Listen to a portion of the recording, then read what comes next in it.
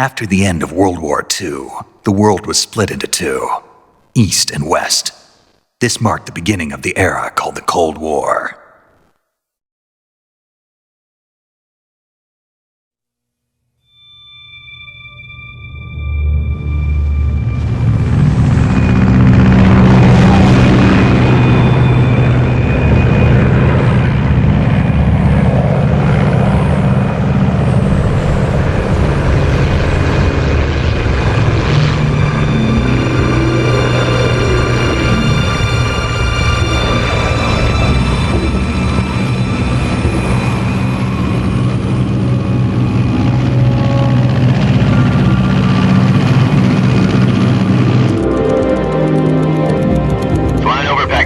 Altitude 30,000 feet.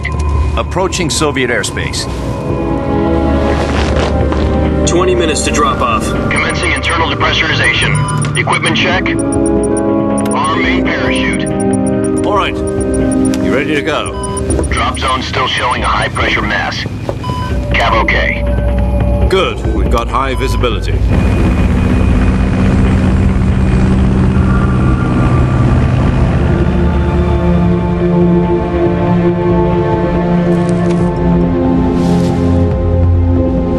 Put out that cigar. Connecting oxygen hose to interior connector. Put on your mask.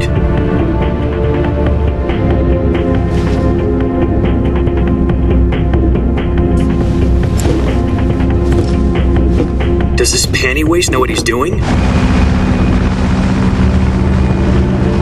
Approaching release point. 10 minutes to drop off. Hey, are you deaf? He said put out the cigar and put on your mask.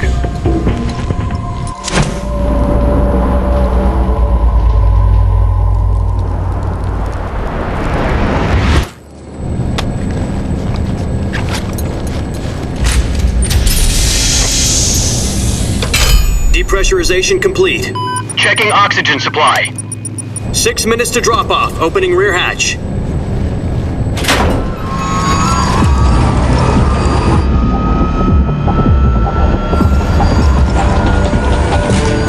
Sunrise.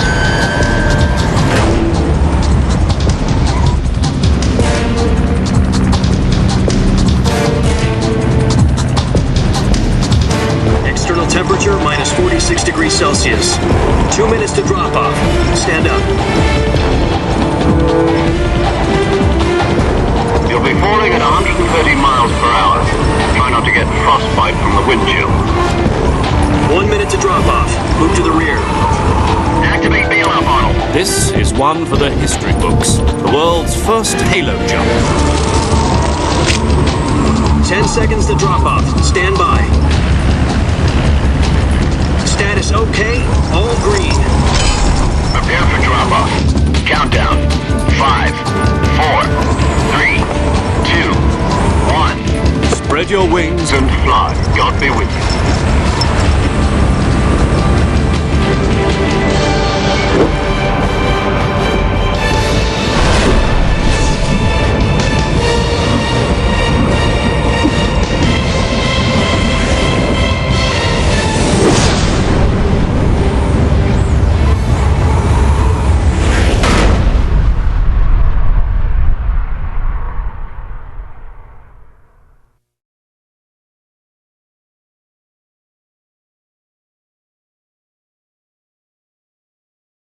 Jack, I've got some important news.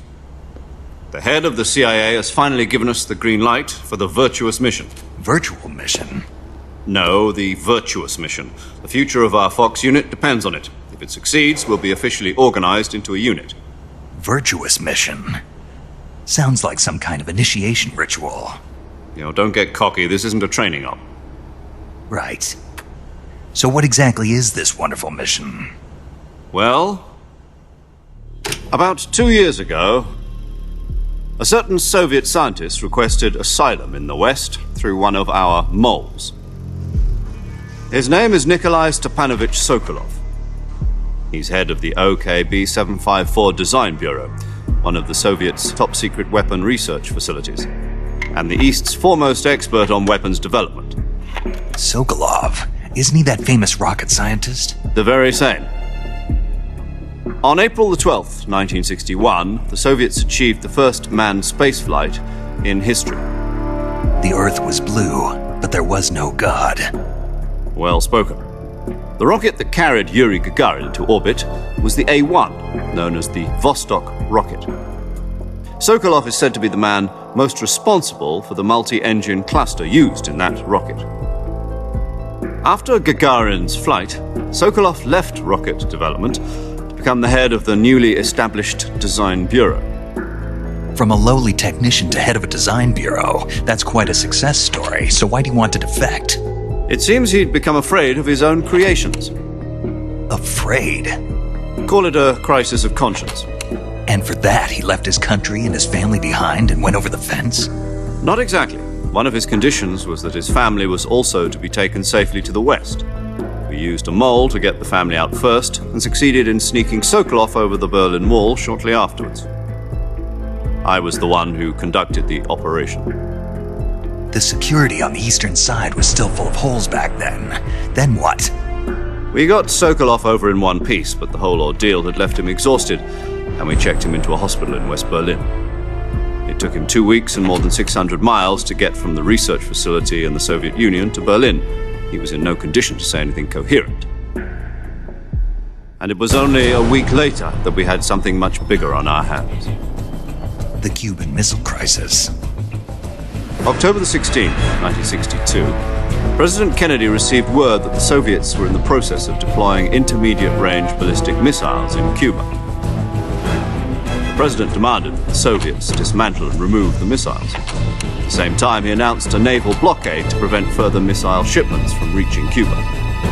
But the Soviets didn't back down, instead placing their armed forces on secondary alert.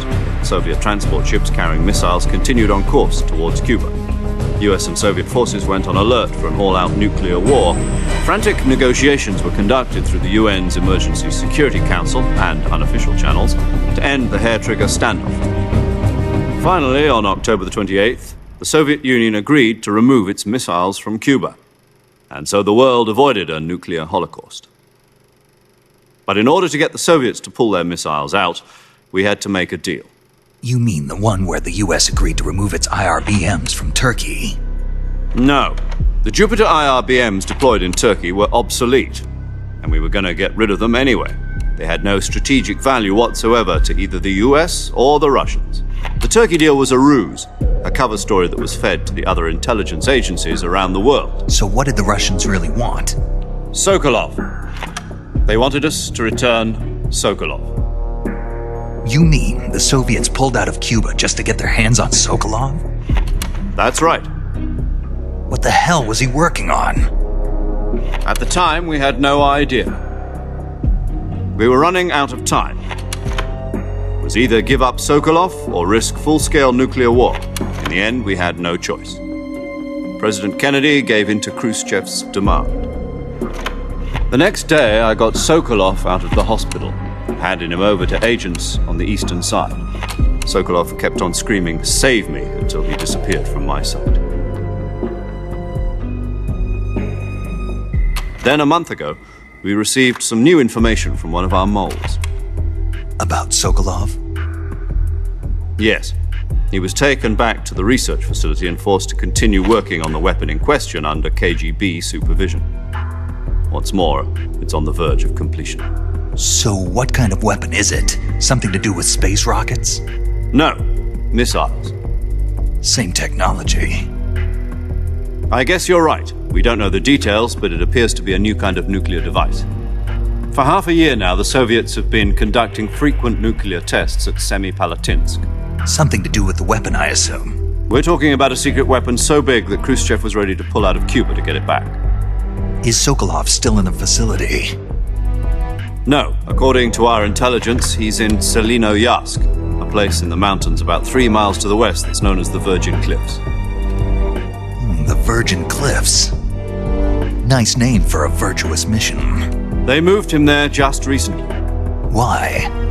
Apparently, they're conducting a field test of the weapon, but it's our best chance to get him back. This mission would never have been possible if he was still in the research facility. This is our last chance. Sokolov must have known that too when he contacted us.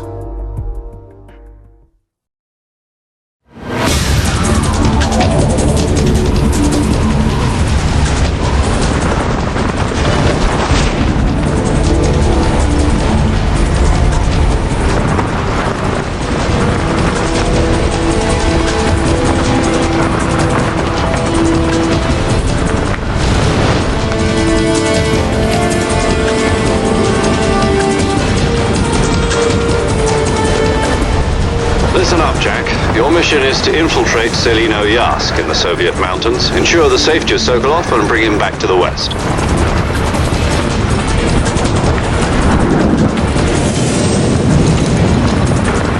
If we don't get Sokolov back before that weapon is complete, we'll be facing a major crisis. The clock is ticking.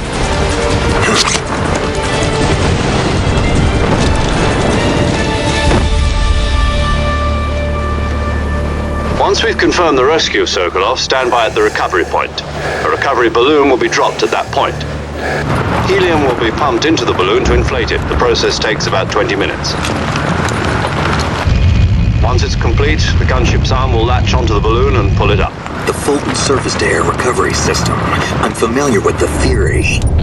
Take it easy. It's been combat proven. Do you think Sokolov is up to it? The shock will be less than during a parachute jump, and the arm can handle up to 500 pounds. So you're planning on going over the border in a single combat Talon? She's equipped with two 6-barrel 20mm Vulcan cannons, as well as two 40mm machine guns.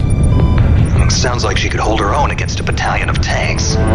Even with the fuel in the reserve tank, we're facing a 4-hour time limit. If all goes well, it shouldn't take more than a few hours. Home in time for dinner. But if anything goes wrong, You'll be eating dinner, breakfast, and all the rest of your meals in the jungle.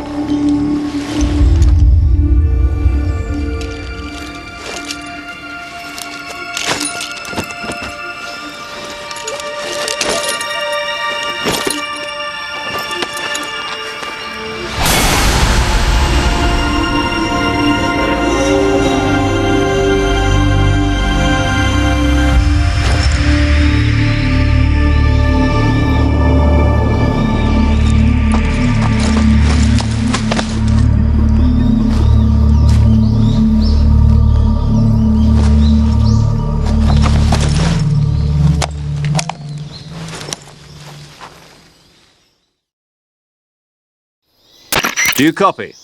You're already in enemy territory, and somebody might be listening in. From here on out, we'll be using code names to refer to each other. Your code name for this mission will be Naked Snake. I'll be referring to you as Snake from now on. You're not to mention your real name. Snake?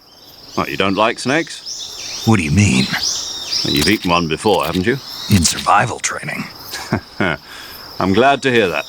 I don't know if I'd ever order one in a restaurant, but... Be careful, you might not have a choice. What about you, Major? What should I call you? Let's see. I'll be Tom. Call me Major Tom. This will be a sneaking mission. You must not be seen by the enemy. You must leave no trace of your presence. Is that clear? This kind of infiltration is the Fox unit's speciality. In other words, weapons and equipment are procured on site. That goes for food as well. You're completely naked, just as your name implies. Great. Now I see why you asked me if I like snakes. I suppose calling me Snake was your idea of a joke, too. No, There's a good reason for that. I'll tell you later when the time is right. Gotcha. Getting back to the subject, how exactly am I supposed to feed myself? You've been issued a knife and a tranquilizer gun. Use them to hunt for food. You'll also find some medical supplies in your backpack. Yeah, about the backpack. I lost it in a tree on the way down. I see. Well, you'd better go back and get it then. You know where it is? No problem. I can see it from here. It's stuck on a branch. To climb a tree, stand in front of a tree that's covered in ivy and press the action button. I'll be monitoring your progress over the radio. We can't risk violating Soviet airspace, but I'll be in the gunship. My frequency is 140.85. I'll give you a call if I need to talk to you. If you need to talk to me, use the send function. Okay, Snake, go get your backpack.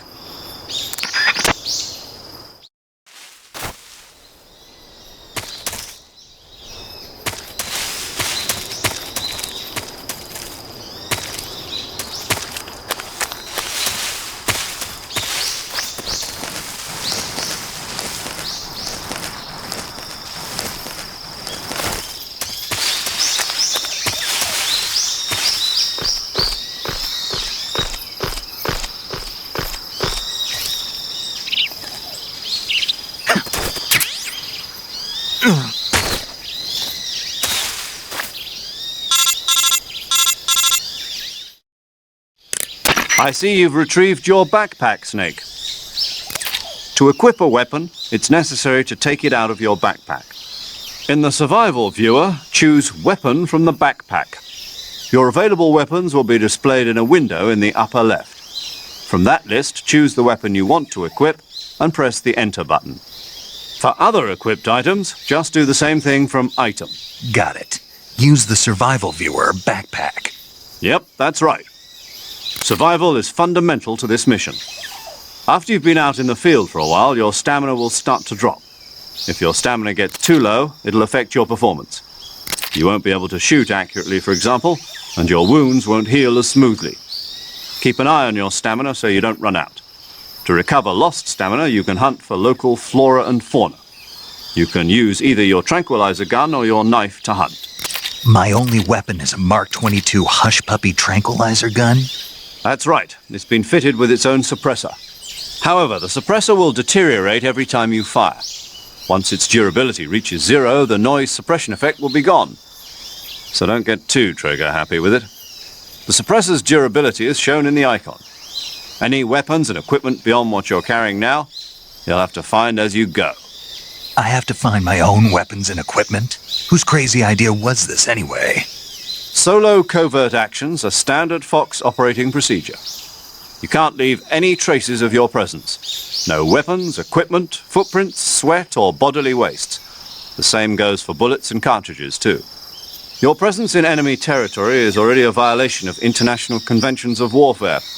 There aren't supposed to be any American soldiers in Russia. It could spark an international incident. You can't let anyone see you. You can't let the enemy know you're there.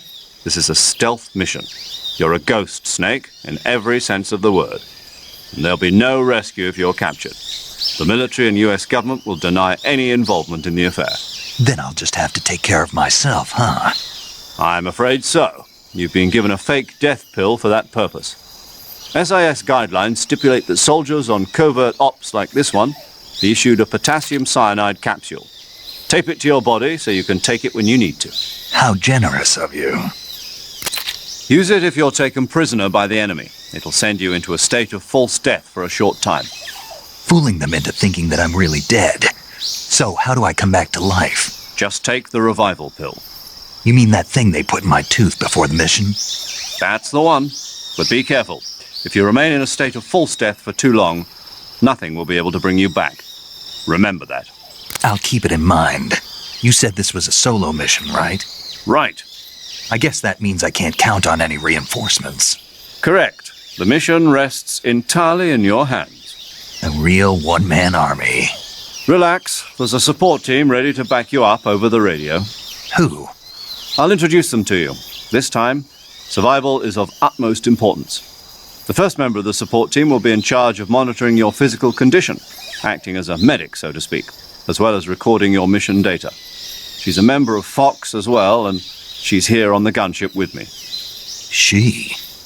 Hello, Snake. I'm paramedic. Nice to meet you. Paramedic. As in a medic who comes in by parachute. Aren't you going to tell me your real name? Are you going to tell me yours, Mr. Snake? My name, huh? It's John Doe. And they call you Jack for short. You're a regular Captain Nemo. A name means nothing on the battlefield. After a week, no one has a name. What's your name? Jane Doe. Very funny. I wasn't joking, but I'll tell you my name only if you manage to make it back alive. My frequency is 145.73. She's also in charge of recording your mission data. Whenever you want to save, send a message over the reserved save frequency, 140.96. So saving lets me record my mission data. That's right. It also records the state of your health. Good to know. There's one more person I want to introduce you to, Snake. Huh? Speaking of snakes, you remember the boss, don't you? A legendary soldier and your mentor. Actually, it was the boss that got the DCI's authorization in the first place. She's going to be serving as Fox's mission advisor. The boss is? She also helped me plan this mission. She and I were at SAS together. Jack, is that you? How many years has it been? Boss? That's right. It's me. Talk to me. Let me hear your voice. It's been 5 years, 72 days, and 18 hours. You've lost weight. You can tell just by the sound of my voice. Of course I can. I know all about you. Really? Well, I don't know anything about you. What's that supposed to mean? Why'd you disappear on me all of a sudden? I was on a top-secret mission. You didn't need me anymore. But there were still so many things I wanted you to teach me. No, I taught you everything you needed to know about fighting techniques. I taught you all I could. The rest you needed to learn on your own. Techniques, sure. But what about how to think like a soldier? How to think like a soldier? I can't teach you that. A soldier needs to be strong in spirit, body, and technique. And the only thing you can learn from someone else is technique. In fact, technique doesn't even matter. What's most important is spirit. Spirit and body are like two sides of a single coin. They're the same thing. I can't teach you how to think. You'll just have to figure it out for yourself. Listen to me, Jack. Just because soldiers are on the same side right now doesn't mean they always will be. Having personal feelings about your comrades is one of the worst sins you can commit. Politics determine who you face on the battlefield. And politics are a living thing. They change along with the times. Yesterday's good might be tomorrow's evil. Is that why you abandoned me? No, it had nothing to do with you. I already told you, Jack. I was on a top-secret mission. A soldier has to follow whatever orders he's given. It's not his place to question why. But you're looking for a reason to fight. You're a natural-born fighter, but you're not quite a soldier. A soldier is a political tool, nothing more. That's doubly true if he's a career soldier. Right and wrong have no place in his mission. He has no enemies and no friends. Only the mission. You follow the orders you're given. That's what being a soldier is. I do whatever I have to get the job done. I don't think about politics. That's not the same thing. Sooner or later, your conscience is going to bother you. In the end, you have to choose whether you're going to live as a soldier or just another man with a gun. There's a saying in the Orient, loyalty to the end. Do you know what it means? Being patriotic. It means devoting yourself to your country. I follow the president and the top brass. I'm ready to die for them if necessary. The president and the top brass won't be there forever. Once their terms are up, others will take their place. I follow the will of the leader, no matter who's in charge. People aren't the ones who dictate the missions. Then who does? The times. People's values change over time, and so do the leaders of a country. So there's no such thing as an enemy in absolute terms. The enemies we fight are only enemies in relative terms, constantly changing with the times. As long as we have loyalty to the end, there's no point in believing in anything, even in those we love. And that's the way a soldier's supposed to think? The only thing we can believe in with absolute certainty is the mission, Jack. All right, but do me a favor. What is it? Call me Snake. Snake. Oh, right. Your codename is Snake. It suits you well. That's right. The legendary unit that the boss put together during World War II was a snake. The Cobra unit, a group of heroes that brought the war to an end and saved the world. As long as you've got a legendary hero backing you up, you'll be fine. Isn't that right, Snake? Yeah, I can't think of anyone else I'd rather have with me. Oh, and one more thing, boss. Yes? It's good to hear your voice again. Same here. After all, who knows if either of us will make it out alive? Snake, you are always best at urban warfare and infiltrating buildings. But this is the jungle. Survival is going to be key. Those CQC techniques I taught you are sure to come in handy. CQC? Close quarters combat, huh? I've been in the Green Berets for the past few years. I'm probably pretty rusty. Not to worry. I'll be here to help you remember. After all, this is your first actual survival mission. I'll be supporting you over the radio. Where are you, boss? Next to the Major? The boss is communicating with us by radio from aboard a Permit-class submarine in the Arctic Ocean. My frequency is 141.80. Call me if you need my advice on battle techniques. Gotcha. Your mission is to retrieve Dr. Sokolov. Dr. Sokolov is being held in an abandoned factory located to the north of your current position.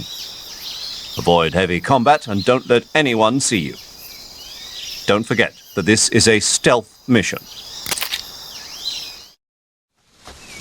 Snake, try to remember some of the basics of CQC.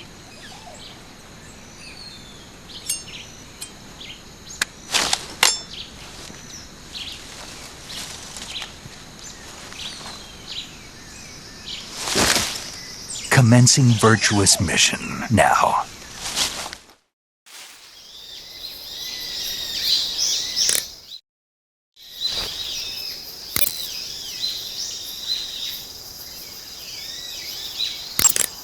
Sokolov should be at the abandoned factory to the north, so head in that direction.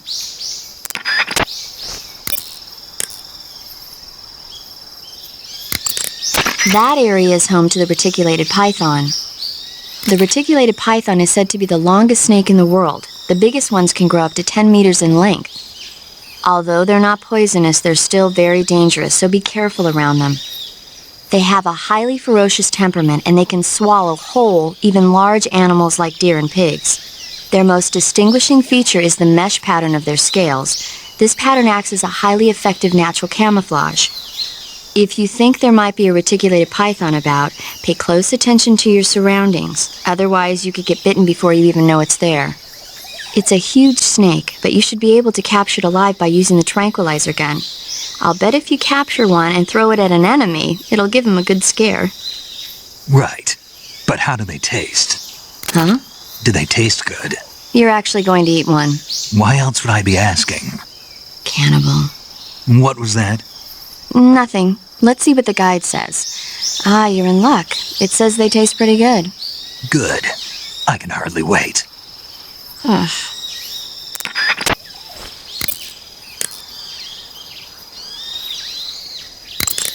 Camouflage is an indispensable tool when you're sneaking through the jungle. To use camouflage, first press the Start button to go to the Survival viewer. Then select Camouflage and press the Enter button. Select Uniform to select Battle Fatigues, and Face to select Face Paint. Choose battle fatigues that match the surrounding environment. The most effective camouflage is attained by selecting fatigues that blend in with the environment. Camouflage patterns that stand out in your surroundings will attract attention.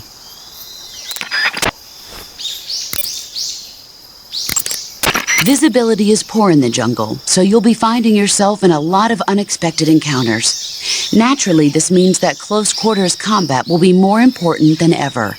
So I'll have plenty of chances to use CQC then. That's right. In proximity encounters, firing a gun isn't necessarily the best response to every situation. It's only one option among many. Rather than taking the time to draw, aim, and fire a gun, engaging your opponent in hand-to-hand combat can sometimes be a faster and more reliable way of subduing him. Besides, in a sneaking mission like this one, it's too dangerous to go around firing your gun. You'll end up revealing yourself to the enemy. Yeah, I know. You created CQC to deal with exactly this type of situation. With your help, of course. In a battle situation, you'll only have a split second to decide how to attack. Use the weapon button to attack using a weapon, and the CQC button to attack using CQC. Press the CQC button once to throw a punch. Pressing it multiple times in succession will allow you to deliver a combo attack. But striking your opponent is just one aspect of CQC. It doesn't really start to shine until you've got your enemy in a hold. Press and hold down the CQC button to grab your opponent with your right hand. From there, you can use the left stick to knock your opponent off balance and throw him to the ground. This can be used to knock an opponent out in a single blow. If you don't press the left stick, grapple with your enemy until you're behind them and can get your knife to their throat. Grabbing an enemy from behind and holding your knife against his throat will render him virtually powerless. From this point, there are several things you can do. By double-clicking the left stick button, you can slit his throat by using your knife. Move the left stick and press the CQC button to throw the enemy to the ground. Tap the CQC button rapidly to choke the enemy. You can use this to knock him out or even kill him if you do it long enough. By continuing to hold down the CQC button, you can move around while keeping your grip on the enemy. By pressing the weapon button, you can aim your currently equipped weapon at another enemy. With their comrade acting as a human shield, the enemy will be reluctant to attack you. Press the left stick button to press your knife against the enemy and demand information. You'll be surprised at how much you can learn this way. But don't get too complacent. While your enemy may be powerless in your grip, he'll use any opportunity he can to counterattack.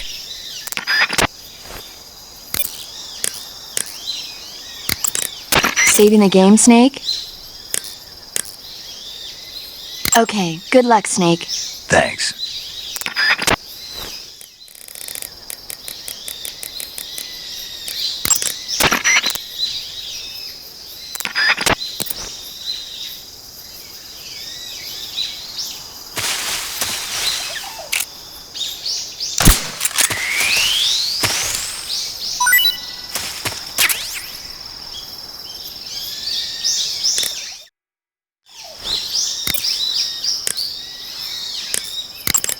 I see you've captured a giant anaconda. The giant anaconda is believed to be the largest snake in the world in terms of weight and diameter. It's not poisonous, but its large size makes it extremely powerful. They say it even eats crocodiles. Its only natural predator is man. And snake. And snake. Got it. So how does it taste? I knew you were going to ask me that. Glad I didn't disappoint you. So? Well, the guide says it tastes all right. Good. I'll have to try some. Ugh.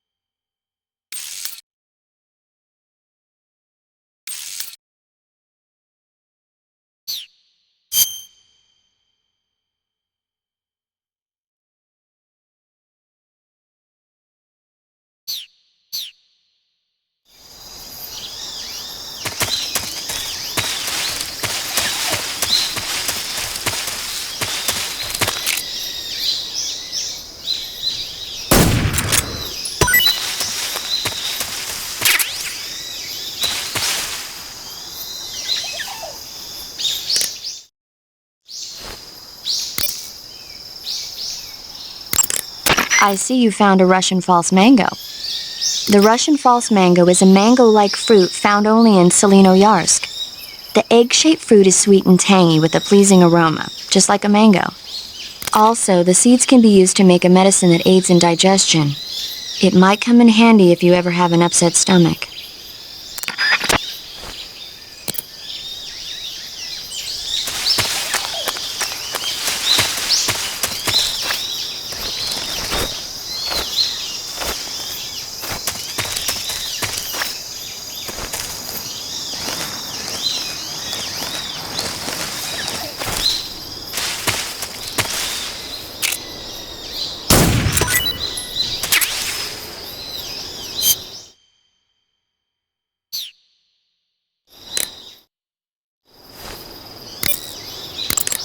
I see you found some Siberian inkcap mushrooms. The Siberian inkcap is a mushroom from the inkcap family.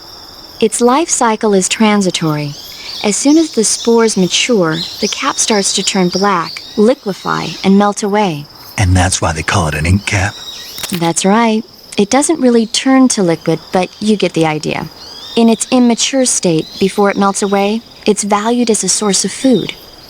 Just be sure not to eat them while you're drinking alcohol. Why's that? Ink caps contain coprin, which inhibits the function of aldehyde dehydrogenase. This prevents the body from breaking down alcohol, causing a buildup of acetaldehyde. Meaning? Meaning it will give you the hangover from hell. Oh, wait a minute. What? You think I'd drink alcohol in the middle of a mission? Wouldn't you? Hell no. Well, I'm knocking a shot back now. What? Just teasing you. Oh, come on. Where's your sense of humor? I need a drink.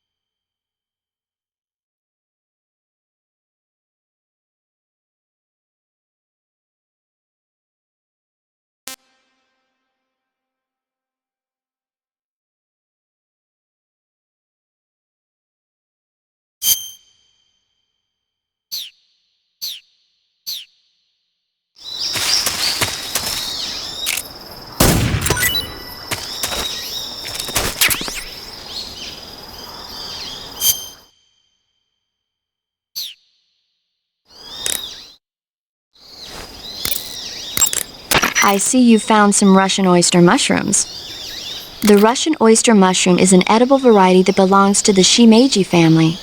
It's known to be particularly rich in vitamin B1 and niacin. Apparently, it's usually found growing on tree stumps and hollow logs, so look there if you want to eat some.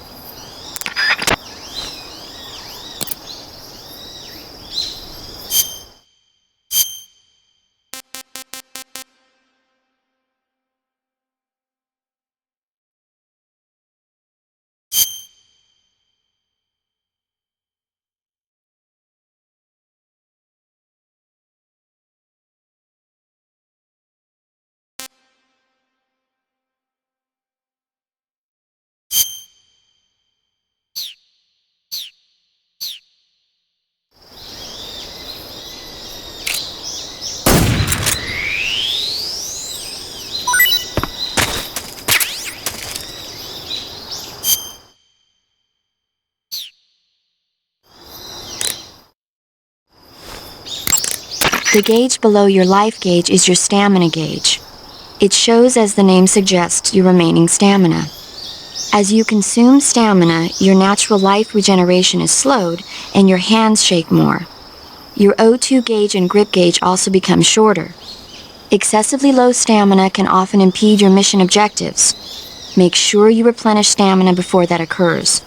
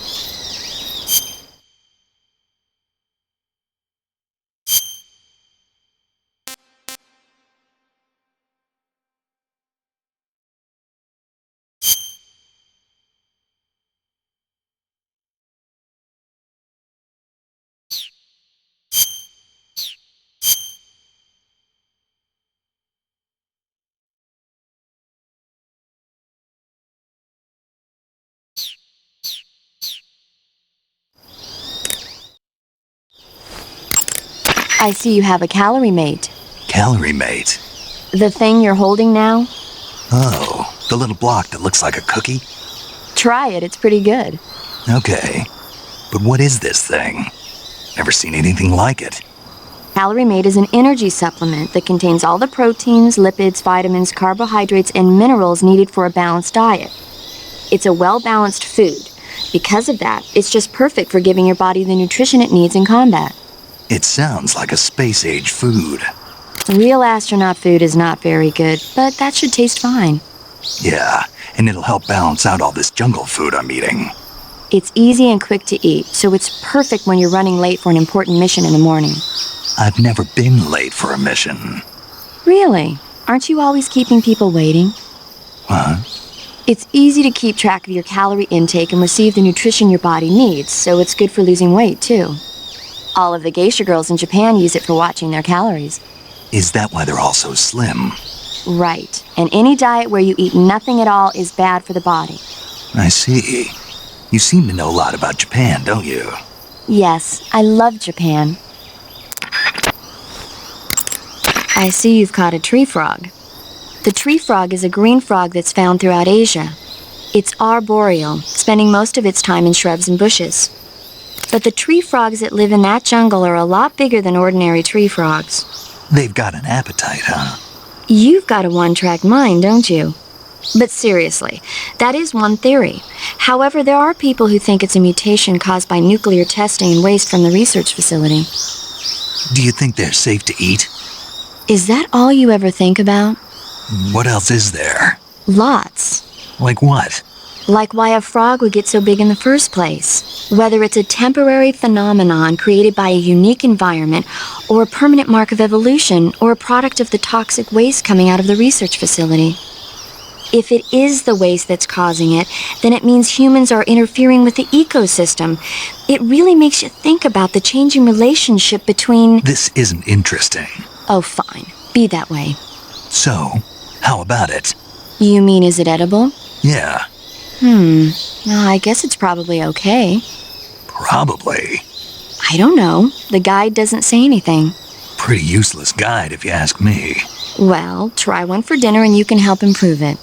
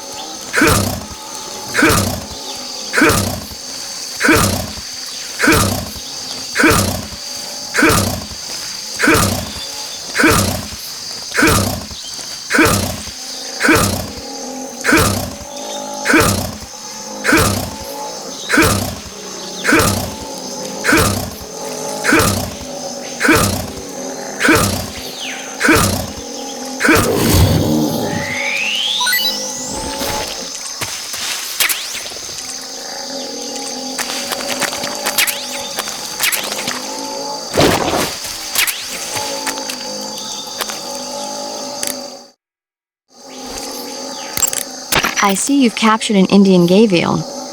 The Indian gavial is a crocodile that originally lived in freshwater regions in India and Nepal. Why are Indian crocodiles way out here? They're captive crocodiles that were brought here for research purposes but escaped and became wild again. Indian gavials are large creatures. Adult males grow to over 6 meters in length. You'll never catch one alive, even if you use the tranquilizer gun. Got it. So, how do they... Taste? Yes, I did look into that. You know what they always say. Tastes like chicken. Sounds delicious. But be careful when capturing an Indian gavial. Normally they're cowardly creatures, but the ones in the forest there are belligerent. Apparently they attack humans. What do you mean? They weren't the direct subject of any serious research, but some think they may have become violent as a side effect of the atomic research that was conducted nearby.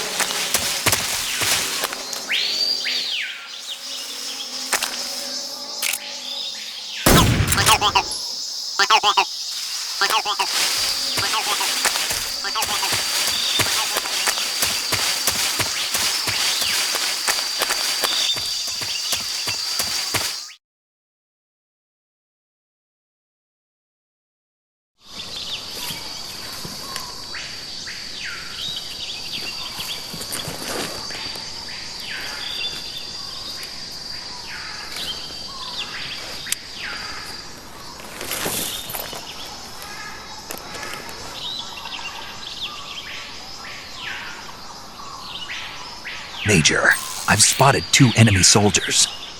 They're probably KGB troops sent to guard Sokolov. AK-47s and grenades.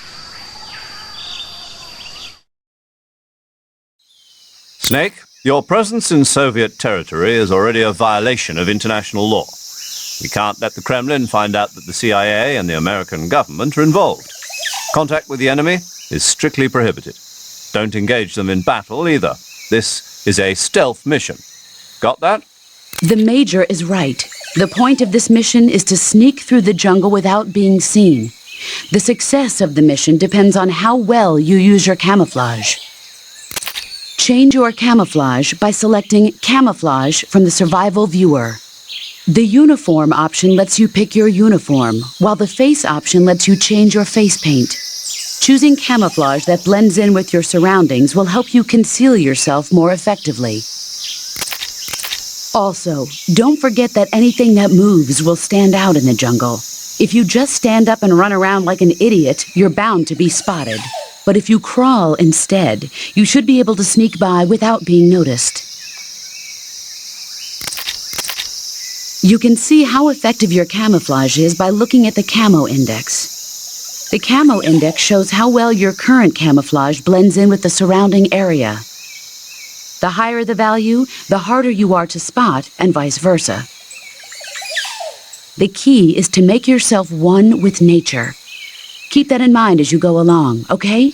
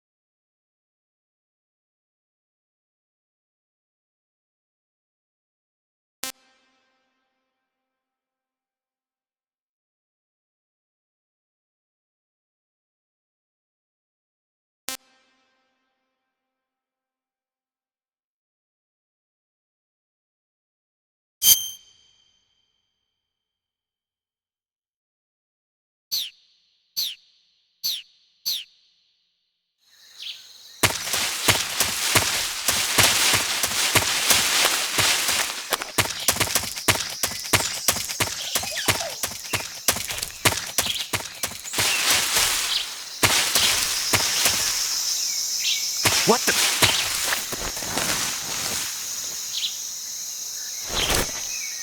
I'm just seeing things.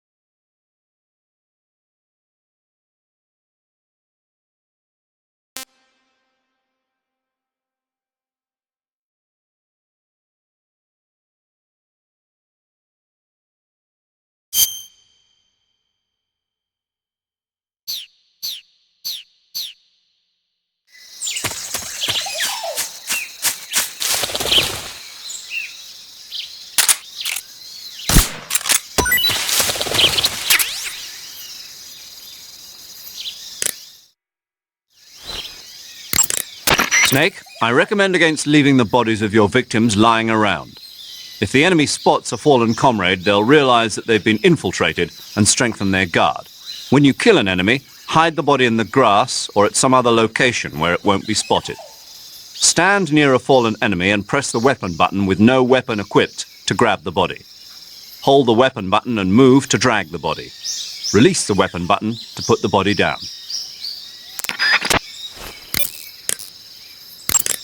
Looks like you found a galova. Galova? Yeah, it's a fruit that's found only in that region. It's related to the jackfruit, which is commonly found in Southeast Asia. Jackfruit, huh? Yep, he's a cannibal. Huh? I didn't say anything. No, I'm sure you... I said, I'm sure you'd like it. Oh. Galova means head in Russian. It's probably called that because the fruit grows to about the size of a human head. It's supposedly pretty good to eat with a uniquely sweet flavor. The fruit itself is fairly large, so you can make a meal out of it.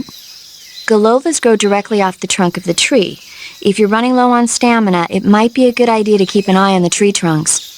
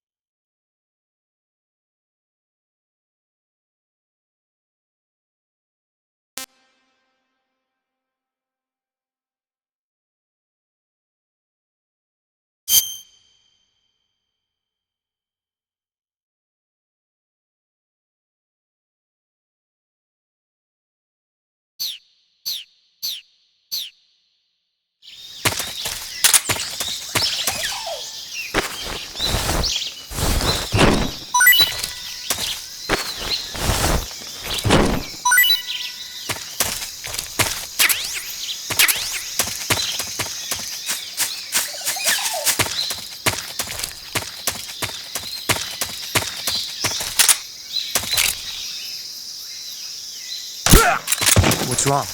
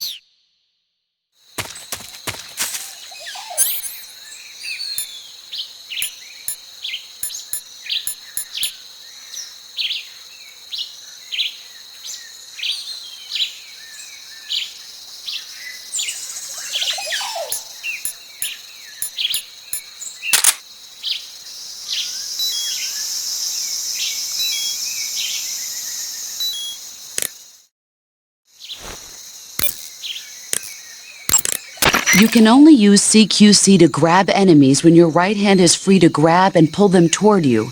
In other words, when you're barehanded or equipped with a one-handed weapon like a survival knife or a handgun. You won't be able to grab hold of enemies when equipped with two-handed weapons, such as the assault rifle or weapons such as hand grenades that don't leave your right hand free to control the enemy. So in other words, I can't throw enemies with CQC when I'm holding an assault rifle or a hand grenade. Exactly. Don't forget it.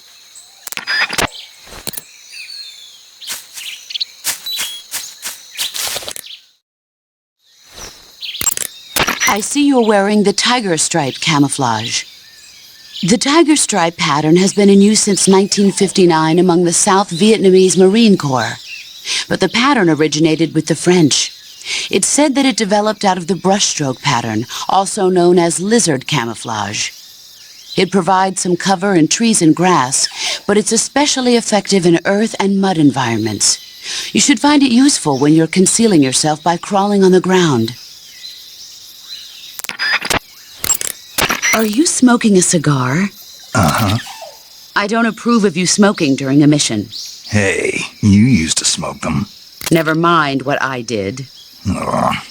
But that being said, cigars can be useful in a number of different ways, like getting rid of leeches. Did you say leeches? Yes. If a leech clamps onto you, try pressing the lit end of a cigar into it. The leech should cringe and detach itself from you. If you try to yank it off by yourself, you run the risk of it leaving its teeth inside you. With the cigar method, you won't have that problem. Fascinating. And unlike a cigarette, a cigar burns slowly, so you can use it in place of a torch in dark places. I never knew a cigar had so many different uses. Now you know, but quit smoking them during the mission.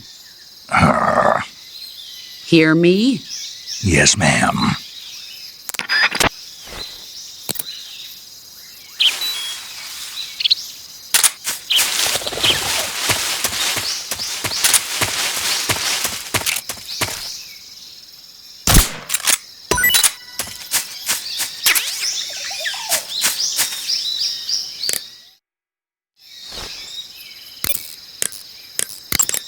I see you found a Yabloko Maloko. Diablo, what now? Yabloko Maloko. It's a Russian name that roughly translates as milk apple. It's a type of star apple. The juice is thick and sweet, like milk, hence the name. And if you cut one in half lengthwise, you'll see a star-shaped ring radiating out from the center. Hence the star apple. Right. The star-shaped part has a gelatinous texture and is said to be especially tasty. Sounds useful. You're welcome. For once. Did you say something? No, back to the mission.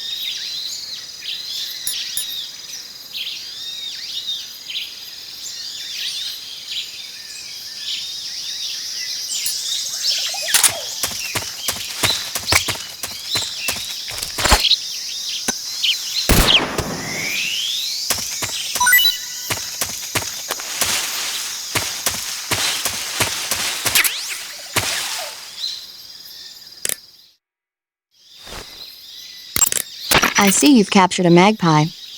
Magpies are members of the crow family. They're distinguishable by their beautiful dark blue and white bodies and their long tails. Their favorite food is insects, but they'll also eat small fish, acorns, and fruit. They're omnivores, which means They'll eat anything. Right, just like you, huh? If you use the tranquilizer gun, you should be able to capture magpies alive. Okay, so how do they taste? You always ask me that. Naturally. So?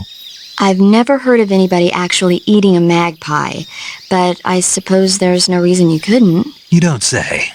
Oh.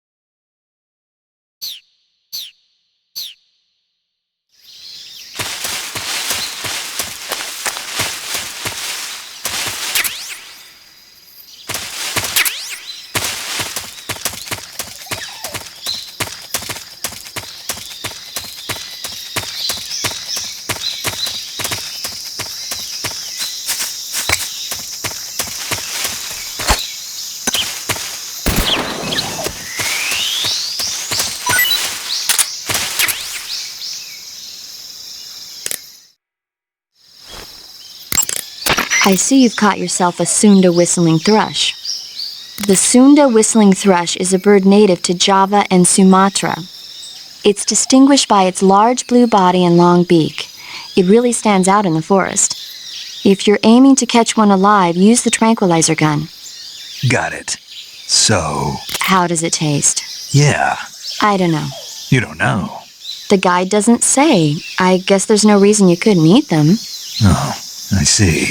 But it's nice and plump, so I'm sure it'd make a hearty meal. That's a good point.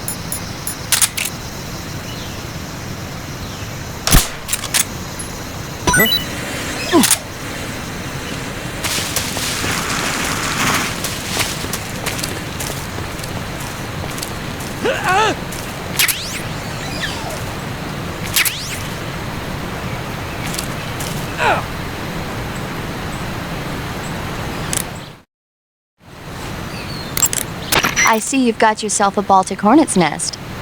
Baltic hornets are a variety of hornets that inhabit that area. The difference between them and other hornets is that they produce honey in their nests. Inside the nests are larvae, pupa, and adults. You can eat them all. In particular, the honey you find inside the nest is delicious and full of nutrients. It's easy to digest and helps pep you up when you're feeling tired. In short, it's the perfect survival food. Honey can also be used as a burn ointment. When honey is applied to a burn, it creates a protective coating over the skin. When you knock down a hornet's nest, a burn ointment will appear along with it, so don't forget to pick it up. Of course, the hornets aren't going to give up their nest without a fight. If you knock a nest down, a large swarm of hornets will come flying out, so be careful.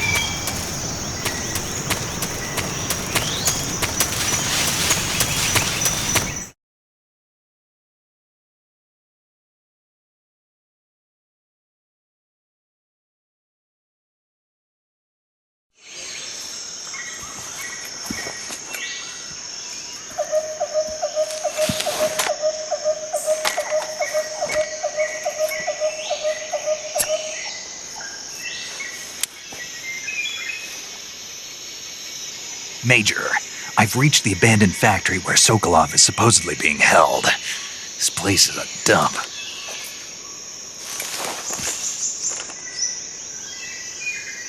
I can't see Sokolov from here. The security is pretty tight. There are sentries posted around the perimeter. I wonder how many are inside.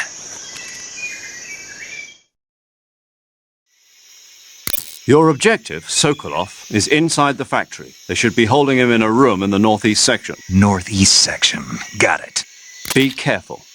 Your mission is to bring Sokolov back alive. He must not be exposed to any kind of danger. Do not approach Sokolov while in the alert phase. Right. Oh, and one more thing, Snake. You mean there's more? No, it's just that when you get to Sokolov, I want you to tell him something from me. And that is? Sorry for being so late. Is that all? Yes. Understood. Beginning my approach to the target.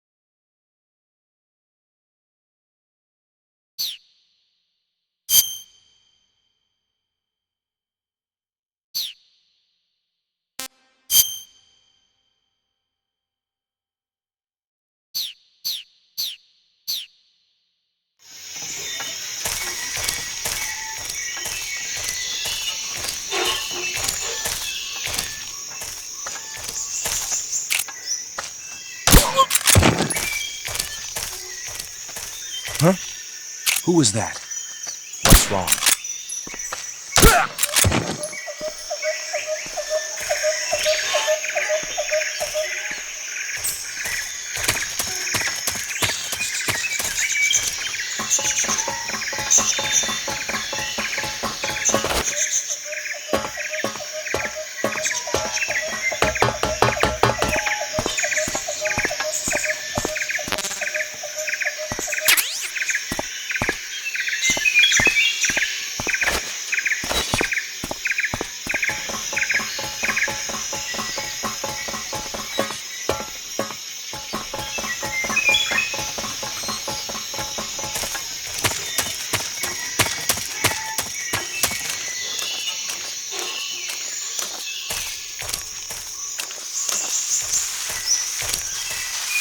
What the?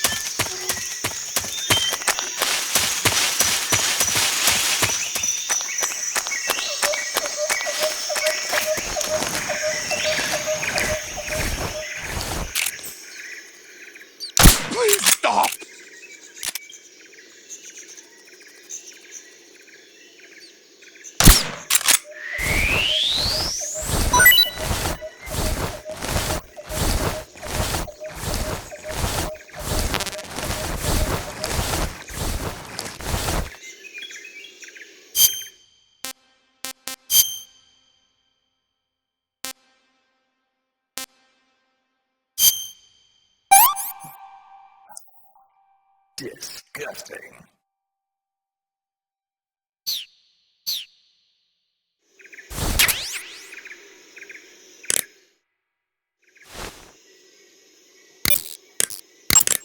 I see you caught yourself a rat.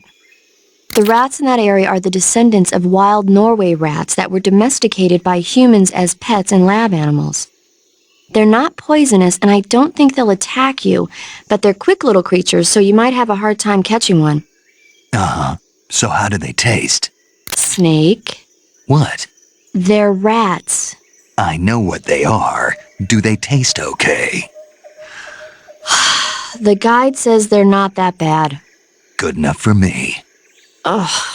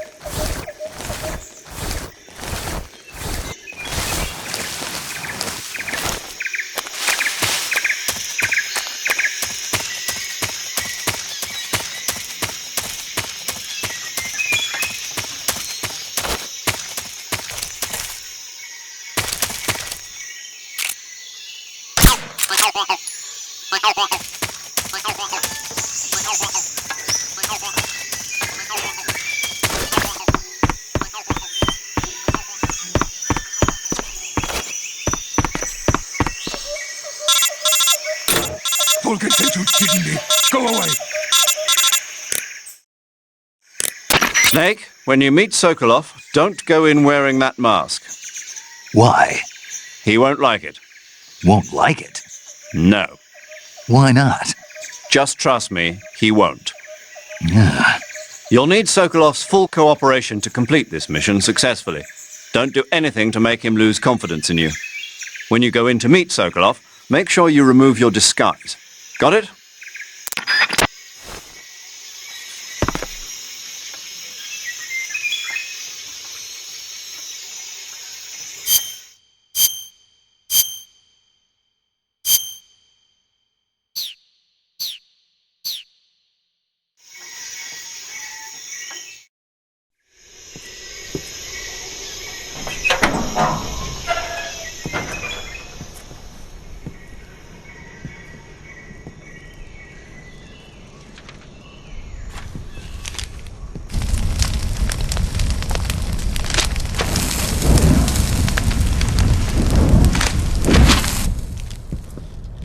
You must be Sokolov.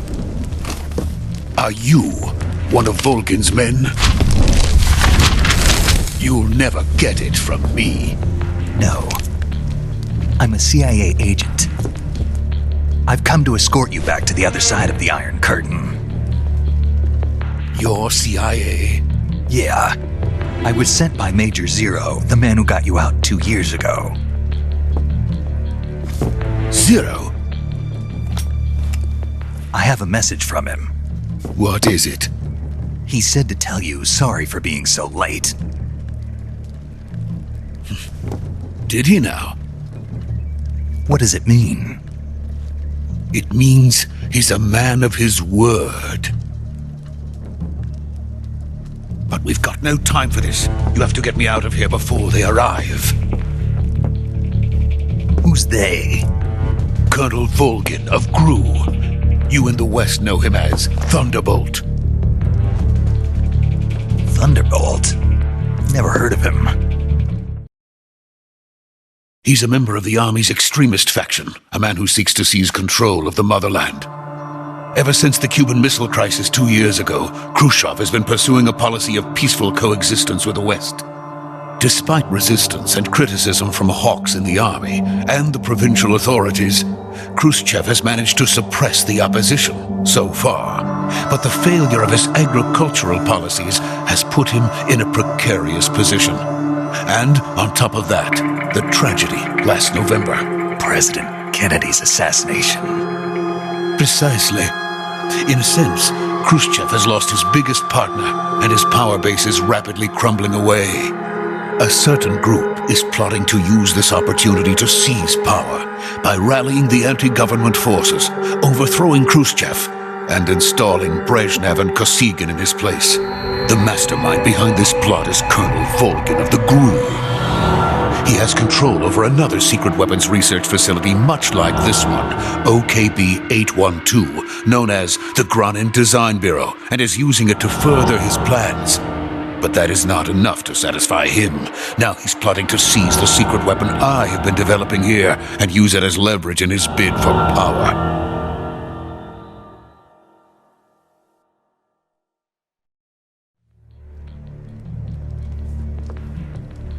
The intelligence says that they are going to make their move during the test.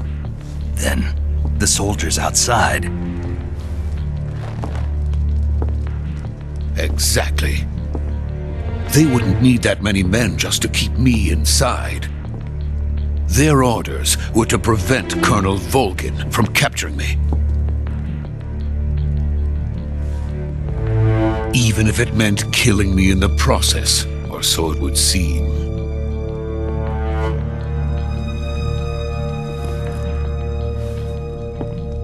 Volgin will come. I'm sure of it. You must get me out of here before then. Leave it to me. By the way, your Russian is superb. Where did you learn to speak it? From my mentor. Is that so? America's truly a frightening country. Having second thoughts? No. I have no love for this place. Let's go.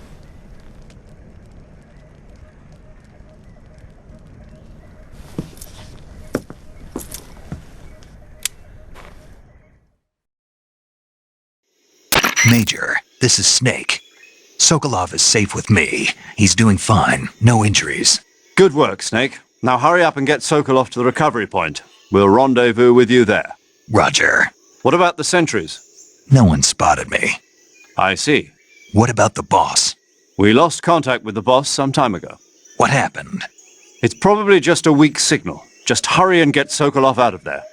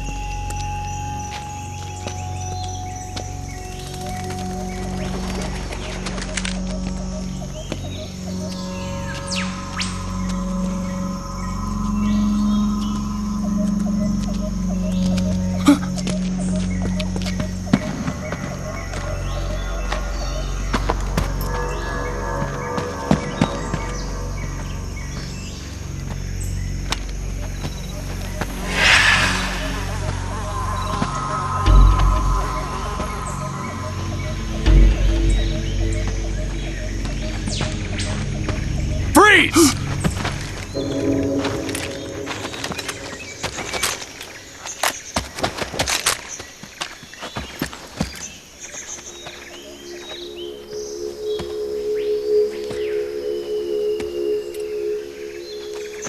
So this is the legendary boss.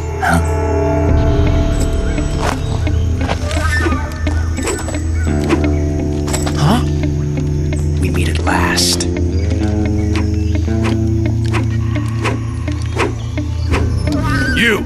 You're from the Ocelot unit of Spetsnaz. Huh. What's a GRU soldier doing here? Soldier?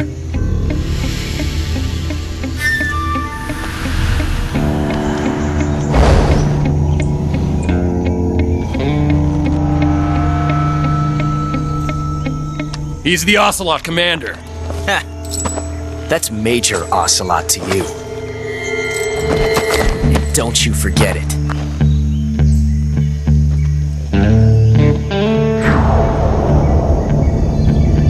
Sokolov is ours. Now get out of here.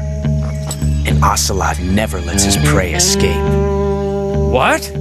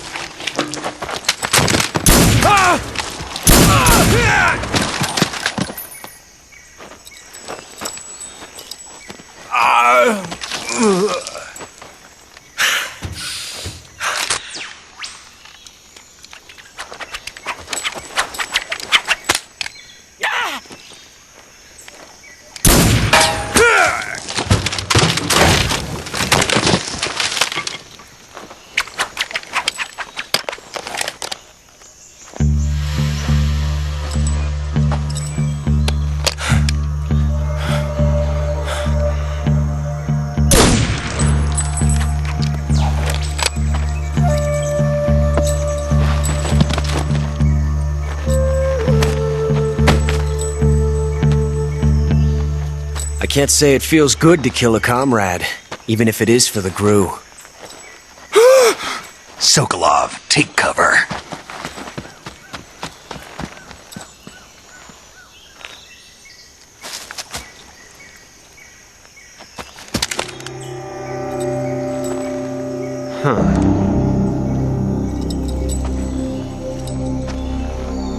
You're not the boss, are you?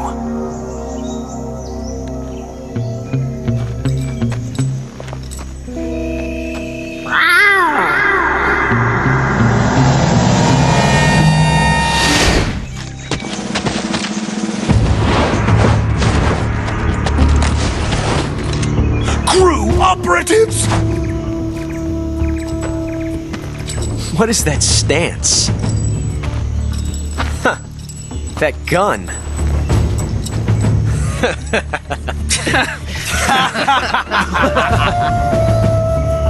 If you're not the boss, then die.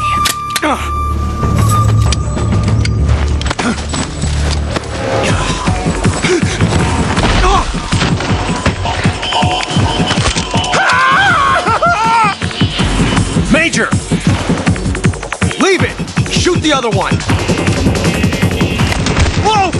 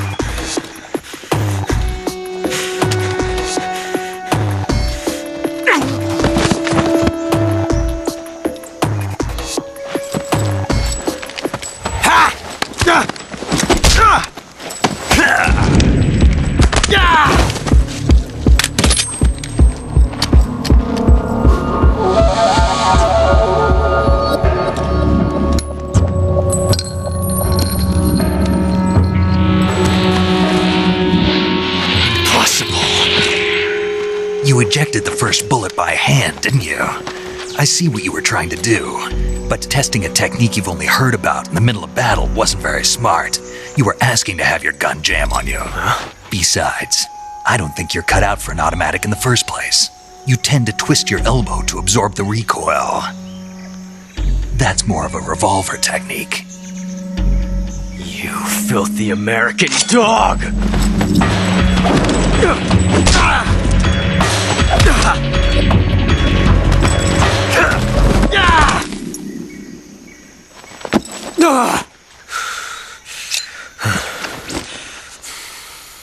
But that was some fancy shooting.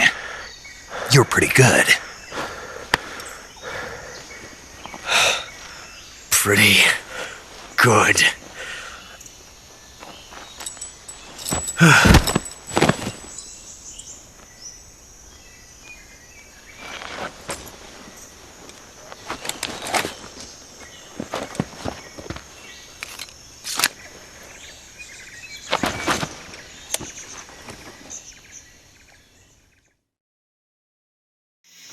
Major, do you read me?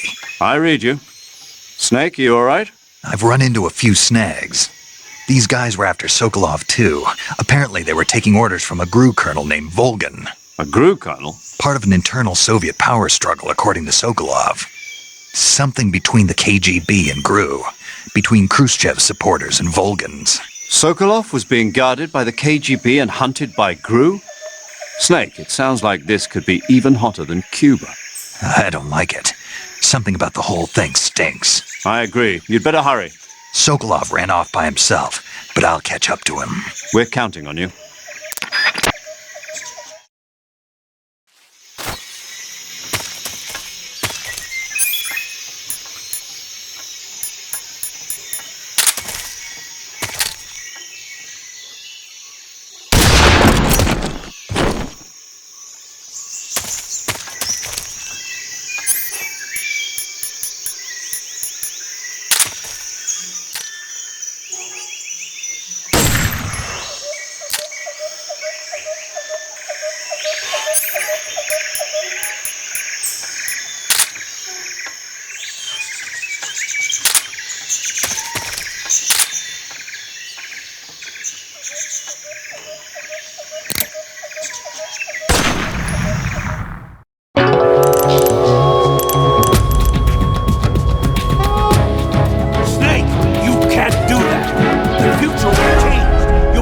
Time paradox.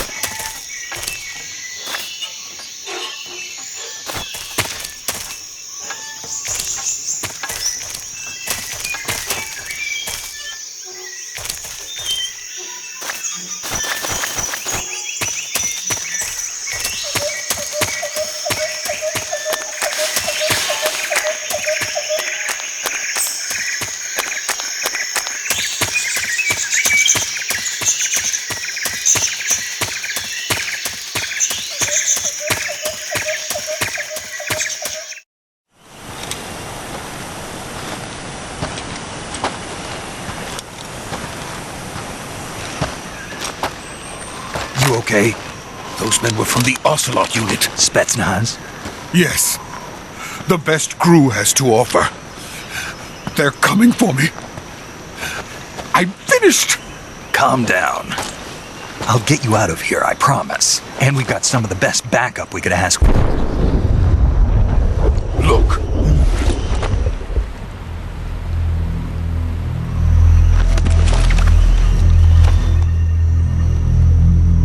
That's what they were making you build? Yes. The Shagohod. The treading behemoth. A tank capable of launching nuclear IRBMs. It can launch nuclear missiles from that kind of terrain? Oh, yes. And without support from friendly units. A nuclear-equipped tank capable of operating solo.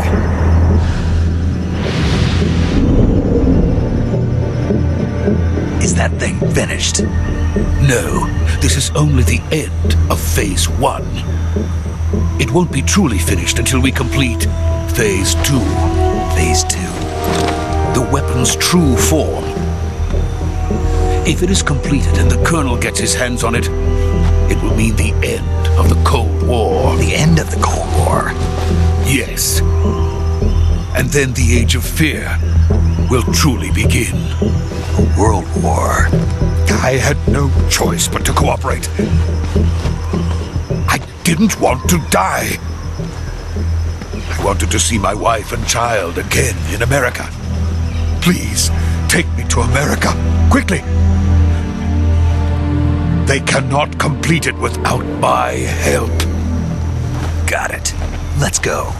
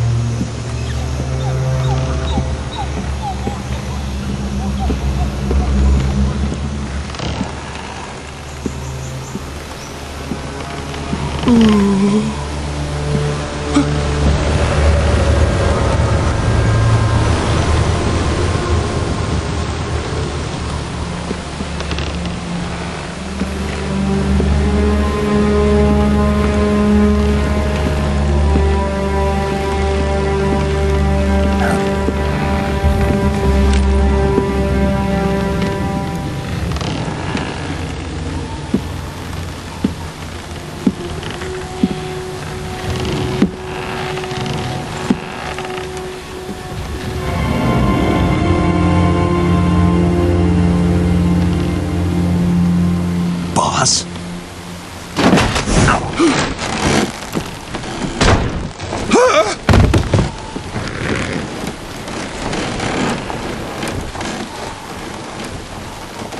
Good work, Jack. What are you doing here? Sokolov comes with me.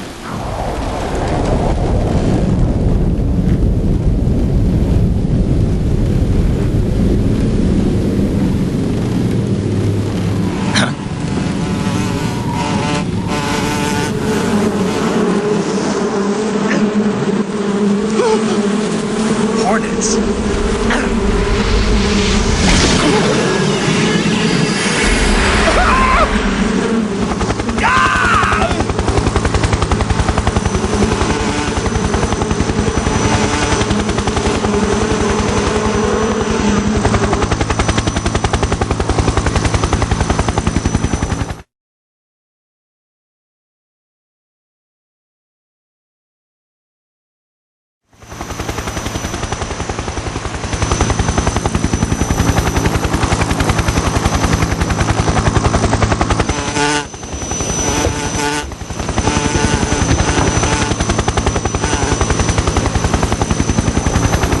My friends, let us fight together again.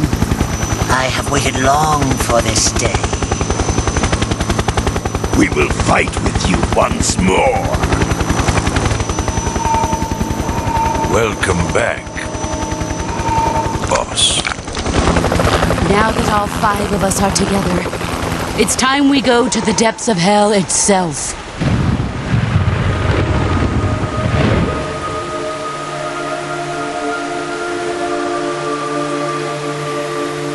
It's raining blood. Is he crying?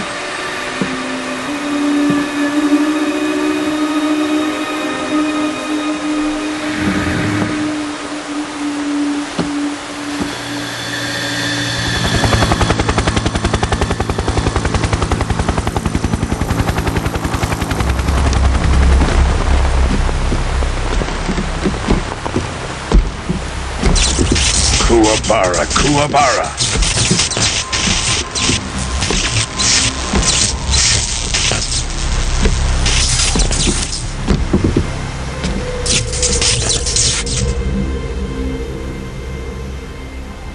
What a joyful scene. Colonel Vogan. Welcome to my country. And to my unit.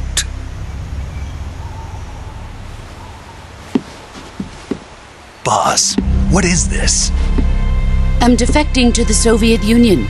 Sokolov is a little gift from my new hosts. Recoilless nuclear warheads.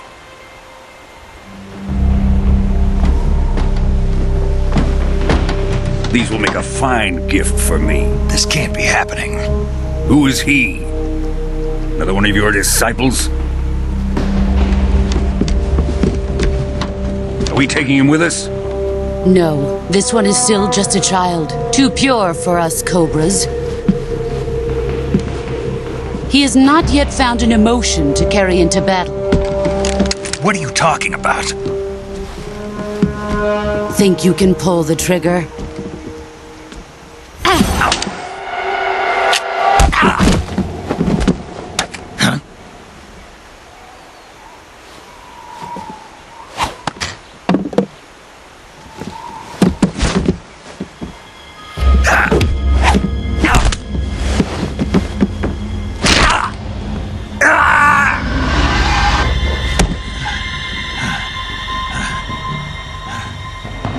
He's seen my face. We can't let him live.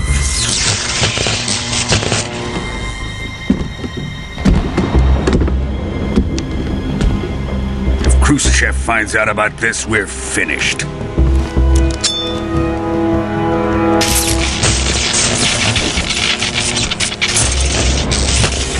He must die. Wait. He's my apprentice. I'll take care of him.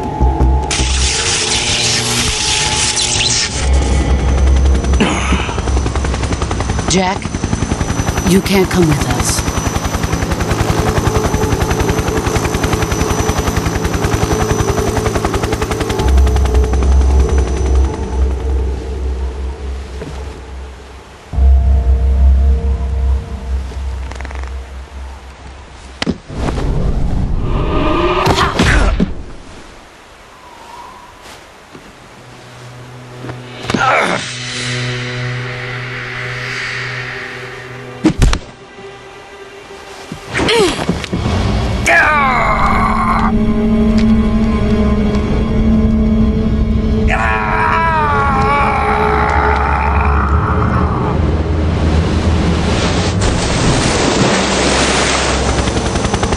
The new blood has been rejected.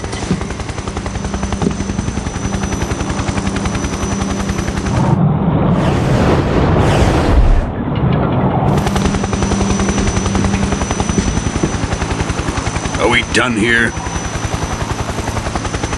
Now, onto Sokolov's research facility. Shagohod is ours.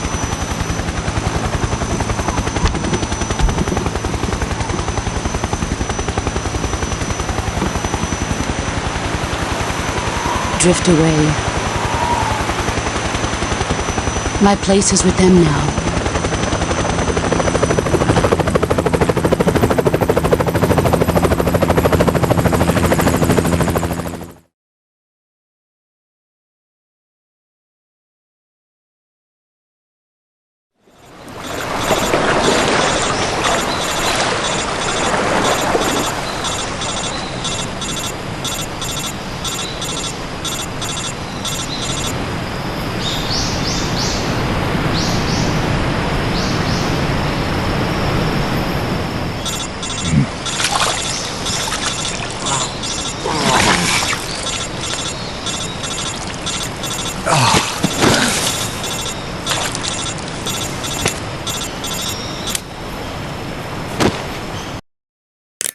Snake, can you hear me?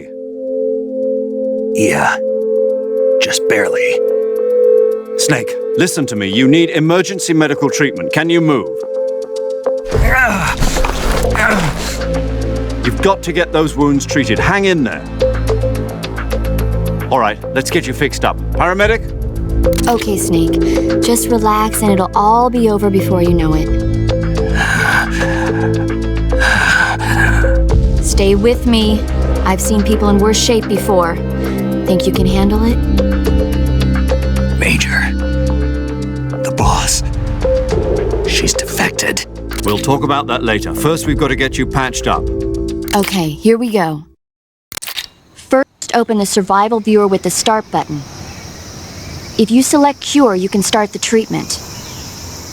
Healing is divided into treatment using medicine with the item window button and surgical treatment using the weapon window button. Your injuries include a fractured left elbow and rib bone, and lacerations on your upper arms, right elbow, and abdomen. They need to be fixed using surgical treatment. Move the healing cursor with the left stick to the affected part of your body. Once you've selected the affected area, hold the weapon window button and use the left stick to select the medical item and then press the enter button. With this method, you can use items to help your recovery process. To treat a bone fracture, first secure the affected area with a fastener and then wrap it in bandages. That should do it. For lacerations, you'll need disinfectant to clean the wound, sutures to stitch it up, styptic to slow the flow of blood, and bandages to wrap the wound. If you do everything I mentioned, the wound should heal completely. Understood? Yeah. Stay with me. Go into the survival viewer and treat those wounds.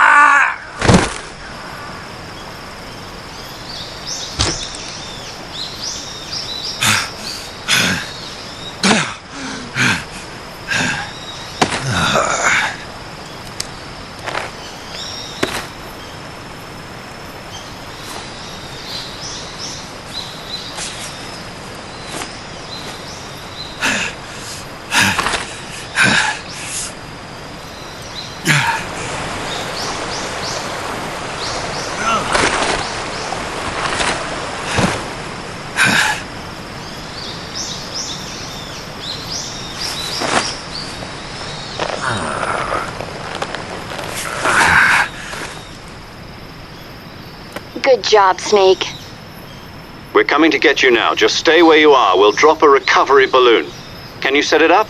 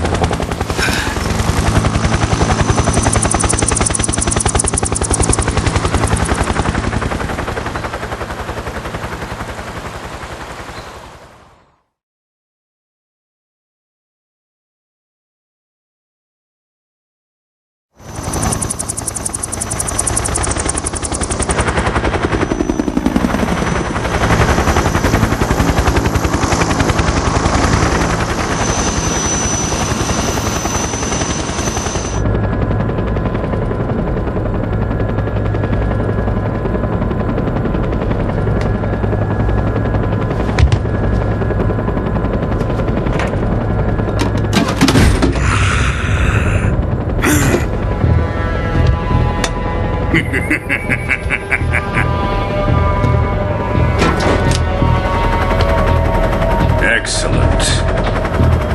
A great success. Thanks to the boss and her cobras, I have both Sokolov and the Shagohod.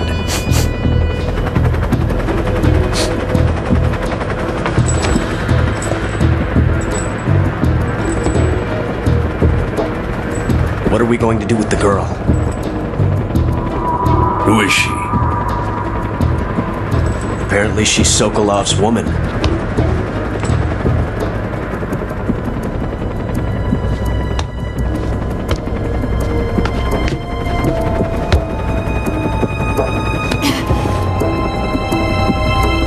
She's a nice catch. I'll take her.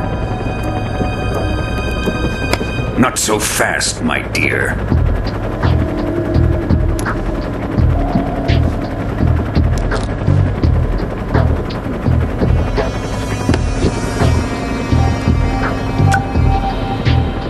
A kiss of death? Are you KGB? We may be able to use her.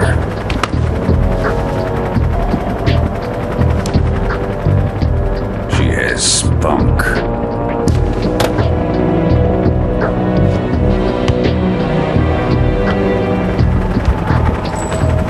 Shall we take her back to the base? Perhaps we should. We have no further use for Sokolov's research facility. I think it's time I gave this marvelous new toy a try. Colonel, even if they are our enemies, they're still our countrymen. But it won't be me that pulled the trigger. It'll be our friend, the American defector. You're going to nuke your fellow Russians? Remember the Alamo. Colonel!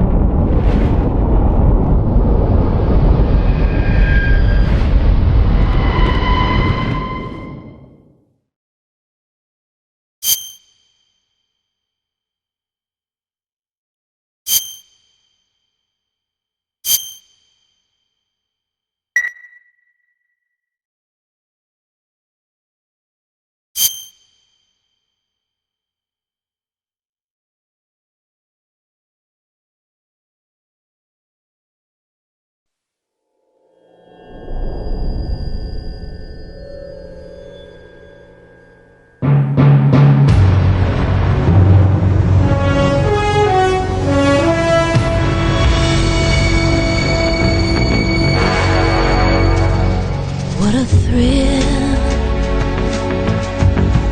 with darkness and silence through the night. What a thrill. I'm searching and I'll melt into you. What a fear in my heart, but you're so supreme. I give my life, not for honor, but for you. In my time, there'll be no one else. Crime, it's the way I'd like to you. I'm still in a dream, snake eater. Someday you go through the rain, and someday you'll feed on a tree frog.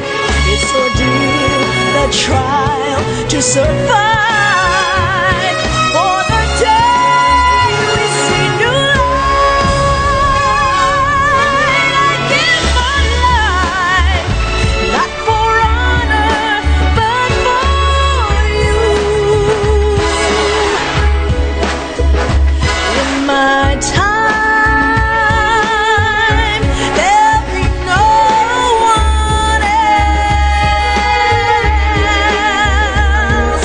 Crime, it's the way I'd like to you. I'm still in a dream, snake eater.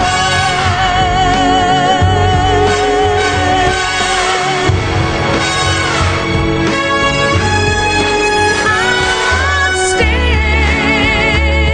in a dream, snake eater.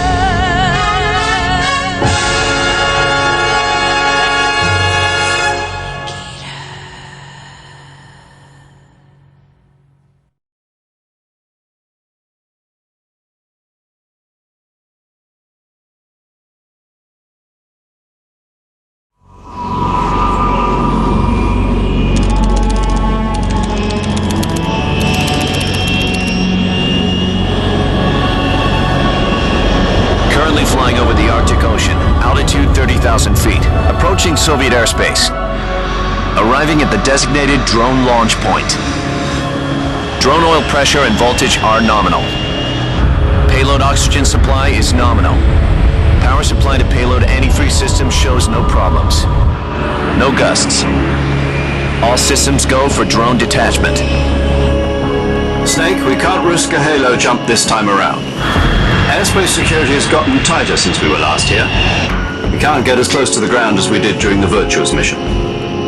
So instead, we'll be using one of our newest weapons. Snake, you're being given an honor on par with Alan Shepard. This is our last chance. Show your patriotism. If you fail, you'll be back in a hospital bed again, waiting for the firing squad.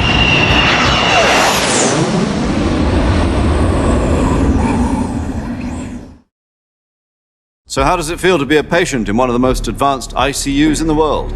Would you do me a favor and tell the suits about visiting hours? I'll never get better with them assaulting me day and night with their questions. Must be part of the top brass's inquiry. More like an interrogation. According to them, I'm a traitor and an accomplice to the boss's defection. They're just looking for a scapegoat. Does that mean they're after you, too? Let's just say neither one of us is going to be made a national hero out of this. Does this mean Fox is going to die? No. This fox is still one step ahead of the hounds. The reason I came to see you today, Jack, it's time for Fox to clear its name. What are you talking about? The situation has changed. We've still got a chance to come out of this one alive. Yeah, what kind of chance? Don't get too excited. Here, have a cigar. It's Cuban.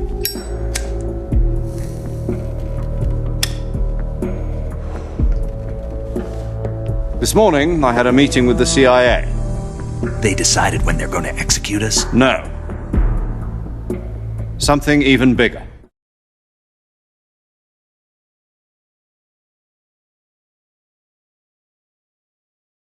Yesterday, the White House received an unexpected call. President Johnson? Yes, I hear you, Mr. Chairman. It was a hotline call from Khrushchev to President Johnson. From the head of the Soviet Union? That's right. A few days ago, one of our country's main design bureaus, OKB 754, was destroyed in a nuclear explosion. At about the same time, our anti-aircraft radar picked up a signature that appeared to come from one of your military aircraft. Does any of this sound familiar to you? In retaliation, I have placed our armed forces on secondary alert. Depending on your response, I may be left with no choice but to order the military to maximum alert and unleash Armageddon. With the help of your predecessor, I was able to survive the Cuban incident. But my power is not as great as it once was. If I am to survive this crisis, I must have your full cooperation. I should have contacted you myself. Did you know that one of our soldiers defected to your country a week ago? No. So you haven't heard then. The man who arranged the defection was a GRU colonel by the name of Yevgeny Borosovich Volgin. Volgin? Of the Brezhnev faction. Go on. Who is the soldier? Her name is the Boss. She's a living legend. During World War II, she was the one who led us to victory in that war. In Russia, you know her as Voyevoda. You mean the Boss? The mother of your special forces? Yes, that's the one. And she took 2 miniature nuclear shells along with her. The Boss took 2 miniature nuclear shells? I'm afraid so. I believe they were a gift for her new hosts. The Davy Crockett Atomic Battle Group delivery system was completed 2 years ago. But serious problems were found with the launcher's range and precision. Although they were mass-produced, they've never been deployed in battle. But Sokolov's research facility was completely wiped out. The whole area is polluted. I can only offer you my deepest condolences over this terrible tragedy. So, the Boss, with Colonel Volgin's help, stole 2 experimental nuclear shells and took them with her as gift when she defected. Then, shortly thereafter, Sokolov's design lab, a top-secret military research facility, was destroyed by one of these weapons. Am I right so far? Yes, that's correct. And the American government denies any involvement in the affair. Is that right as well? That's correct. We were not involved in any way. Then what was a U.S. military aircraft doing on our radar screen? It was clearly in violation of our airspace. And yet you say it was not acting under your orders. That's correct. You expect me to believe that this was all the work of a single soldier? I don't know what else to tell you. The army insists that this is all a ploy on your part. I've said it once and I'll say it again. Our government had nothing to do with it. And I would like dearly to believe you. However, I'm afraid my power over the military has weakened since the Cuban incident. I will need some kind of proof that this was not the action of the American government. You have 1 week. You must catch the Boss yourselves and recover the remaining nuclear device. Then, you must find some way to prove your innocence. Prove our innocence? Yes, preferably something painful. Prove to me that this is not merely another one of your tricks.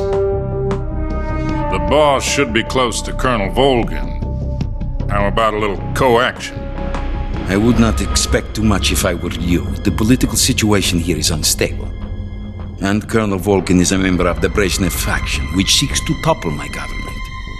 1 week. You have only 1 week, and if it is not too much to ask, do something about Volkin as well. What is that supposed to mean? Nothing. It means nothing. Call it a modest gentleman's agreement to ensure our continued relationship.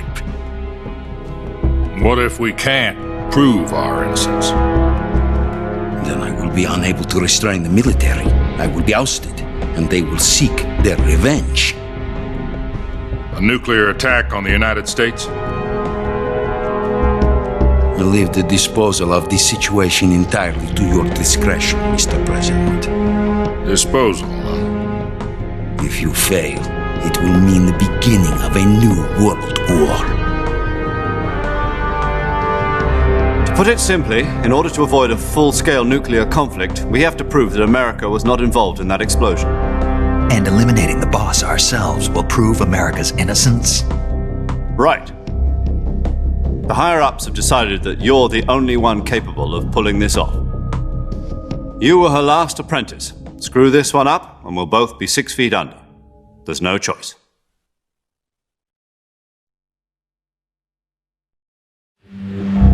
Are the Russians going to be helping us? The KGB has promised to lend us one of their communications satellites so that you and I can talk to each other.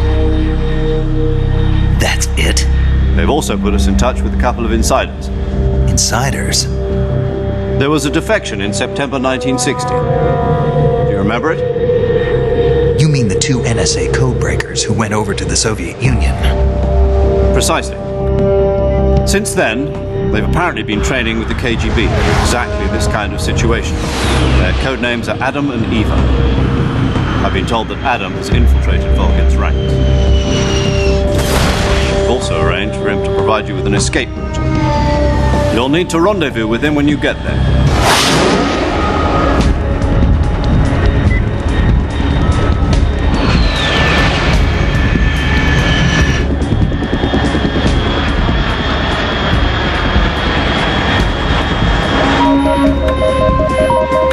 Control. Unidentified aircraft detected. Altitude 30,000 feet.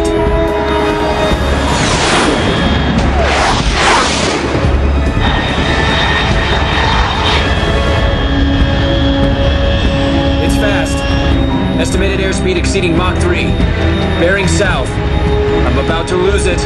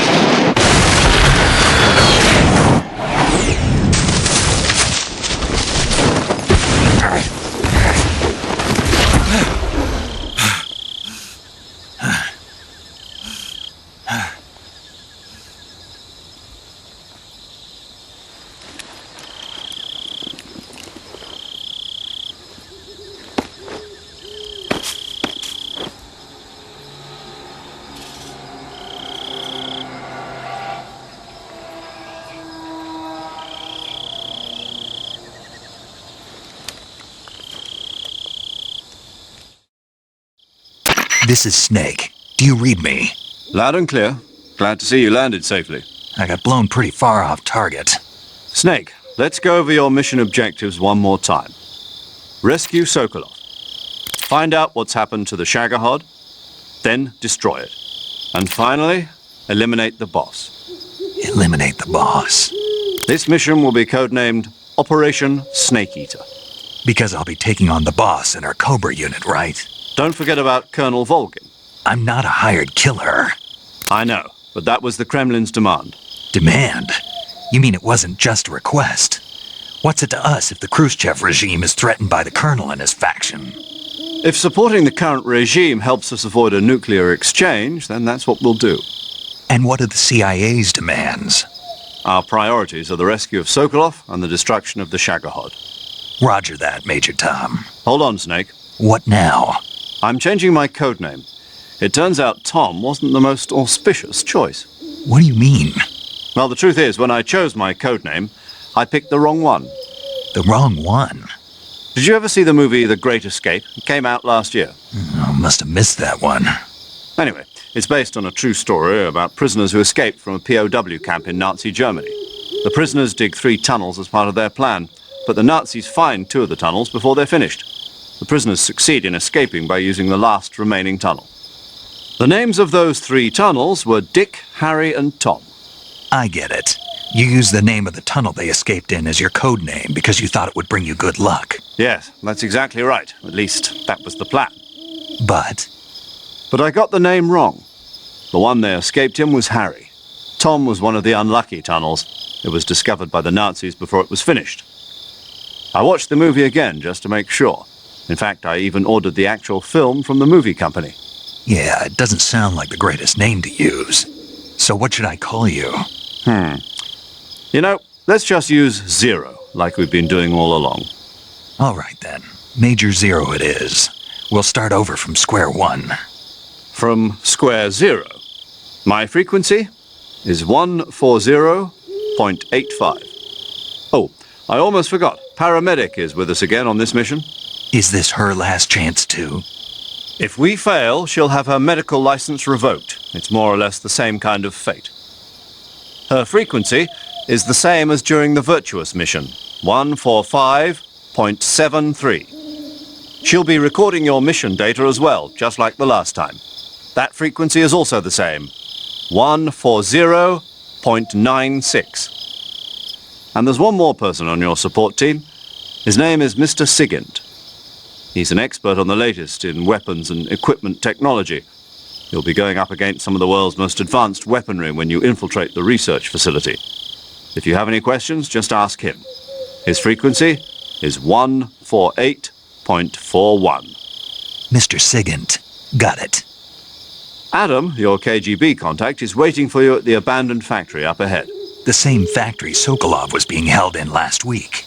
Yes, meet up with Adam first. He's cleared the way for you to rescue Sokolov. How will I know this Adam guy when I see him? You'll know once you reach the factory.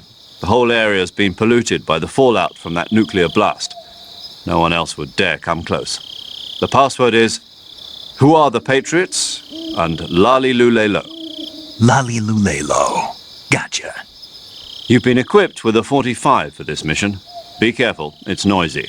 I thought standard Fox procedure was procure on-site weapons acquisition. The circumstances are different this time. You're now on an official mission for the United States government. It would be necessary to make your presence known to a certain extent, to the Khrushchev regime at the very least. But remember, this is still a sneaking mission. Snake, if you fail this mission, it will mean an all-out nuclear war. Keep that in mind and proceed with extreme caution. Understood. Commencing Operation Snake Eater.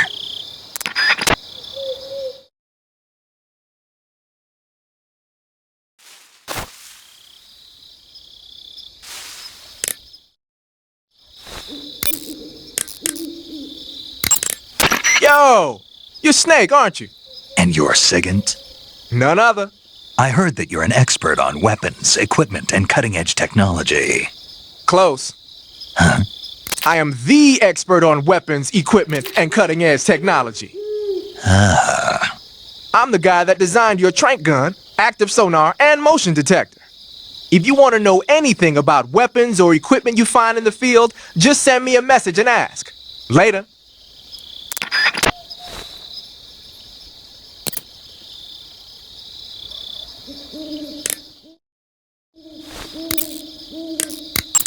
Paramedic. Snake, it's so good to hear from you again. Same here. It's been a week, hasn't it? 4 days, actually. Huh? I visited you in the hospital. You were still unconscious, though. Ah, then you must have seen me naked. Yeah, but you were all wrapped up in bandages and tubes, so I couldn't do anything but look. Better luck next time. Let's hope so. But seriously, don't forget that you were like that until just yesterday. In fact, you really shouldn't even be on this mission. Keep an eye on your stamina gauge. If you start to run low, don't push yourself. Eat something to replenish your stamina. And try not to get yourself hurt. If you're wounded or get bitten by a venomous animal, go into the survival viewer immediately and treat yourself using cure. Yeah. I can see you still know how to nag. You're welcome. And I can see you still don't know when to keep your mouth shut. Maybe so. By the way, I heard you're going to lose your medical license if this mission fails. Yes, there was talk of that, but the mission won't fail, will it?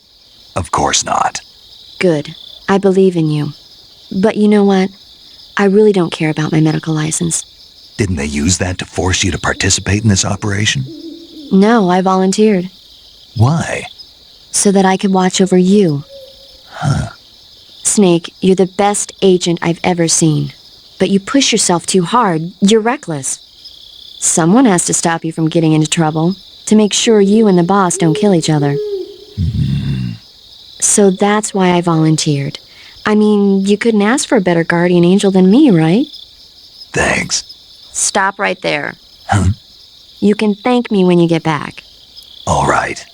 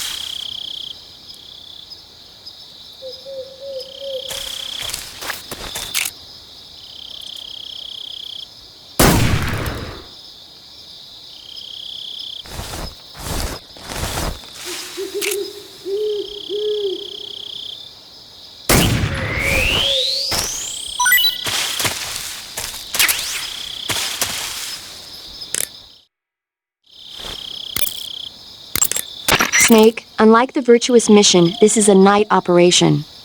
You'll be encountering nocturnal animals that you didn't encounter your last mission. Some of them are venomous, like the king cobra, so be careful. If you get bitten by a venomous animal, the poison will spread through your body and rapidly drain your life gauge. If that's the case, go into the cure screen in survival viewer immediately and inject yourself with serum. Got it? I see you caught an otten frog. The otten frog is a large, corpulent species of frog. They're known as a delicacy, so it might be worth catching them for food. The otten frog was originally found only on Amami Oshima in Japan. Frogs usually have 4 toes on their front legs, but the otten frog is unique in that it has 5. Got it. By the way, you said they were known as a delicacy, right? Right. So that means they must taste pretty good, huh? I guess so. I hear that in Japan, otten frog sashimi and sukiyaki are popular dishes. Really? Yeah. Japan, huh? That place is starting to sound better and better.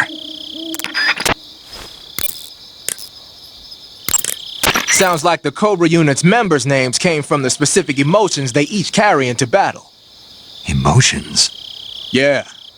For unbearable torment, the pain. For true oblivion, the end. For infinite rage, the fury. For absolute terror, the fear. And for unsurpassed bliss, the joy. The joy? It's another name for the boss, because of the joy she feels in battle, I suppose. During the war, she had a partner named the Sorrow. Sorrow and joy.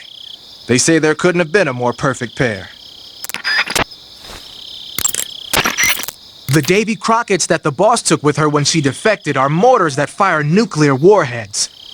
They're named after Davy Crockett, the hero who died defending the Alamo in the Texan War of Independence. Remember the Alamo? That's right. The warheads are equivalent to between 10 and 20 tons of TNT. Every building within 150 yards of the hypocenter is completely obliterated. But the warheads the boss had with her were some kind of experimental super bomb, so they're actually even more powerful than that. I don't even want to think about what would happen if she used it again. Snake, you know what you have to do. Yeah, I know. Hey, you've got an M1911A1. Yeah, a 45. 50 years since the Army adopted the first model, and they're still using them. It's a real gem of an automatic pistol. But aren't you gonna need more than just one little handgun? Not at all. When you're in a tight spot or fighting in close quarters, sometimes a handgun works better than a rifle. And if I equip a knife at the same time, I can instantaneously switch over to hand-to-hand combat. I see.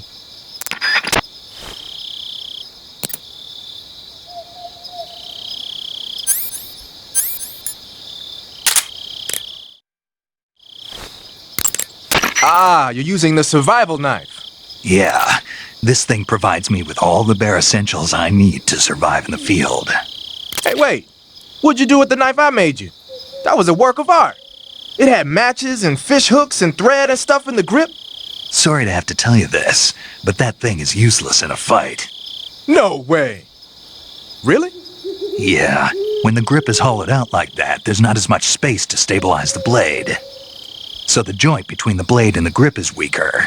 That makes it easier to break. I get it. You're right.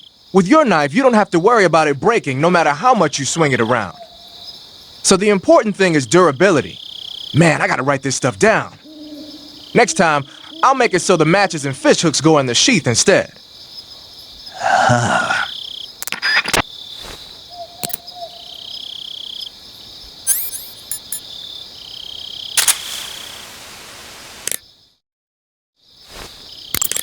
I see you've picked up a directional microphone. The directional microphone is exactly what it looks like, a listening device. When you equip it, you go into first-person view and the mic will pick up sounds in whatever direction you point it in. The directional microphone will let you hear a lot of things you couldn't hear otherwise, like really soft noises and the footsteps of faraway enemy soldiers. You ought to find it useful when you want to know whether there's an enemy on the other side of the woods or something. Try it out.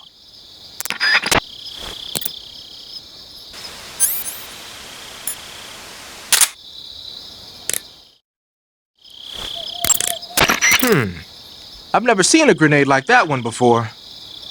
There are two basic types of grenades. Fragmentation grenades, which use shrapnel to kill or maim the target, and explosive grenades, which use the blast from the explosion as the offensive means. But the grenade you've got there isn't either of those. My best guess is that it's meant to knock the enemy out without hurting them. Most likely it's an entirely new kind of weapon developed exclusively at Groznygrad.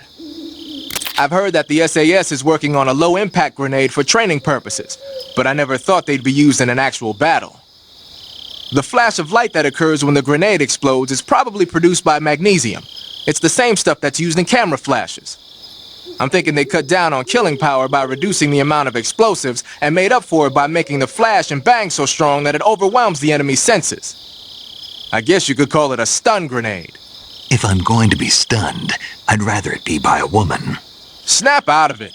Anyone around when that thing goes off will be laid out. It ought to come in handy when you're trying to storm a room or when you don't want to kill the enemy.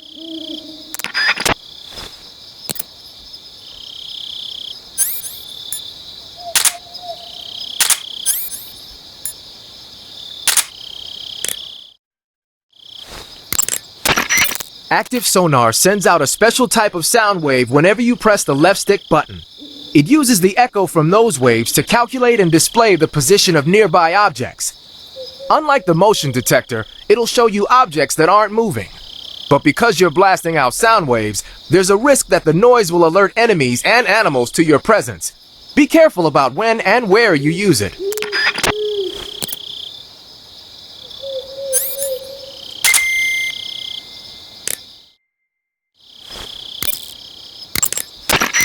The motion detector will display any moving objects in your vicinity. But the enemy isn't the only thing that's moving around in the jungle. If there are animals moving nearby, the sensor will pick up those animals too. And remember that there's a limit to how sensitive it is. Enemies and animals that don't move around very much won't get picked up.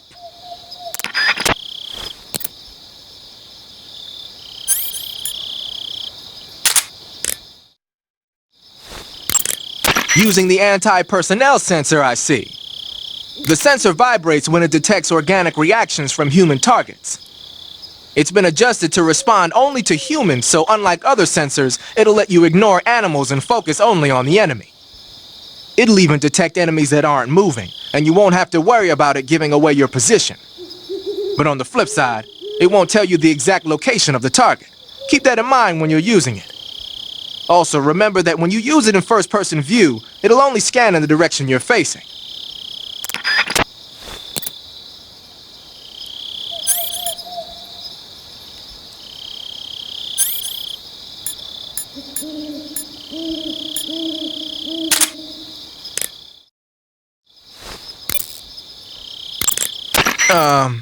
You mean you're not wearing any face paint?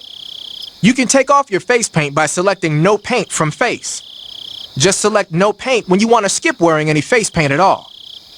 But your camo index is never going to be as high without face paint as it is with it. Unless you want the enemy to see you, you ought to be wearing face paint.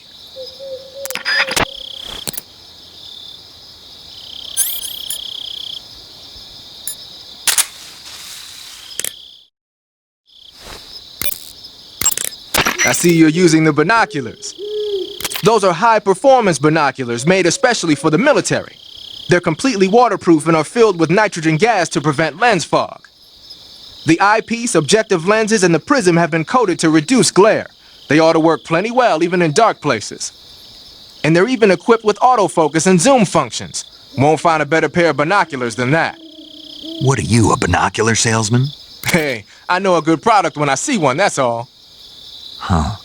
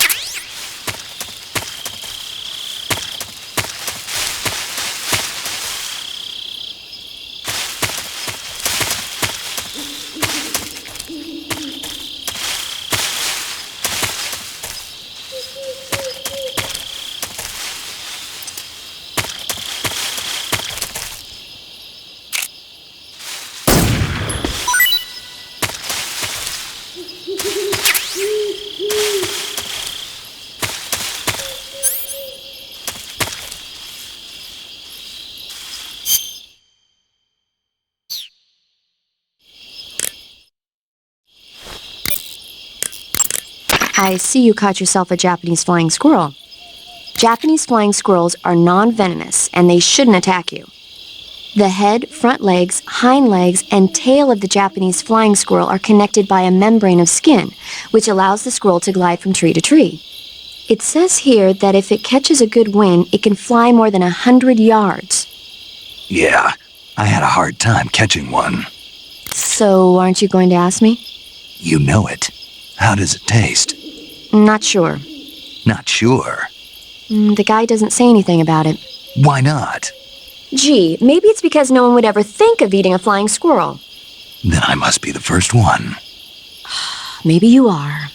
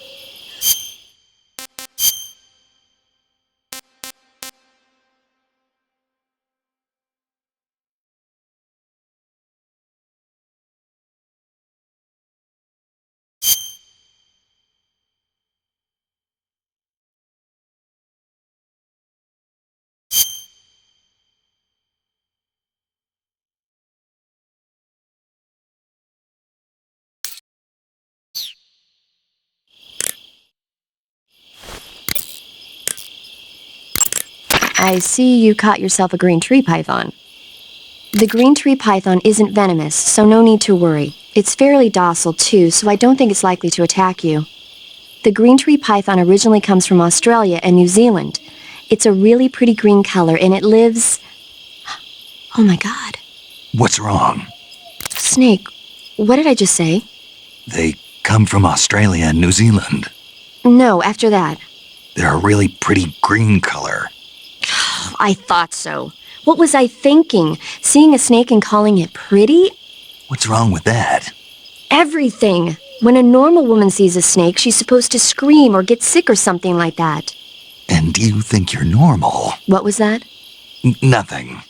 It's all your fault. Jeez, I'm sorry. But enough of that. What do you mean, enough of that? This is serious. No, I just wanted you to tell me how it tastes. How should I know? Ugh.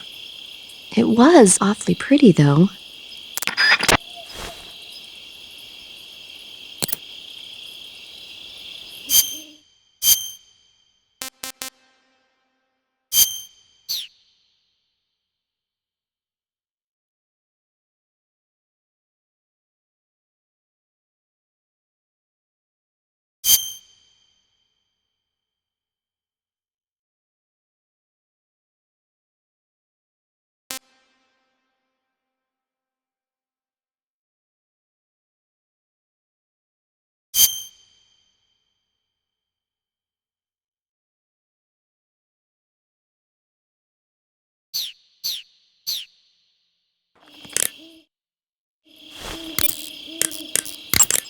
Do you want to save?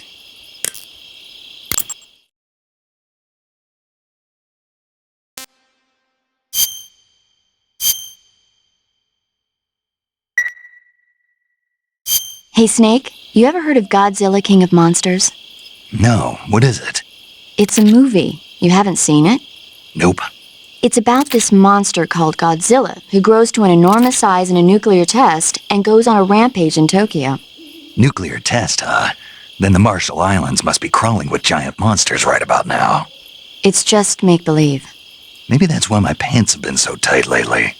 Snake, it's a movie, not a report out of Los Alamos. I know, so then what happened? Godzilla is immune to all weapons, and humanity has no way to stop the monster. Dr. Shirazawa develops a new type of weapon, but meanwhile, Godzilla is getting closer and closer to Tokyo, obliterating everything in its path. It was originally a Japanese movie, but they made an American version, too. I recommend seeing the original Japanese one if you ever get the chance. It's mostly mindless fun, but it's also got a serious anti-nuke message as well. Where can I see the original? You'll just have to go to Japan. Really? That's too bad. Well, if you wait 40 years, you might be able to see it in America, too. Why's that? 2004 will be Godzilla's 50th birthday. You think they're still going to be making Godzilla movies then? Of course! Everybody loves Godzilla. You sure know a lot about movies. I don't suppose you're the movie-watching type, are you? Not really. Okay, then I'll tell you everything I know.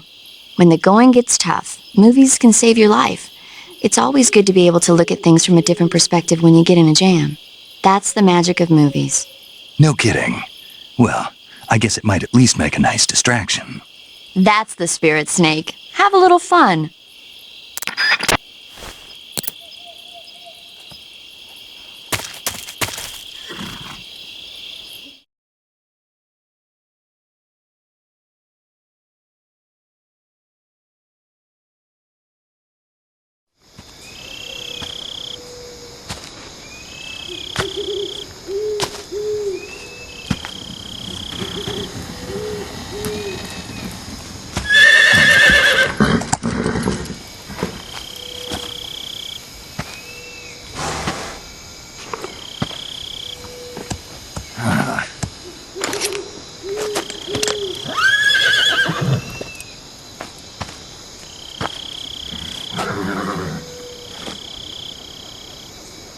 Looks like death wasn't ready for you yet.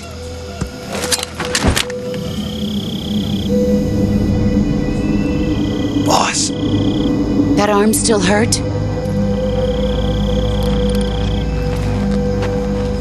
What are you doing here?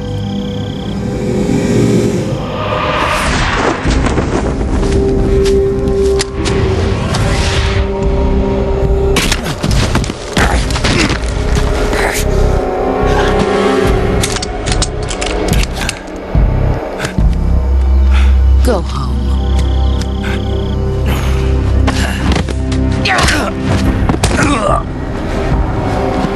Go home. Gru and my sons are waiting up ahead. You don't have a prayer of finishing your mission. You're not even armed. Boss!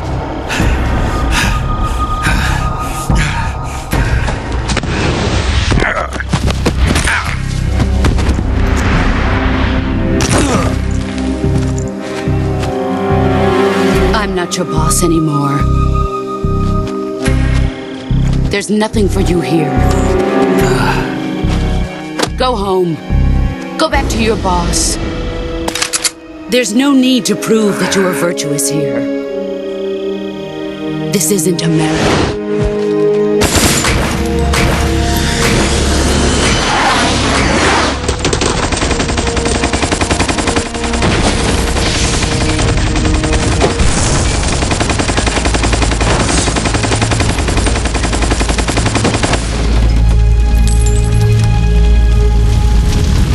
That should stir things up a bit.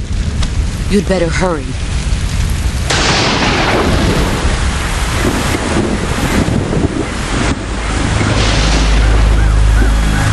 The border is 60 miles south of here. You ought to be able to run that far.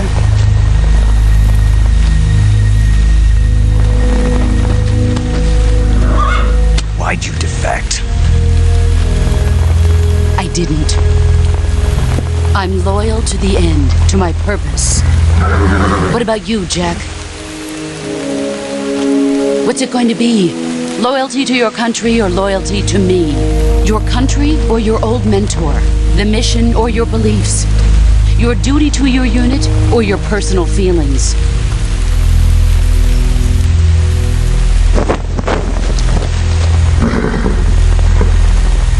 You don't know the truth yet. But sooner or later you'll have to choose.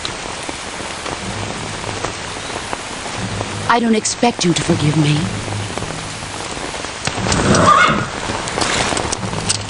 But you can't defeat me either. You know me too well.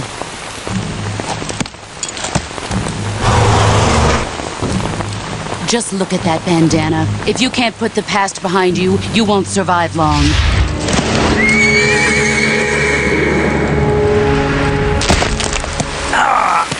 If we meet again, I'll kill you.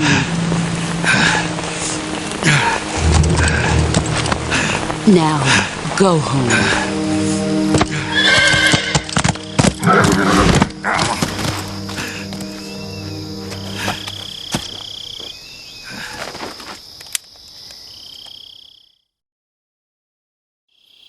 This is Snake.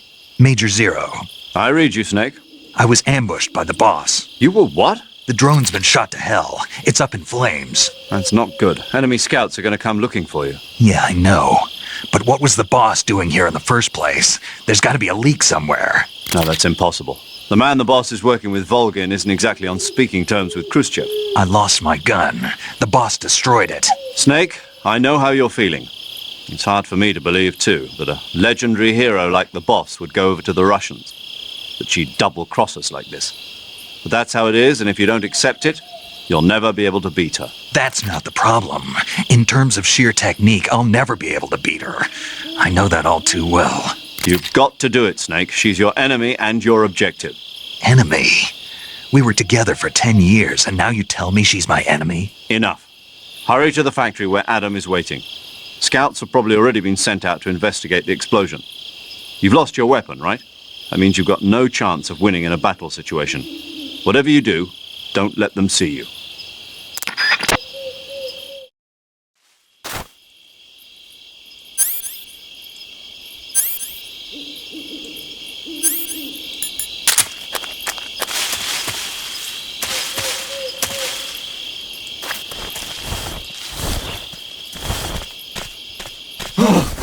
What's this?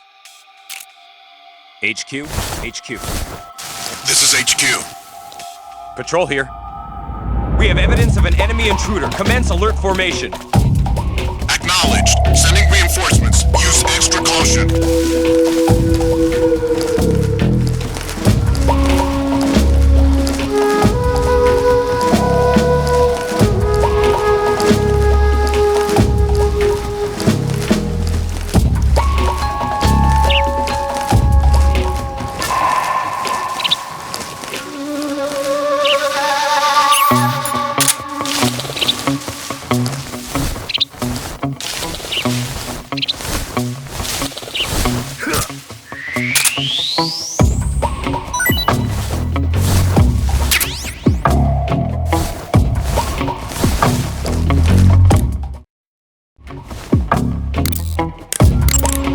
Snake, unlike the Virtuous mission, this is a night operation. You'll be encountering nocturnal animals that you didn't encounter your last mission. Some of them are venomous, like the king cobra, so be careful. If you get bitten by a venomous animal, the poison will spread through your body and rapidly drain your life gauge. If that's the case, go into the cure screen in Survival Viewer immediately and inject yourself with serum. Got it? I see you've caught a king cobra. The king cobra is the world's largest venomous snake. Its large size means that it has a lot of venom to inject. One bite is supposedly enough to kill an elephant. And it's extremely vicious as well, so watch out. If you get bitten by a king cobra and injected with venom, your life will start to decrease rapidly.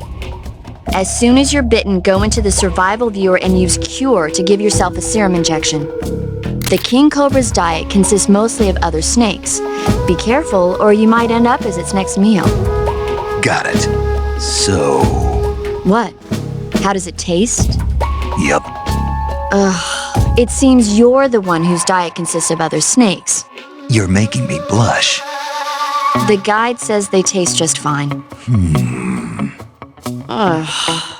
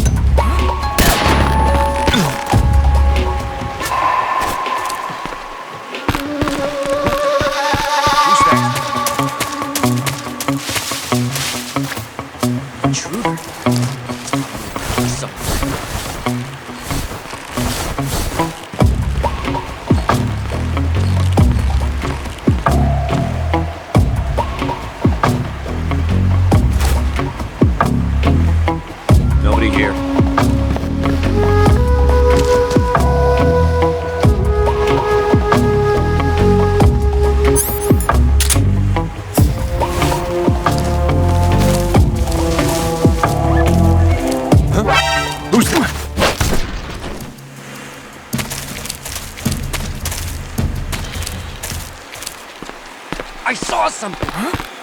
Who's that?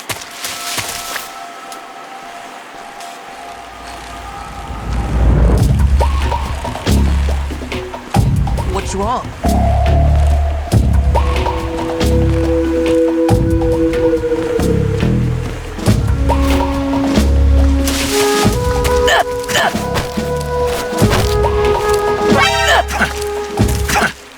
Radio! Call agent!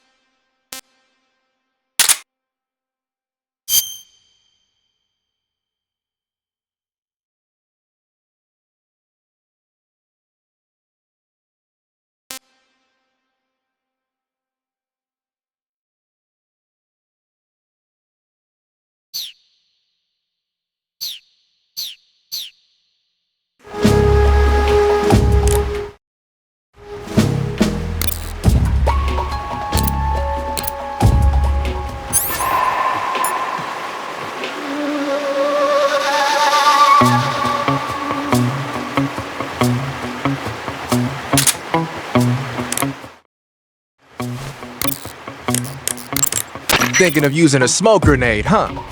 As you might expect, smoke grenades can be used to create a smoke screen. The combustion agent is a mixture of zinc oxide, ammonium chloride, aluminum, and some other stuff. When it explodes, it releases a thick cloud of grayish-white smoke that resists dispersion. That should provide some nice cover. The smoke will confuse the enemy by blocking their field of vision. That'll help you out when you're trying to make a quick getaway. It also works the other way around. You can use it as cover to sneak up on an enemy position. The smoke screen should work just as well when you're being chased by dogs, too.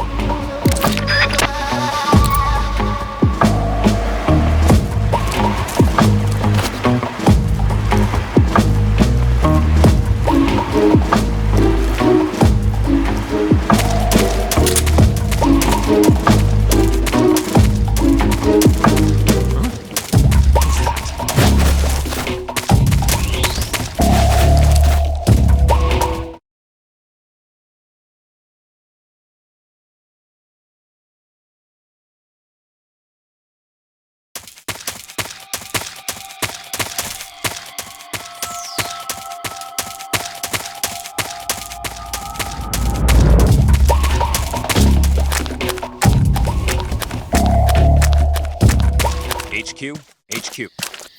This is HQ. Patrol here.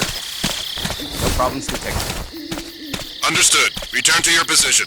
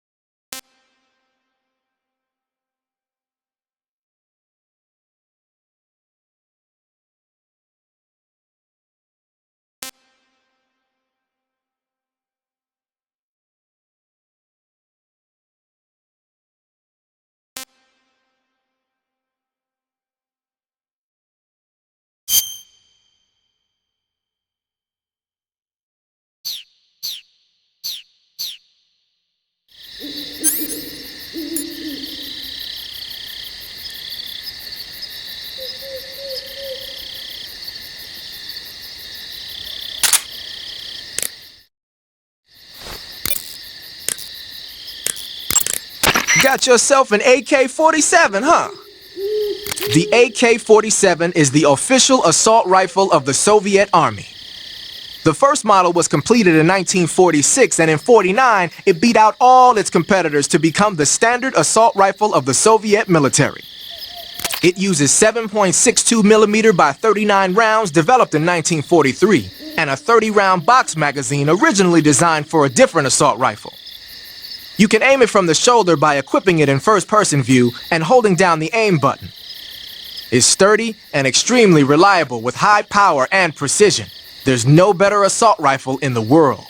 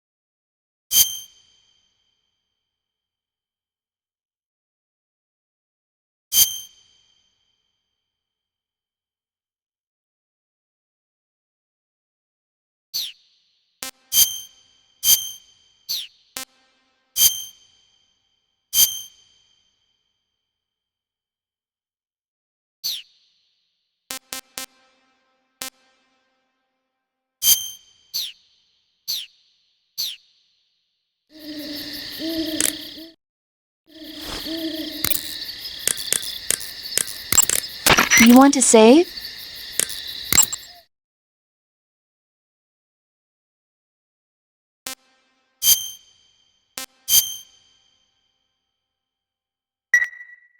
Snake, do you know the creature from the Black Lagoon? Nope, never heard of it. These scientists are investigating a place deep in the Amazon called the Black Lagoon, and they get picked off one after the other by this fishman thing. And there was this scene when the heroine is going for a swim, and the creature sneaks up on her from underwater. Oh, I thought my heart was going to stop. I mean, of course, the 3D effects in It Came from Outer Space were a lot more intense, but... It wouldn't be referring to you coming from outer space, would it? How rude! Why do you say that? Because no one on Earth could be as charming as you. Fine. I'll just get to the point, Snake. Be careful of what's around you when you're in the water. Just imagining you swimming in those jungle rivers makes me think of you being attacked by a fishman. I appreciate the concern. Fishmen aren't the only things that'll attack you in the water. Really be careful out there. Okay. And don't be attacking any pretty girls going for a swim, either. Are you calling me a fishman? You started it.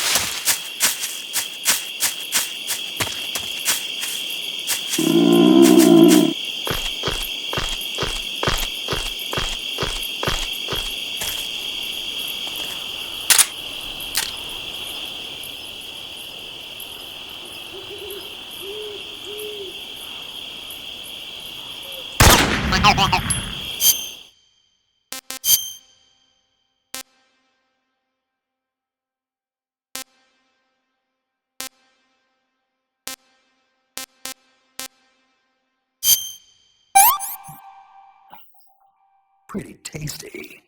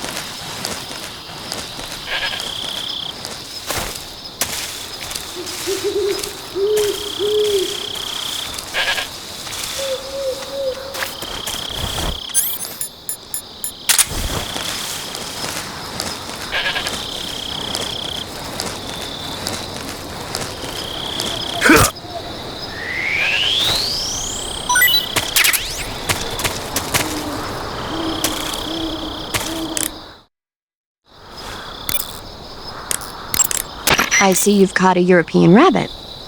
The European rabbit is said to have come from the Mediterranean region originally, but nowadays they're found all over the world. They've been used since ancient times as a source of food, so it might be worth catching them. Rabbits are known to eat their own excrement. They eat their own... That's right. It's called cecal feces. When the rabbit eats fiber, the fiber is fermented in the rabbit's appendix, or cecum, and turned into a nutritious substance full of vitamins. The rabbit excretes the substance and then eats it again to absorb the nutrients. That's a neat trick. I think I'll give it a try. Snake, rabbits and humans don't work the... I'm just kidding. You really thought I was going to eat it? A little, yeah. Even I wouldn't do that. I guess not. But how did those seagull feces taste? What? I'm just kidding. Oh...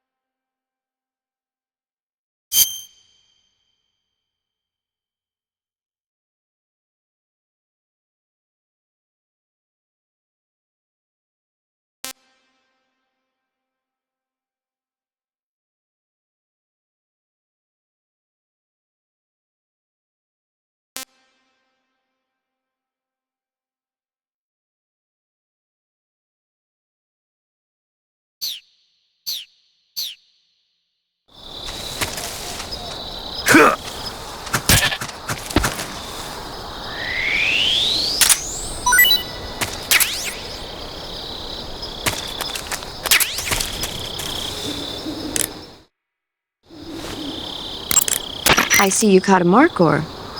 The markhor is a kind of wild goat that lives in mountainous areas. It's quite large, so I don't think you'll be able to capture one alive, even with the tranquilizer gun. All right. Speaking of which, do you know the origin of the name markhor? No. It means snake eater in Persian. Snake eater? Lost your appetite? Not at all. So, how does it taste? It's supposed to be pretty good. All right.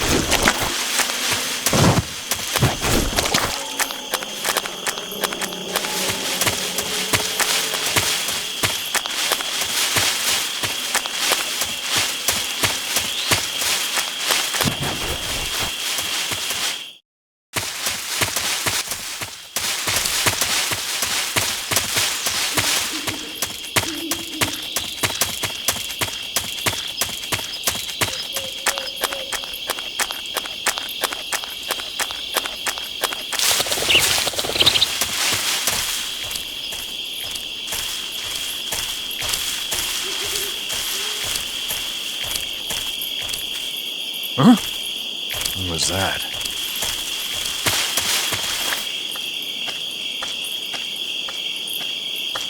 Who's that?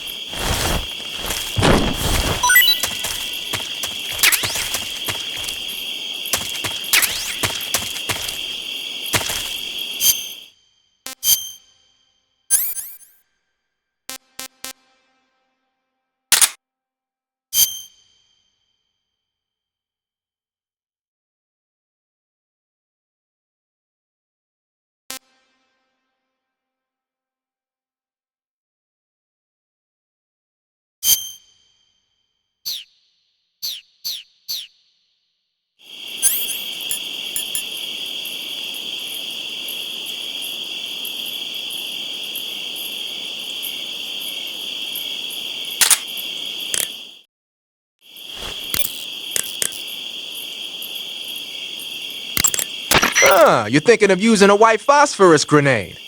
Like the name says, a white phosphorus grenade is one that uses white phosphorus to create an incendiary effect. White phosphorus grenades were used by the US military during World War II. Back then they were known as Willie Pete's, after the first two letters of white phosphorus. The one you've got there is probably the exact same thing. White phosphorus is a white, waxy substance that spontaneously combusts when it reacts with oxygen. The combustion temperature is over 5,000 degrees Fahrenheit. Any human targets within the area of effect when it explodes are gonna get seriously burned. Just make sure you don't accidentally set yourself on fire. If your body does catch on fire, either plunge into some water or take off the burning clothes and put on new ones. Rolling repeatedly should put the flames out pretty quick too.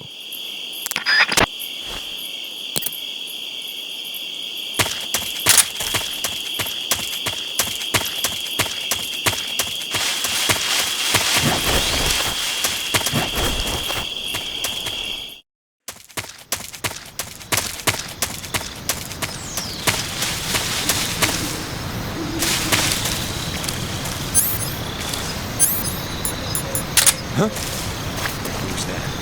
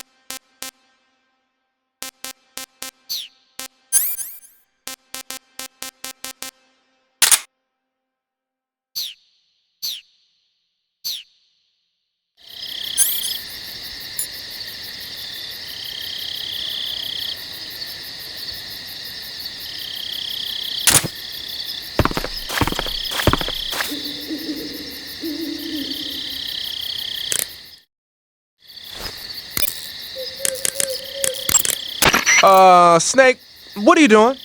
I'm in a box. A cardboard box? Why are you... I don't know, I was just looking at it, and suddenly I got this irresistible urge to get inside. No, not just an urge. More than that. It was my destiny to be here, in the box. Destiny? Yeah, and then when I put it on, I suddenly got this feeling of inner peace. I can't put it into words. I feel safe. Like this is where I was meant to be. Like I'd found the key to true happiness. Uh-huh. Does any of that make sense? Not even a little. You should come inside the box. Then you'll know what I mean. Man, I don't want to know what you mean. Between you and paramedic, is everyone but me that is hooked up with a Major Strange? Yeah, well, anyway, I suppose even that dumbass box might make a decent disguise if you wear it inside a building.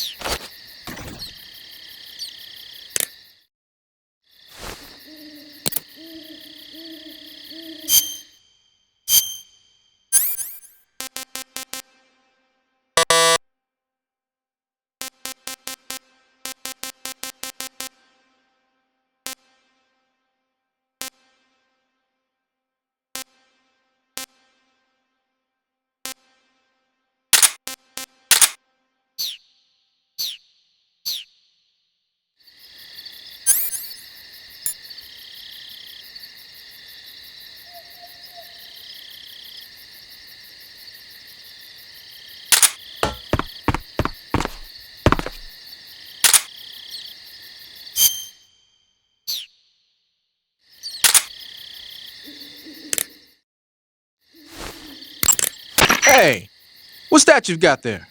Thermal goggles. From what I can tell, they detect and display sources of heat. You're kidding me. They actually made a passive infrared night vision device small enough to carry around with you? What, is that special or something? Is it special? Here in the West, we've just barely got the technology to install it on aircraft. So that's what that thing is they put on the gunship. But doesn't the Army have something like that for driving vehicles at night? I thought I saw... You mean the ANPAS-5? That's an active infrared night vision device. It fires infrared beams from an infrared projector and uses the reflections to build an image. Those goggles you've got there are completely different. Basically, when you've got those equipped, you'll be able to spot enemy soldiers in the jungle with ease, even if they're camouflaged. They might even help you find traps. But you won't be able to see the terrain as well, so watch your step.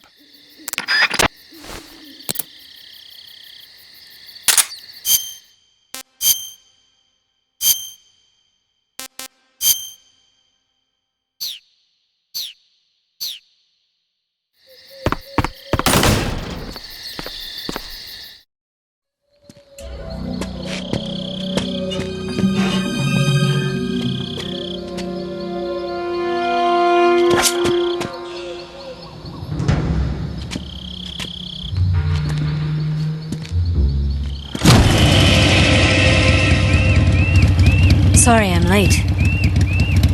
Cut the engine. They'll hear us. Are you the agent they sent? Are you Adam? I thought you were supposed to be a man. Adam couldn't make it. All right, say the password. Who are the Patriots? Who are the Patriots? Answer me!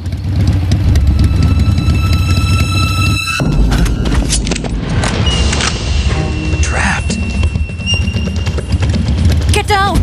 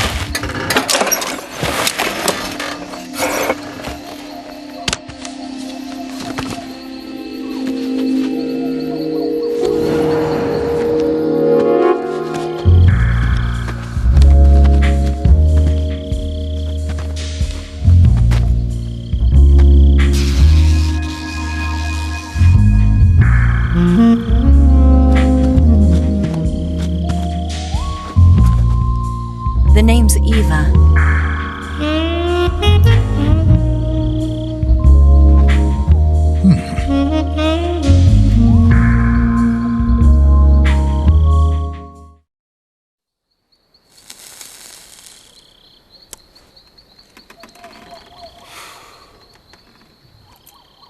This wasn't part of the plan. What happened to Adam?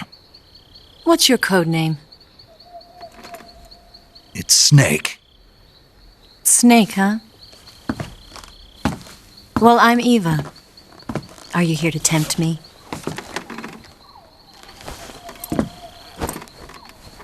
What happened to Adam? Colonel Volgan is a very suspicious man. He decided Adam wasn't the right person for this mission. And you were? Yes, Why? because I can do things he can't. I heard you used to be a codebreaker for the NSA. I was. 4 years ago, I defected to the Soviet Union with Adam. Mauser military. The broom handle.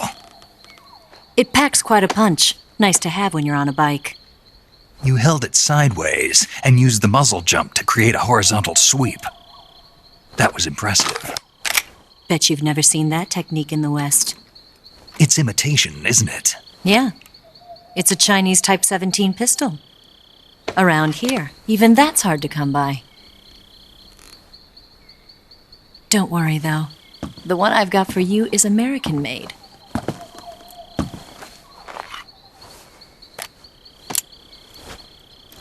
.45, huh?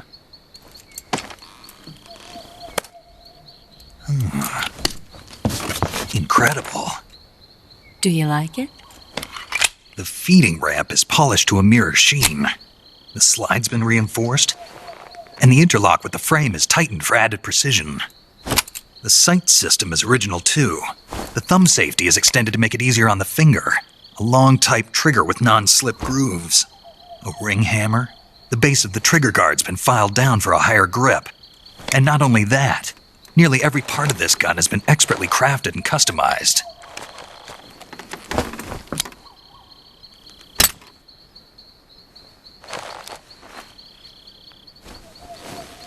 Where'd you get something like this? I grabbed it from a Western munitions armory. It probably used to belong to one of your officers, and there are more where that came from.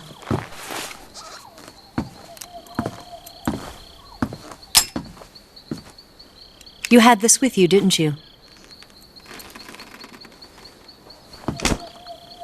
Better take this too. What's that? A disguise to make you look like a scientist. A disguise? Yes. You're here to rescue Sokolov, right? Sokolov's still safe then? Yes. He's being forced to continue his work on the Shagohod. Where? At the lab. They've got a whole army of scientists there developing new weapons. Security is tight, but if you disguise yourself as a scientist, you might be able to sneak in. Can we get Sokolov out of there? We'll see, won't we? Tell me how to get to the lab. The safest way in is from the rear. First, you'll need to head north through the jungle. You'll come to a heliport used for shipping materials. Pass the heliport and continue north, and there will be a large crevice. Descend into that area, and you'll reach a cave. Move through the cave, and you will arrive at a mangrove swamp. After the swamp, there'll be a warehouse. Make your way through the warehouse, and you'll come out just south of the lab. Got it. And just what are you doing there? In close-range combat, a knife can sometimes be more useful than a gun. By doing this, I'll be able to hold a knife at the same time and still keep the gun steady. That way, I can instantly switch between a gun battle and a knife fight.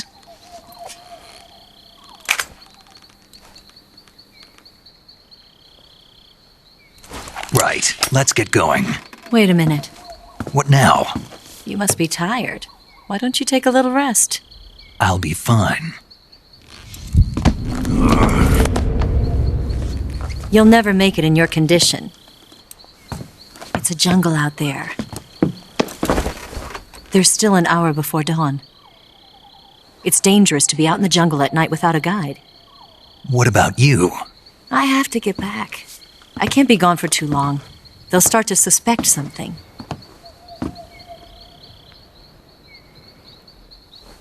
Don't worry. I'll keep you updated over the radio. That's it?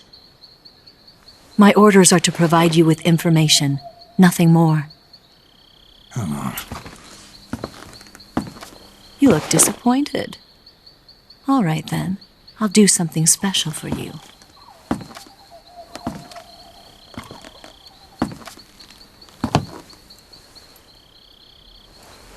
I'll stand watch until dawn. Now be a good boy and lie down.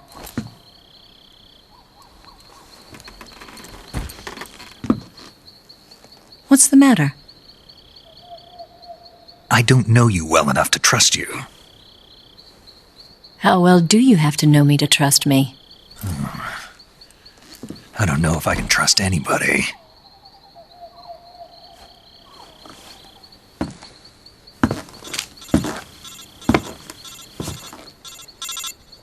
Gonna get that?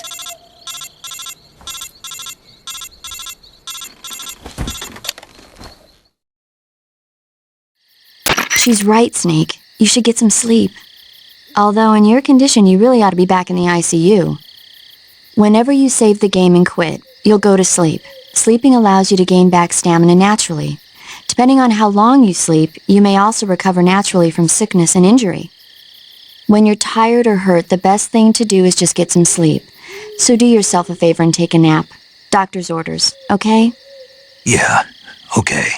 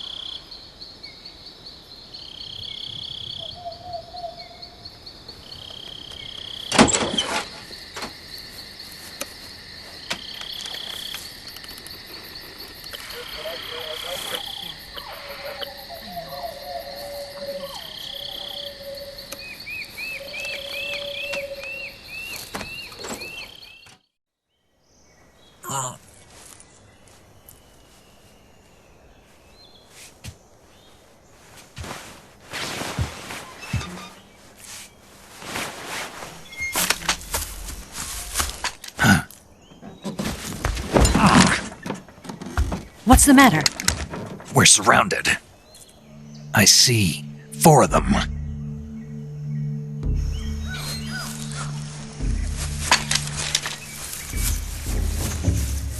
We've got company. It's the Ocelot unit. Let's get out of here. Hurry! Don't forget your gear. Here, give me a hand.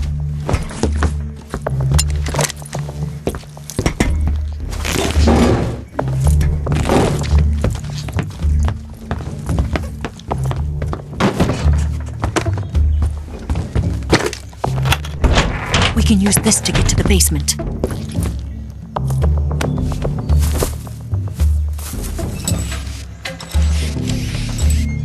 Damn it!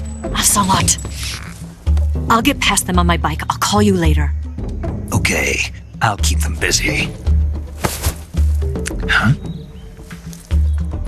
Don't go dying on me now.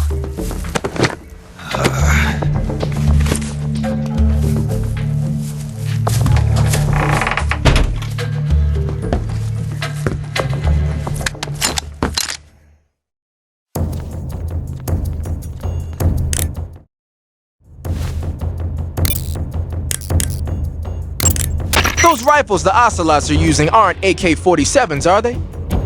No. They kind of look like AKMs, but they're different.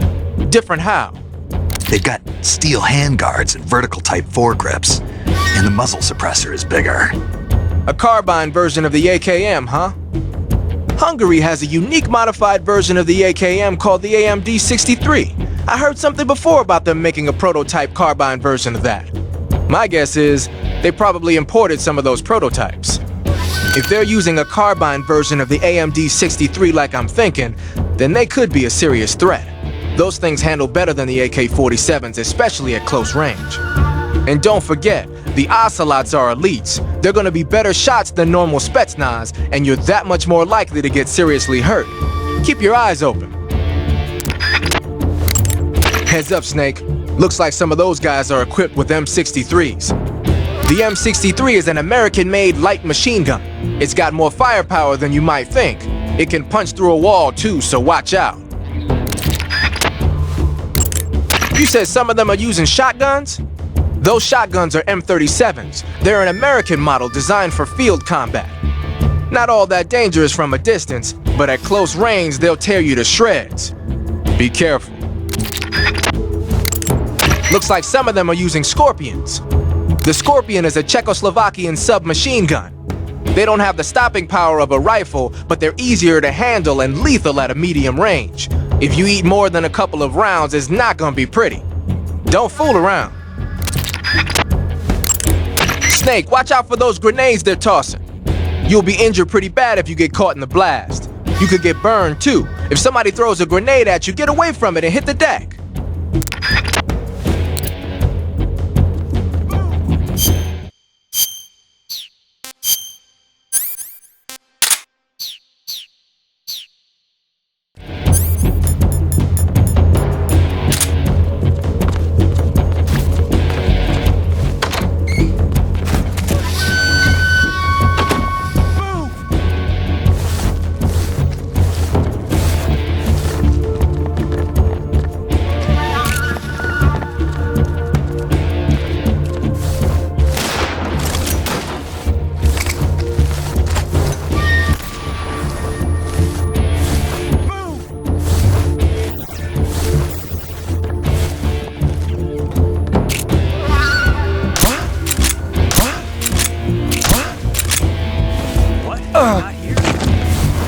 Not here? Did we lose him? Keep looking. Move!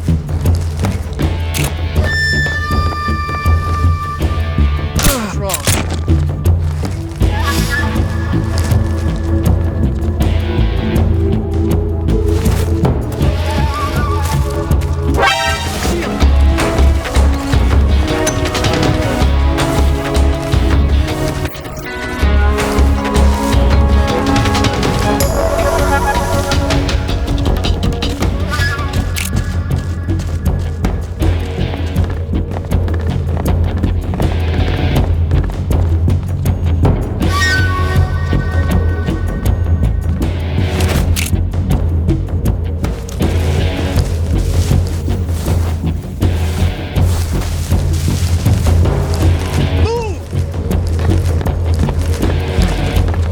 Seeing things.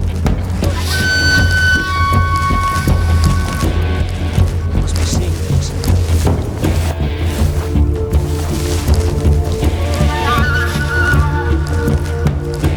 Move!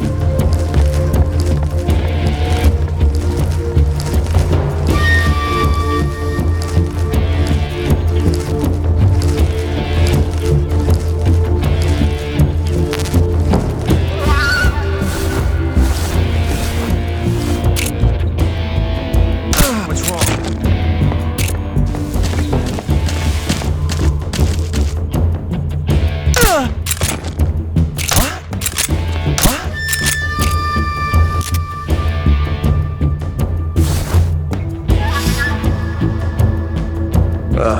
Just my imagination. I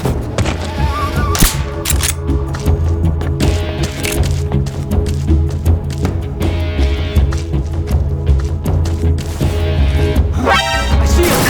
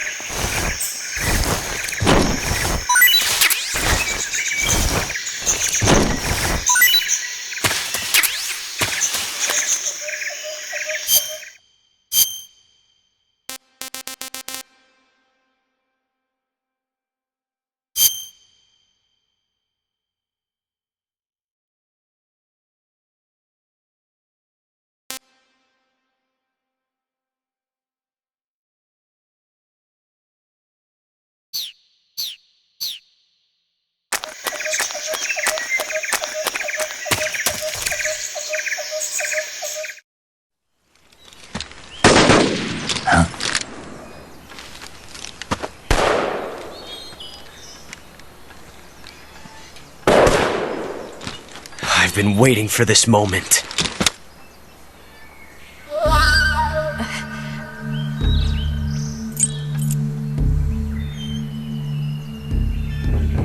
That's it! That's the stance! I don't think so. What? A female spy?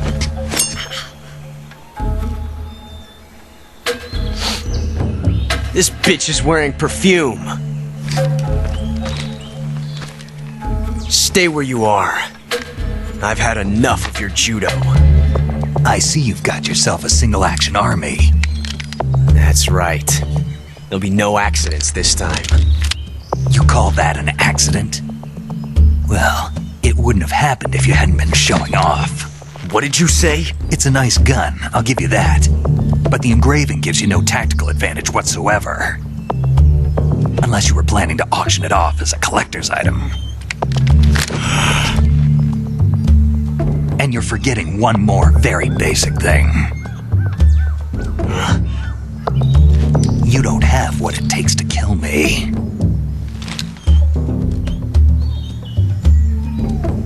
We'll see.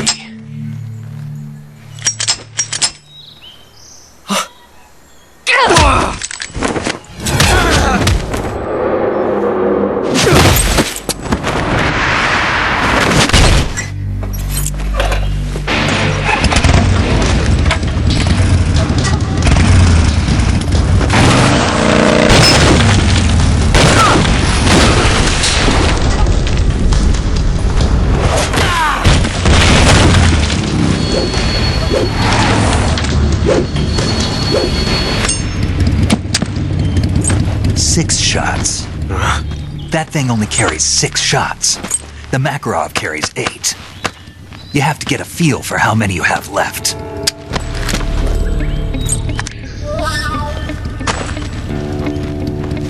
This is a high-class weapon. It's not meant for shooting people. Damn!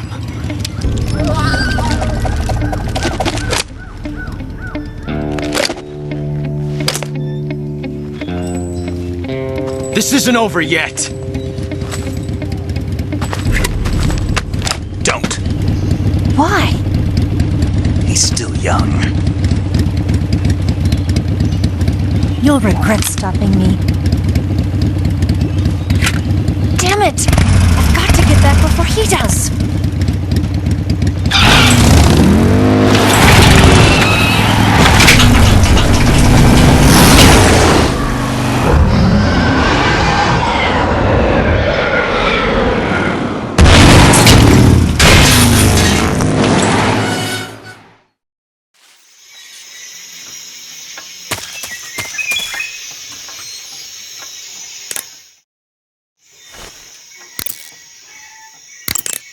It looks like you've got rid of all the ocelots. Yeah. Now proceed with the rescue of Sokolov. According to Eva, you should start by going to the crevice to the north and... Can we trust her? What's that? Eva is with the KGB, isn't she? Can I really believe what she says? How do I know she won't double-cross me? There are no guarantees in espionage, Snake, only calculated guesses. At this point in time, the KGB stands nothing to gain by stabbing us in the back. So you're saying I can trust her? I'm saying the chance that she'll betray you is low. Ah. Of course, we checked the route she gave you against our own data. It looks like a pretty solid infiltration route. It makes good use of weak spots in the enemy's defenses. You shouldn't have any problems. Follow the route Eva showed you and proceed with the mission. Roger. First, enter the cave through the crevice. Eva said it was to the north, so head that way. You got some instant noodles, huh? Instant noodles? Uh-huh. It was invented in Japan just recently. Add some hot water and it's ready to eat. It's cheap and can be stored for a long time, and besides, it's delicious. It's like a miracle food. Wow. Speaking of which... Yeah? Are you going to eat that? I was planning on it, yeah. Oh, all right. Is there some reason I shouldn't? No, that's not what I meant. Then what did you mean?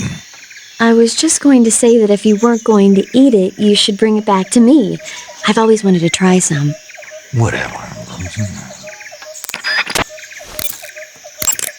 I see you've got yourself a ration. Rations are portable meals carried by Soviet soldiers. I've heard some nasty stories about how they taste. It looks like the rumors are true. Great.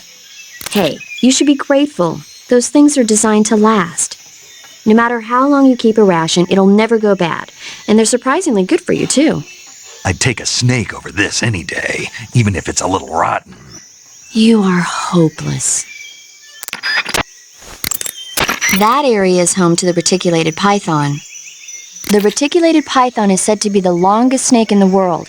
It's not venomous, but it still poses a threat, so watch out. Hey, Snake, remember back at the abandoned factory when you whittled the grip of that 45 down? Yeah, I've never heard of a customization like that before. Why the grip? to fit it with a knife. A knife? You're gonna keep the knife and the gun both at the ready? That's the idea. Why would you want to do that? Sometimes a knife works better in close proximity encounters. So I equip both at the same time. That way I can switch back and forth in an instant. Badass. So that's that. CQC.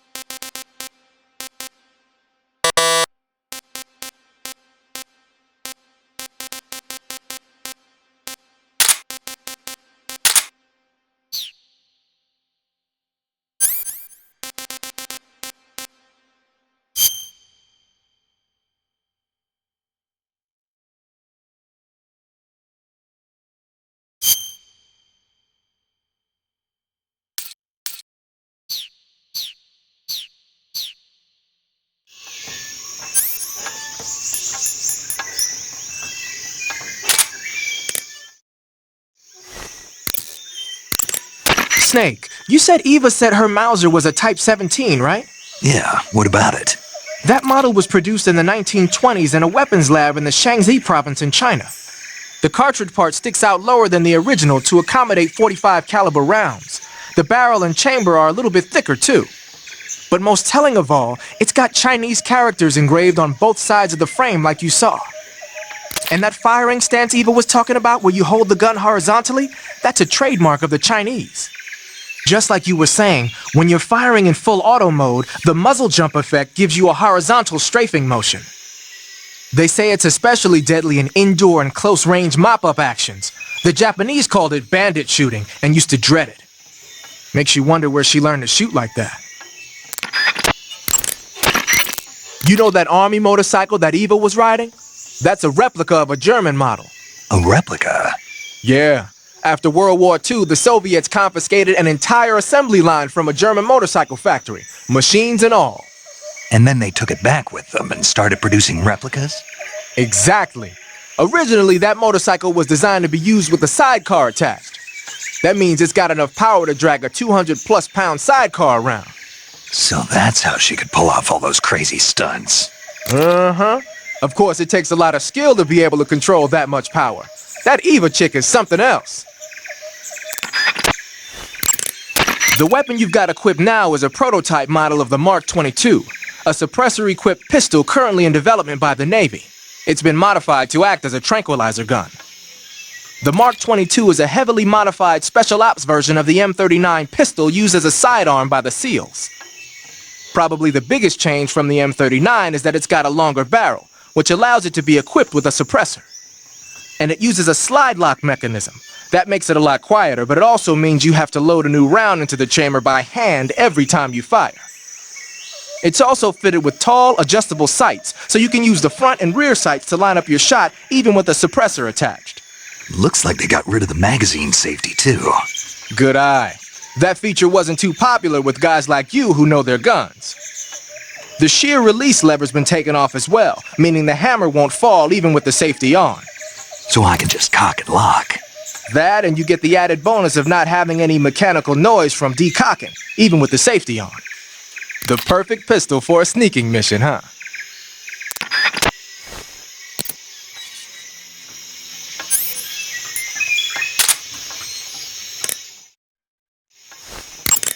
Gonna use a grenade, huh? That's an RGD-5, the standard blast fragmentation grenade of the Soviet Army. The grenade itself is composed of 2 steel-plated casings. Each of those casings has an inner fragment liner that causes it to burst into over 300 shards when the grenade explodes. The grenade will deliver heavy damage to any enemies within its blast area. The safety pin is on the opposite side relative to the M26, so be sure to hold the safety lever down with your finger when you grip it. The safety is released when you actually throw the grenade, and it'll explode about 3 seconds later. So what you're saying is, it won't explode in my hand while I'm holding it? Of course not. Oh. To throw a grenade, press and release the weapon button. Remember that how far you throw it depends on how long the button's pressed. A short tap will drop it close to you, and a long press will lob it away. It'll probably be easier to control your throw if you do it in first-person view.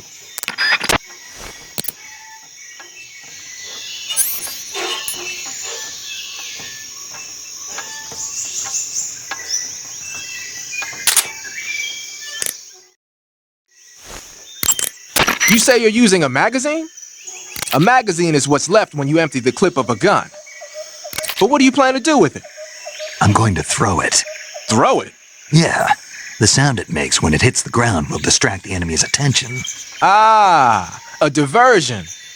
Guess state-of-the-art weapons aren't the only things that determine victory or defeat.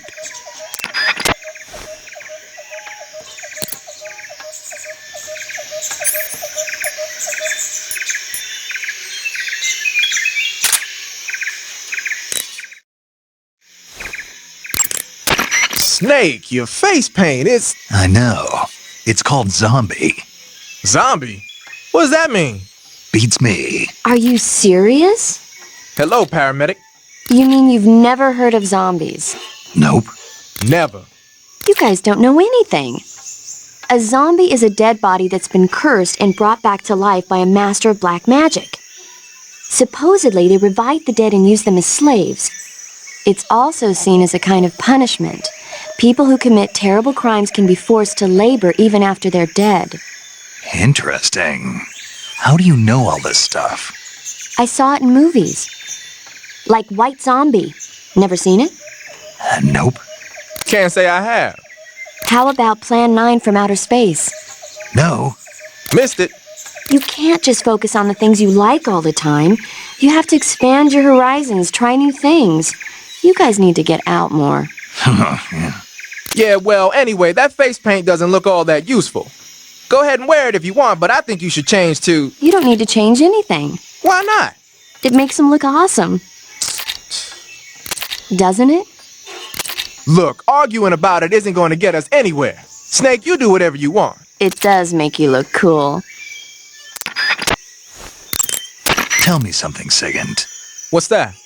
What does Sigint mean, anyway? It's short for signal intelligence. Signal intelligence? The part of intelligence that deals with electronic information. Things like intercepting and analyzing electronic communications, determining enemy force strength and positioning from radar emissions and radio chatter. You get the idea. Code breaking is considered part of SIGINT as well. 40 years from now, we'll be in the age of electronic warfare. It won't be long before information replaces firepower as the most valuable commodity on the battlefield. So you're saying they won't need guys like me anymore? Sorry to break it to you, but that's not gonna happen. No matter how advanced our technology gets, there's still no substitute for human beings. Anyway, the Major is a man of foresight. He knew the electronic age was coming, and so he called out to me. And you responded? Well, I didn't have any place else to go. You couldn't find a job? Nope. None of the places where they do this kind of high-tech research would even let me in the door. Why not? I know you've got social problems, but... Come again? Nothing. I mean, someone with your talent ought to be able to... Yeah, well, maybe it has something to do with the fact that I'm black. The Major, though, he doesn't care about what color you are. I've never met anyone like him before. He's different, you know? Oh, yeah, I know. I don't think racism's gonna go away even in the 21st century. But I want to work with computers and use them to bring people closer together. In the digital world, it doesn't matter whether you're black or white, American or Russian or whatever. Everybody's going to be the same. That's what I think.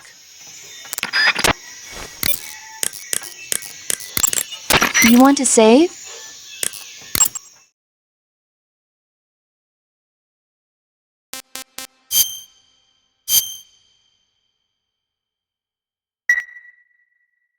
Snake, have you heard of It Came from Outer Space? Yeah, you told me already. So this astronomer sees a meteor, but it's really an alien spaceship, right? And the aliens start replacing the townspeople with clones and forcing them to help repair the ship. The 3D effects were quite realistic. I've got all the real I can handle here in the jungle. No, you don't get it. Precisely because it's realistic, with the images jumping out of the screen at you, it makes for a nice escape from reality. I have to admit it made my eyes tired, but it was really intense. Unfortunately, they don't make very many of those movies anymore. When did it come out? I was still in college, so probably about 10 years ago? Guess I'm out of luck then. You know, they're coming out with household versions of video cassette recorders. One day you'll be able to see old movies anytime you want. It'll be like having a movie theater in your own home. Really? It's like if you had a record with movie film etched onto it instead of music. It'll work the same way. You're kidding. No, really. And someday they might make movies where you control the characters yourself. Sounds like magic. It'll happen. Make sure you stay alive to see it, Snake.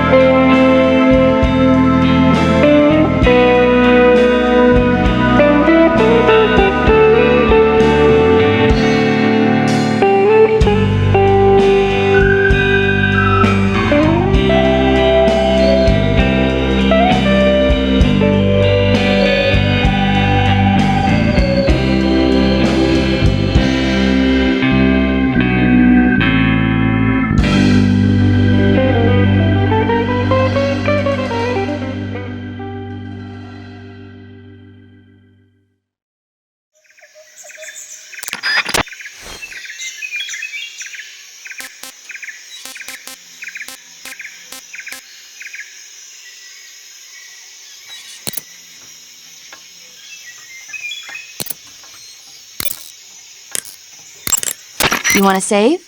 Hold on a sec.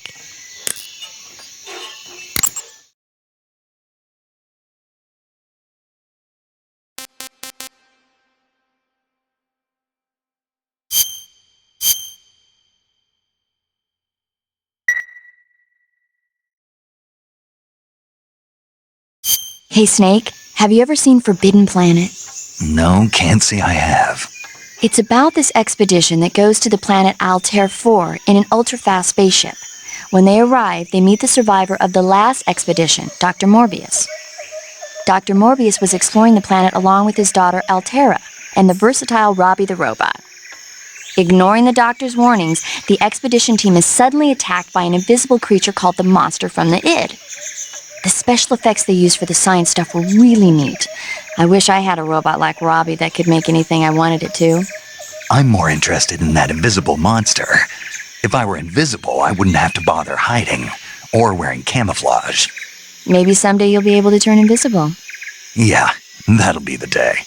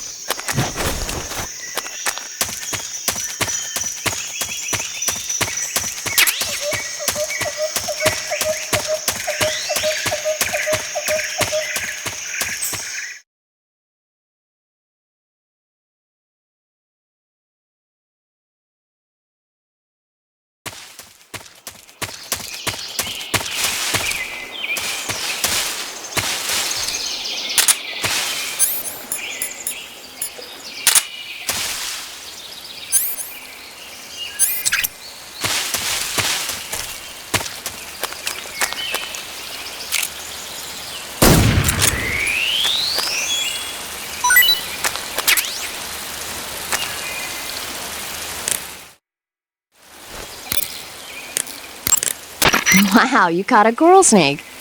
The coral snake is a venomous snake that originally hails from the Americas. Its venom is a very potent neurotoxin, so don't let it bite you. If you do get bitten, go into the survival viewer right away and use Cure to neutralize the poison with a serum injection. The colorful red and black patterns on the coral snake are a warning sign. Apparently, the bright flashy colors and pattern let other animals know that it carries a deadly poison that keeps them from attacking. There are many animals that mimic the colors of known poisonous animals as a defense. See, by mimicking other poisonous creatures, they increase their chances of survival. There is another non-poisonous snake called the milk snake that borrows its coloring from the coral snake. Uh-huh. You're not even listening, are you? No. Okay, we'll talk about something you're interested in then. The taste? Yes. It says here that coral snakes are pretty good in a snaky kind of way. A snaky kind of way, huh?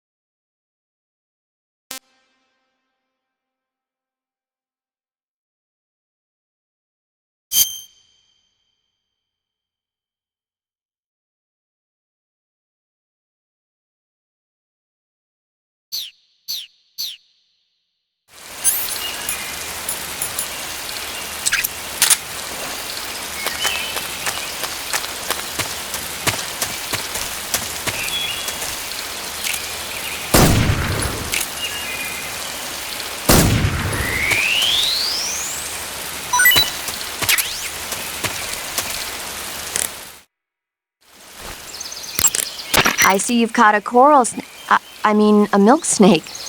The milk snake closely resembles the coral snake, but it's actually not venomous. Even so, you'll still take damage if it bites you, so don't get too close. So is there a way to tell the difference between a milk snake and a coral snake? It's pretty difficult. They really do look almost exactly alike. I guess if I had to pick something, I'd say it's that the milk snake is much less aggressive. Okay. Ah, I just thought of a better way. You're going to love this. What? Eat it. eat it. Yeah, the guide says milk snakes don't taste very good. Is that right? But if I've already caught and eaten it, what does it matter which kind of snake it was?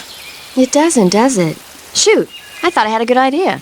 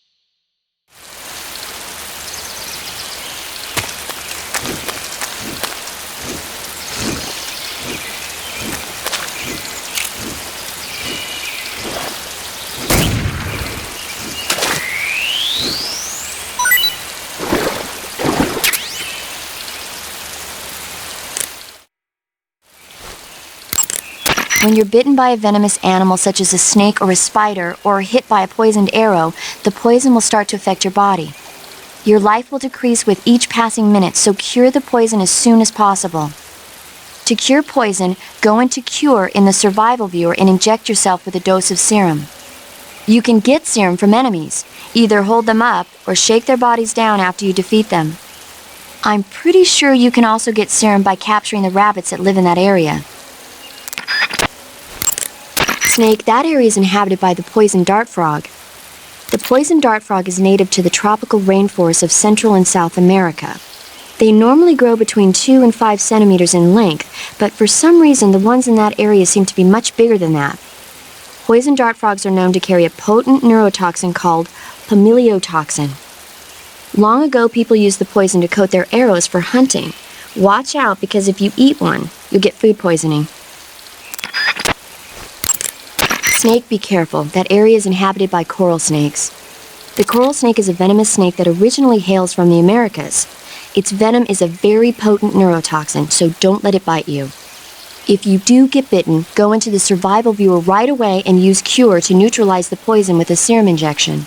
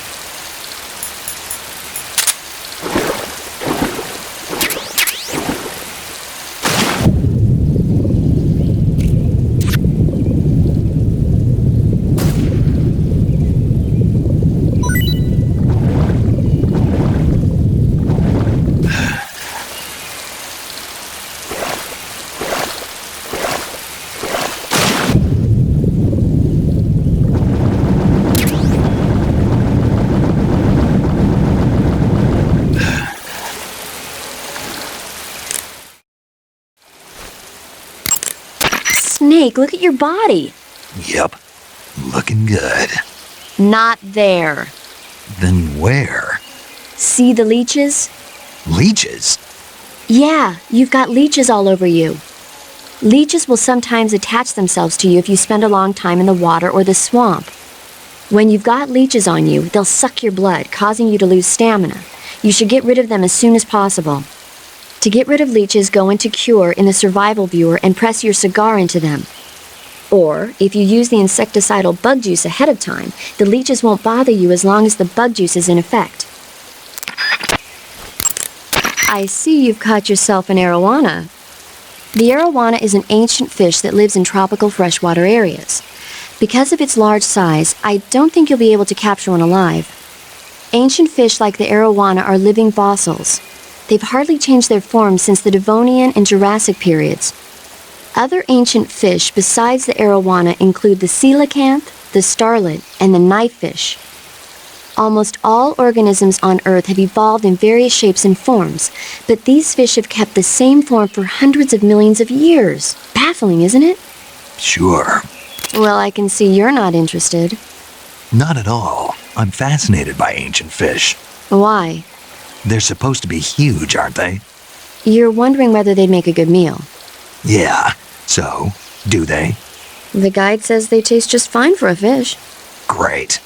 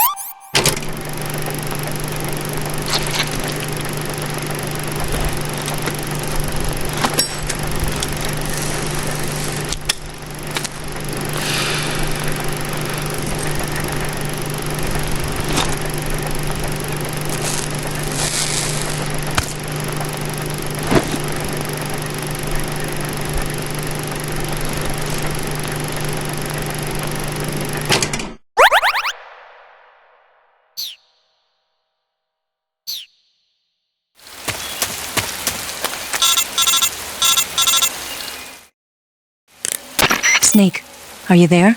Eva? Did you miss me? Did you make it without any trouble? No one saw me. So you're back with Vulcan? In a matter of speaking. What about the boss? Yeah, she's here too. Better be careful. Thanks, I will. The boss and I get along pretty well, though. I guess we traitors have a lot in common. Why would anyone want to defect? Betraying your country like that, I just don't get it. Are you talking about the boss? Why'd you do it? Weren't you born and raised in America? Yes, in a small rural town. I never even knew there were other countries, other cultures, other ways of thinking, until I went to work for the NSA. And one day, I'd found I'd lost faith in the things I'd been taking for granted. What did you see? What was it that made you want to change sides? You wouldn't believe me if I told you. Try me. I saw the universe. The universe? Not the actual universe. The universe as the intelligence community sees it. I realized that the gravity in this universe was holding me back.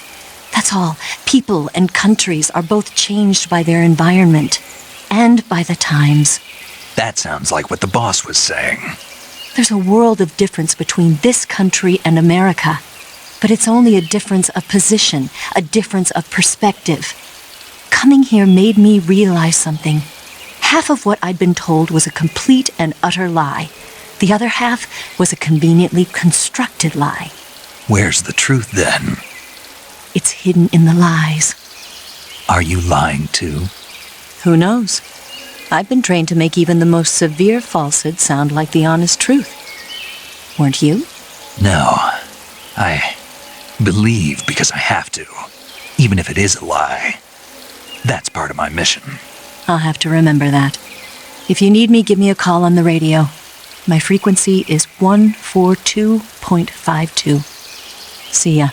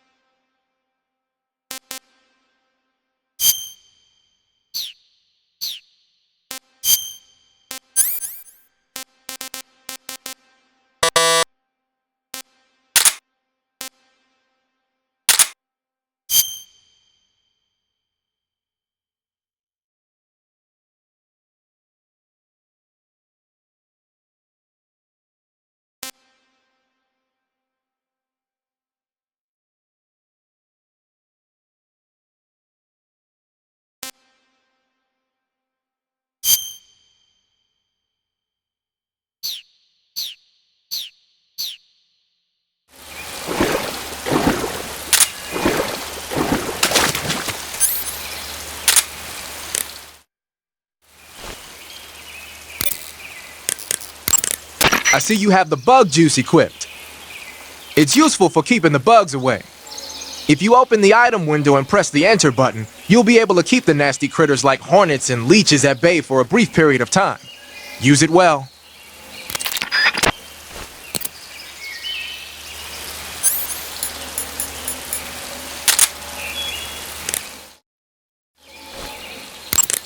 Pattern clothing, face paint, tactical movements. These are the elements of camouflage that will allow you to deceive your enemy.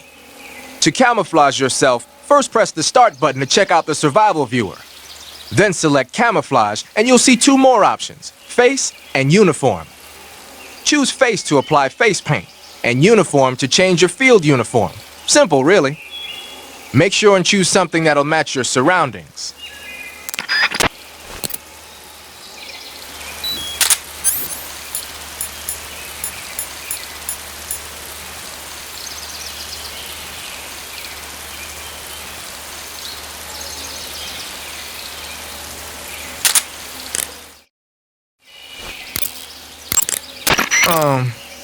That's a weird grenade you got there. From what I can tell, it's an anti-electronics weapon that works by scattering a bunch of metal foil in the air to interfere with radio signals. Call it a chaff grenade, if you will. By using a chaff grenade, you can disrupt the function of enemy radios and electronic devices for a short period of time. But keep in mind that as long as the chaff is in effect, you won't be able to use your motion detector or active sonar either.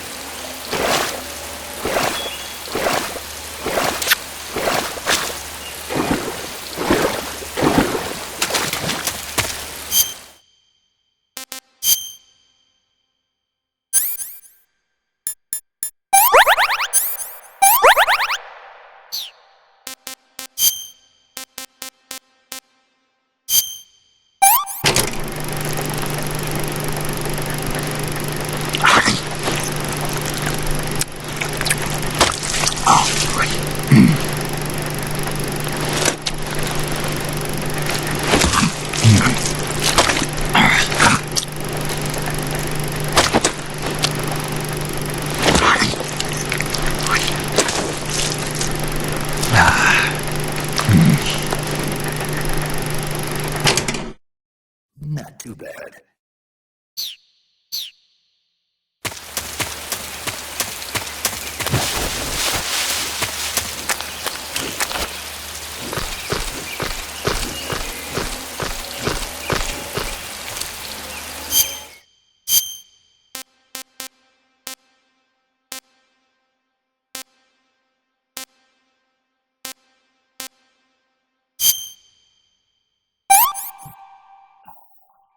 Sick.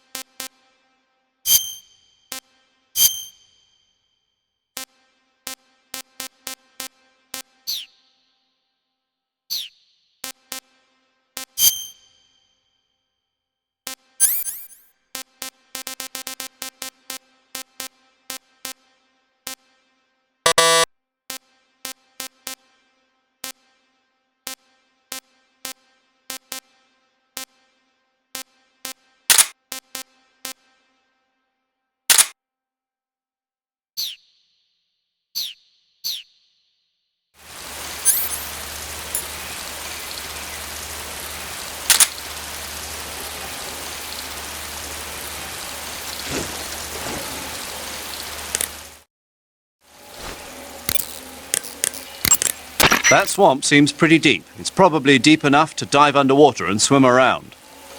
Press the crawl button when you're swimming on the surface to dive underwater. The controls when you're underwater are quite different from when you're on land. The left stick controls the direction you're facing. Press up, down, left or right to turn in that direction. Press the CQC button or the crawl button to move forward. Each button press will move you one stroke forward. Press the button repeatedly to swim faster. You can also press the action button to surface in an emergency. While you're swimming, you can use the right stick to look in a different direction without changing the direction you're going. Snake, you'll be helpless if a crocodile attacks you in the water. You can't see behind you when you're swimming, so if you're in a crocodile-infested swamp, keep an eye on your 6. Also, by using your sensors, you should be able to detect crocodiles before they get too close. Snake, what in God's name? How does it look? It looks cool. Huh? It looks cool on you. It does? Yeah. I don't think cool is the right word. Why? What's wrong with it? What's wrong? Don't you think it looks silly? Doesn't it make you laugh? Aren't you going to ask me what the hell I was thinking? No. Huh. I think it really does look good. It reminds me of the alligator people. Oh, the... what? The Alligator People. It's a science fiction movie. You've never heard of it? No. Oh, well, you should see it sometime. It's about this guy who gets hurt in a car accident and tries to heal his wounds by injecting himself with a crocodile serum, but then his head turns into a crocodile head. You look just like him with the mask on. That's awesome! Right. Huh? Oh, never mind. I suppose you might be able to disguise yourself as a crocodile by wearing that cap and sticking your head out of the water.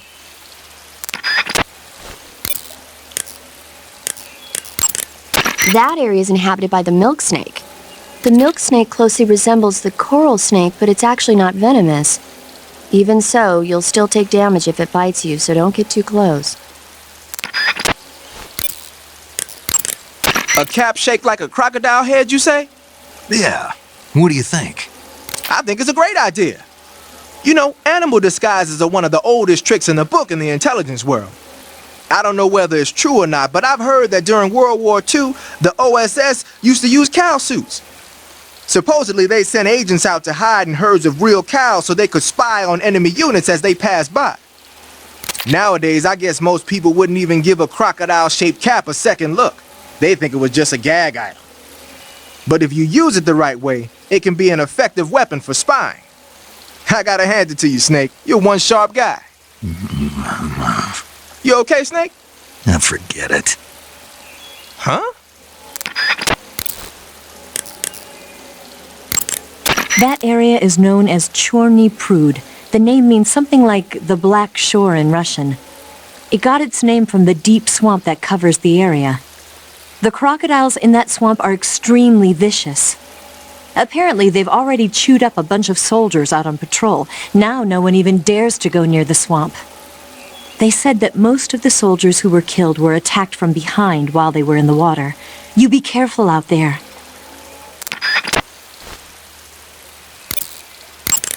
Eva, what kind of unit are those ocelots I fought a little while ago?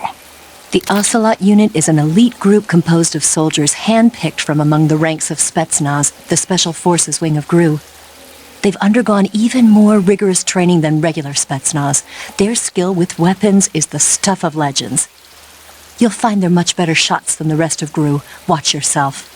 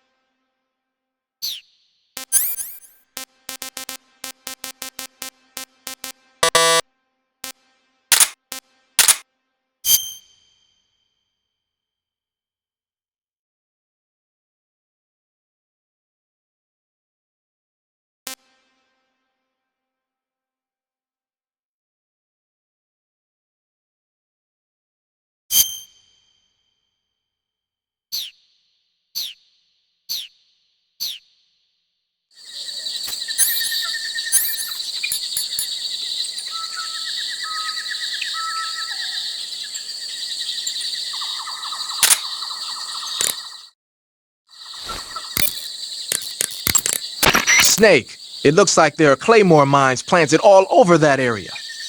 Claymores are a new type of anti-personnel mine produced in America. The ones you see there must have either been stolen or recovered from a battlefield in Southeast Asia. And what's more, our Russian friends seem to have modified these claymores with a special type of sensor. If you get anywhere near them, bang, you're toast. Watch your step. Claymores can be picked up by crawling over them. If you come across a minefield, try crawling through it.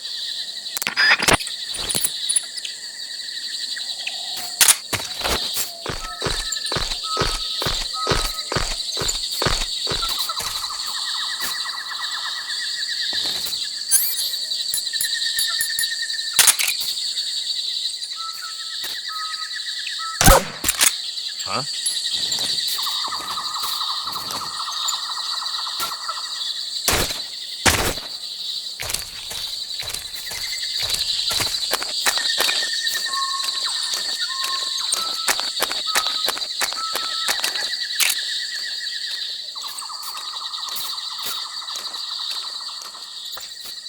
Who's that?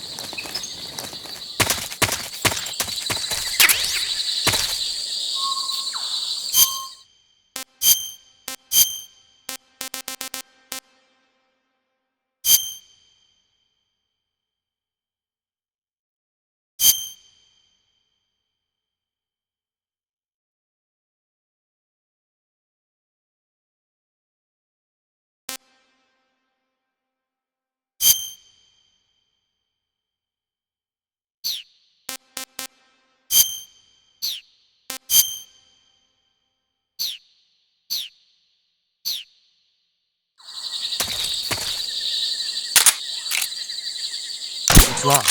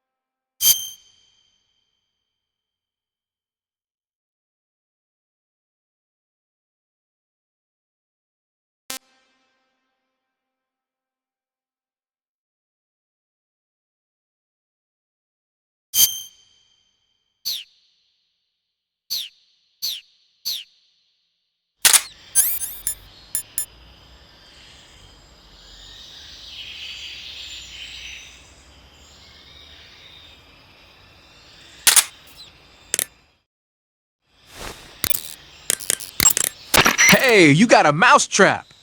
That mousetrap is a portable tool for capturing small animals alive. Press the weapon button to place it on the ground. Come back a little bit later and there might be a frog or a snake caught in there. Whether or not you actually catch anything, though, is all a matter of luck. Don't get all down if there's nothing in the trap. Try and try again. Also, don't forget that you need some bait in the trap or nothing's gonna come crawling in there. If you capture an animal with a trap, it won't have any bait left. Just crawl to pick it up, then put some more bait back in and set it down again. You can use the map in the survival viewer to see where you've placed traps. If you forget where you put a trap, just look at the map.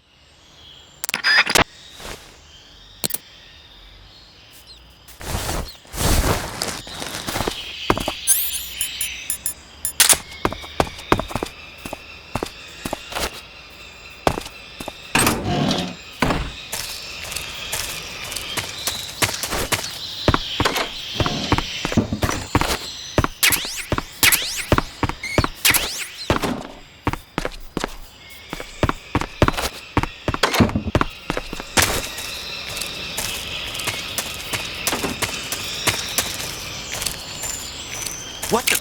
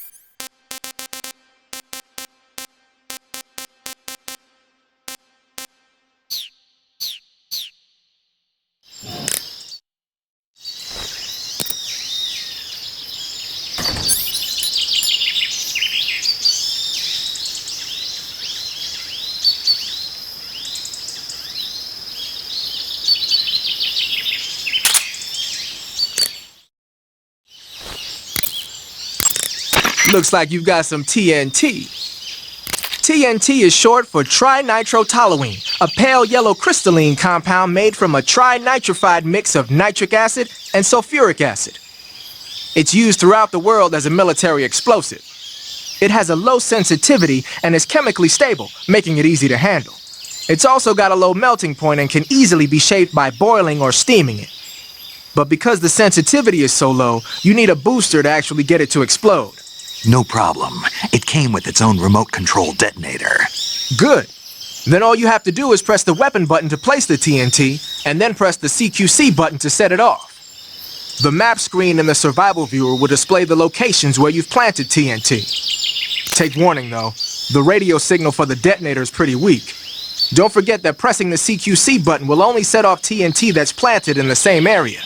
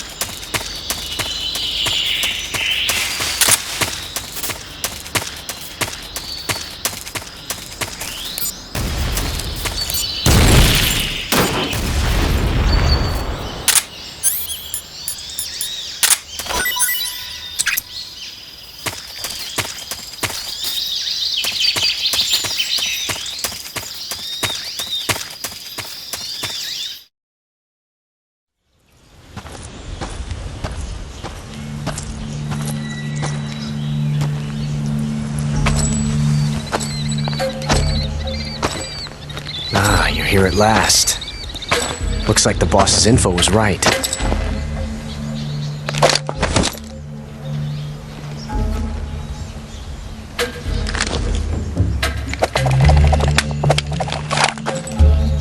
Twice now you've made me taste bitter defeat.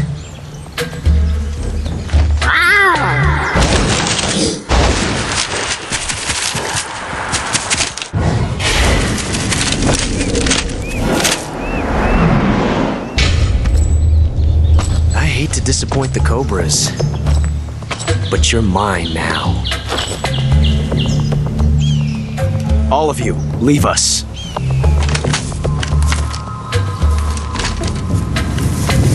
It's just you and me. No one to get in our way. Ocelots are proud creatures. They prefer to hunt alone.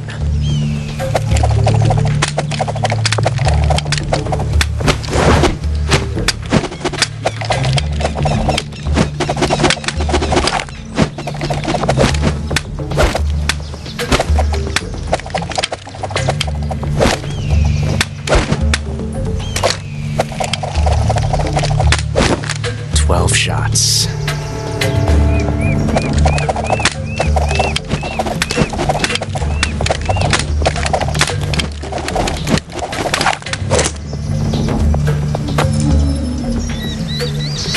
This time I've got 12 shots.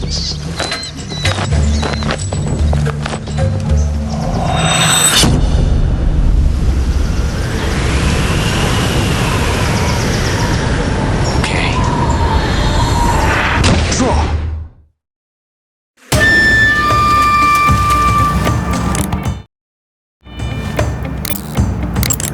Snake, the only way to proceed is to fight. You have to defeat Ocelot. You can't jump over that crevice, and hand-to-hand combat is out of the question. You'll have to shoot it out with him. Take cover behind something and wait for an opening. Then attack him in first-person view. It looks like there's a hornet's nest up there. If it falls down, you'll be attacked by the hornets inside. If you get attacked by hornets, swing your survival knife around or use a smoke grenade to drive them off. Wearing light-colored clothing can also be effective. That guy is using a single-action army. It's a 6-shot 45 caliber revolver. The only drawback is that because it's a revolver, it's a pain in the ass to reload. Ocelot will be open to attack while he's reloading. Use that window to unload on him. Ocelot is a force to be reckoned with. Don't even think about running away. The only way to proceed with the mission is to defeat him. They say that Ocelot can hit targets hiding behind obstacles by using ricochet shots. Rocks and trees won't protect you. If you stay too long in the same spot, you'll only be making yourself an easy target. Don't stand still. Keep moving.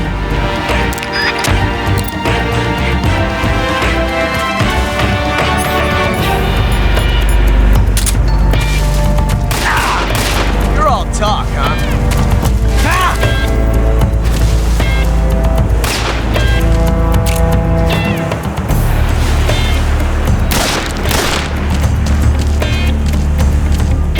You won't get away from me!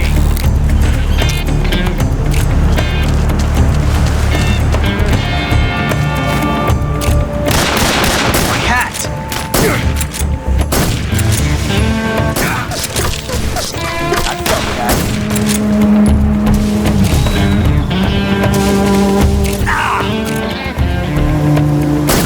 I felt that. I've never felt a tension like this before. So different from simply changing a clip.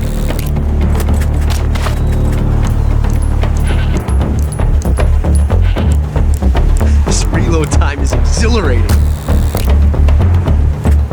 Damn! Right. Can't hide forever.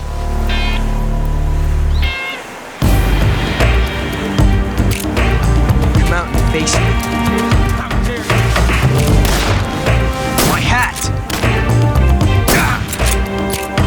You got me.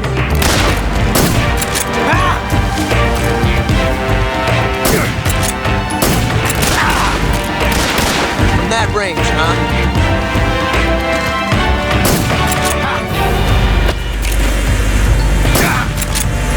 You got me.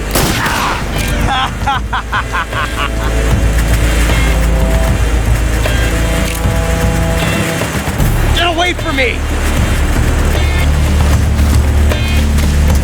Son of a... Ah!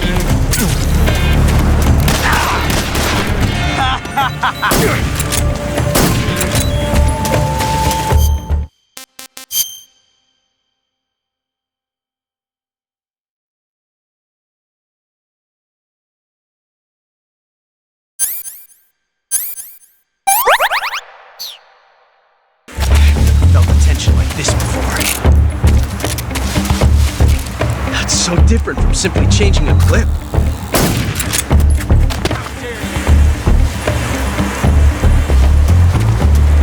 This reload time is exhilarating. Ah! Damn! Okay.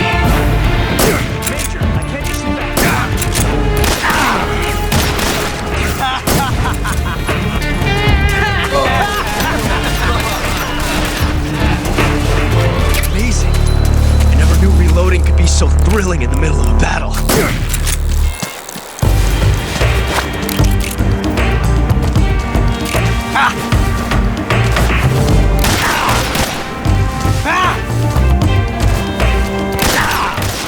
How'd that one taste?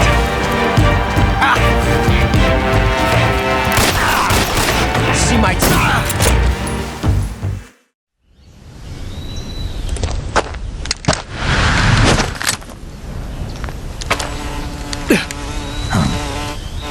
Damn it! He found us!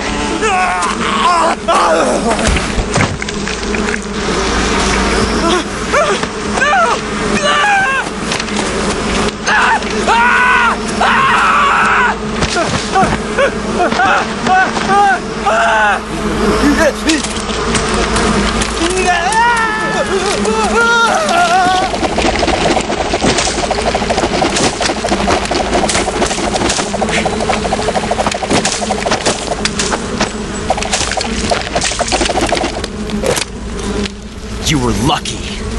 We'll meet again.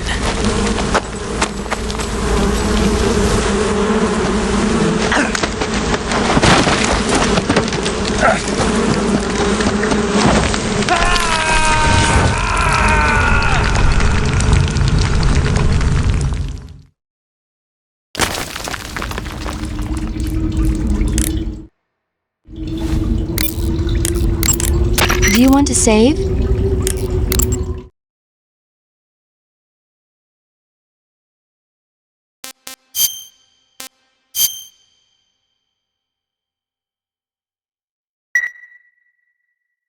Snake, have you seen 007 From Russia with Love? Nah, I don't like those movies. Real spies are nothing like James Bond. It's pure fantasy. Snake, I don't think the Major's going to like you saying that. And even though it's fiction, I can't help but comparing myself to Bond. What exactly don't you like about James Bond? I mean, is it the fantastic gadgets? The cars? The guns? Major. Snake, wouldn't you like to have a gun shaped like a pen? What good is a pen gonna do me in the jungle? I'd look like a fool. Then what about a snake-shaped gun? You could make it look like you're grappling with a giant snake and then get a shot in on the enemy while they're distracted. Ah. Okay, now you're being ridiculous. We'll make you a snake-shaped gun that folds up and fits into an attaché case. Will you give it a rest? Oh, I get it. You're worried about how to handle the ladies, aren't you? No. I knew it. To tell you the truth, I don't like the idea of playing hanky-panky with enemy femme fatales either. But that's part of Bond's appeal. You could learn a thing or two from him. I mean, what about this Eva? What are you planning to do with her? I don't even trust her yet. No, that's not what I mean. You can't let yourself get involved. This is a game of spy versus spy. She's using you just as much as you're using her. I realize that. You've got to grab the initiative, and to do that, you have to get the upper hand in the relationship. That's what a spy is supposed to do. Get the upper hand? I don't think I'm cut out for that mission. Maybe if you change your codename to 00 Snake. Major. 007 is the biggest thing to come out of England since the Mayflower. I wouldn't be surprised if they made 20 more of those movies. Didn't you know? The Major is a huge James Bond fan. Don't get him worked up like this. Worked up? Maybe you don't realize this, but now that you've got him started talking about Bond, I'm going to have to listen to him lecture for a whole hour after he gets off the radio. You have my sympathy. It's too bad you can't enjoy such a great movie, though. I guess I'm just one of those people who can't enjoy spy flicks.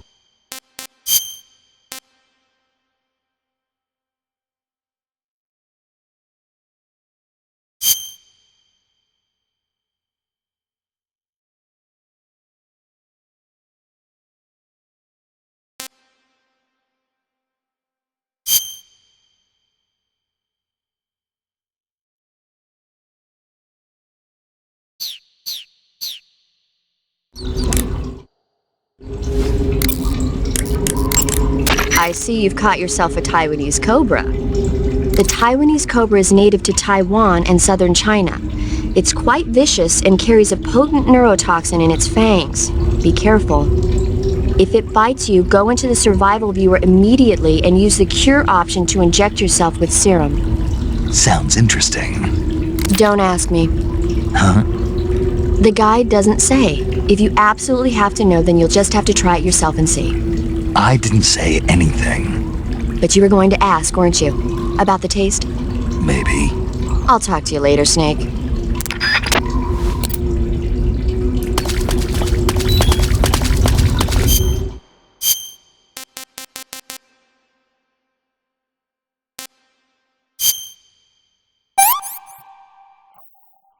Hey, this works.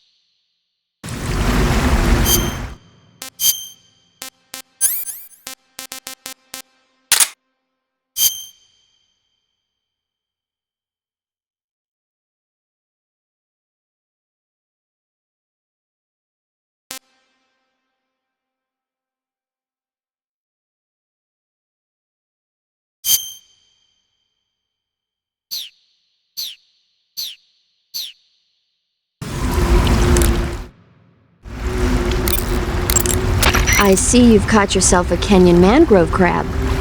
The Kenyan mangrove crab is a land-going crab. It lives in burrows dug near seashores and mangrove swamps. It's not poisonous, but it might hurt a little if it attacks you with its pincers. Treat it with caution. Got it. So this thing must taste pretty good, huh? Why do you say must? It's a crab, isn't it? It is. And crabs are good to eat. What's so good about them?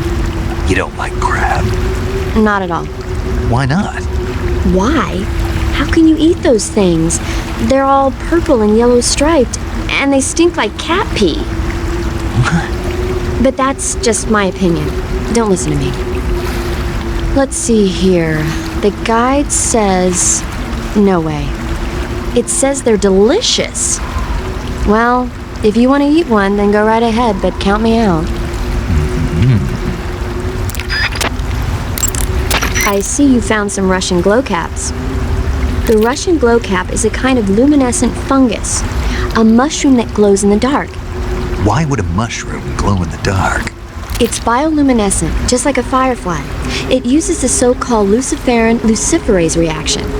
To put it simply, luciferin reacts with luciferase in the presence of magnesium 2+ ions, breaking it down into oxyluciferin and carbon dioxide. The carbonyl groups in the oxyluciferin are initially in an electrical excited state. When they return to their base state, they give off light. Did you get all that? Not really. Oh. By the way, does that mushroom recharge your batteries when you eat it? Huh? I mean, it seems like if you ate a glowing mushroom, it might recharge your batteries or something. Snake, your batteries are organic batteries. They produce electricity by utilizing the potential difference between cells. Organic batteries are known for their highly efficient energy conversion, but they still rely on chemical reactions between proteins and enzymes to... So you're saying they'll get recharged? Believe what you want. Great.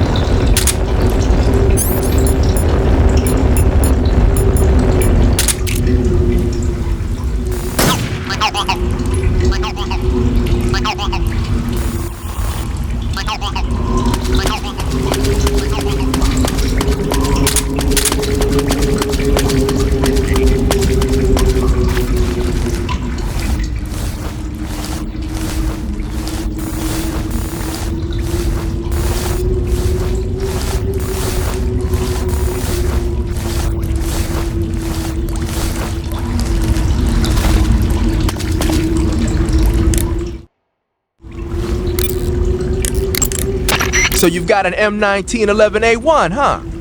Yeah, Eva gave it to me. She said it used to belong to a Western officer. Looks like someone did a little work on it, too. It's more than a little. First of all, the feeding ramp is polished to a mirror sheen. It's not going to have any feeding problems. The slide's been replaced with a reinforced version, and it meshes perfectly with the frame. The frame itself has been iron welded and scraped down multiple times for maximum precision. The front strap part of the frame has been checkered to make it dig into the hand. That prevents any slipping. The sight system's original too. It's a 3-dot type. It's got an enlarged front sight, giving it superior target sighting capability. The regular hammer's been replaced with a ring hammer. That enhances the cocking control and increases the hammer down speed. They also reworked the grip safety to accommodate the ring hammer. Looks like they eliminated it altogether. This is a tool for pros. The thumb safety and the slide stop are extended to allow for more precise handling. The base of the trigger guard is whittled down so you can use a high grip. And the trigger itself is a long type for easy finger access. The trigger pull is about 3.5 pounds. That's about 1.5 pounds lighter than normal. The magazine well has been widened to make it easier to put in a new magazine.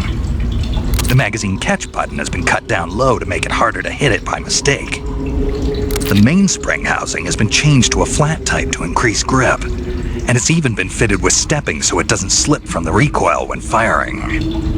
On top of that, they added caulking serrations to the front part of the slide. That lets you load and eject cartridges faster in an emergency. Whoever did this is a professional. No question, this thing could shoot a one-hole at 25 yards in a machine rest. Well, I'll be damned. That's some gun. Yeah, I've never used a weapon this fine in my life.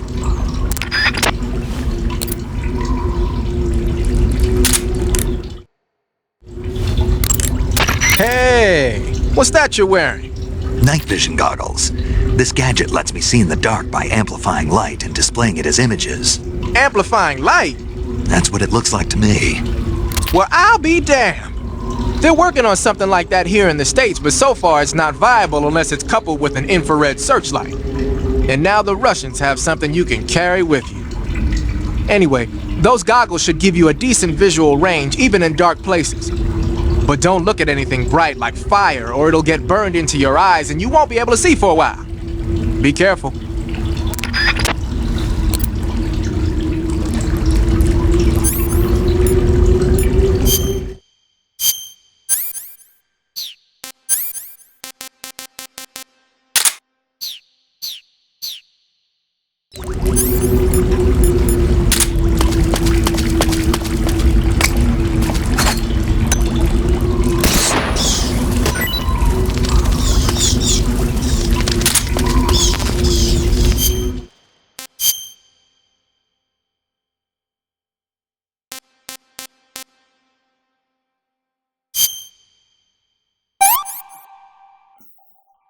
That's so great.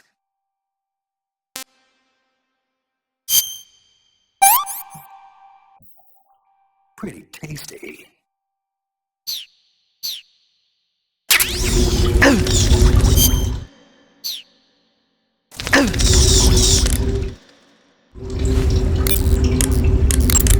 I see you've caught a vampire bat. The vampire bat bites its victims and sucks their blood. Got it. Speaking of bats... Just save it. Huh? I know you're gonna talk about vampire movies, Attack of the Vampire Donuts, or Dracula versus the Space Hippos, or something like that. Actually, I was going to say that bats are known to use supersonic waves to sense their surroundings. Oh. Bats use supersonic waves to sense their surroundings, so you might be able to keep them away by blasting them with a special kind of sound wave. Alternatively, you could try equipping a torch and waving it around with the CQC button. As for taste, I suppose there's no reason you couldn't eat them. Snake, do you hate vampire movies? What? Just now, you sounded like you really hated them. I did? Yeah. Oh. Well, no one really likes them, do they? Some people do. Like you. Yeah. They're fascinating, you know? Like the movie Dracula... Don't say it. Why not? Just don't. Are you afraid? What? You're afraid of vampires, aren't you? Don't be ridiculous. But... Listen, there are no such things as vampires. They're just a stupid, made-up legend. Even if they do seem real sometimes. Well, sure. You think I'd be afraid of something like that? No. Exactly. Right. I'm not afraid of vampires. Uh-huh. It's just that whenever somebody starts talking about vampires, I end up dreaming about them that night, and I don't need that right now. That's all. Okay.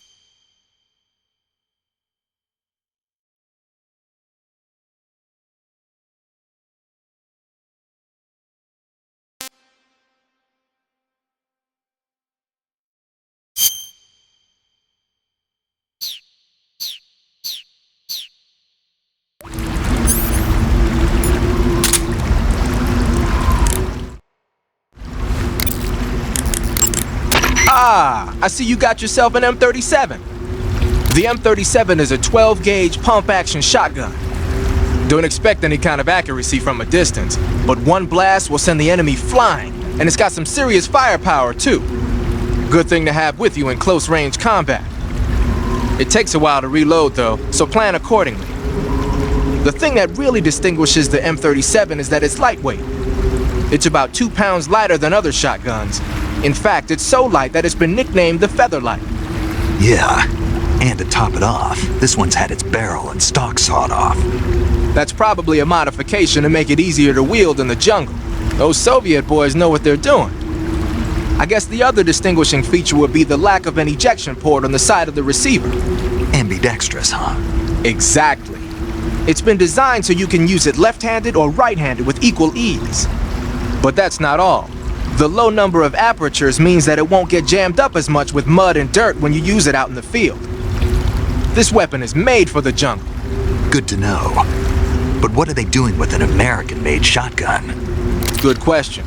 I guess they could be doing research on Western weapons, but... Did you ever hear about the SAS using shotguns in the jungle combat in Malaya? Just stories.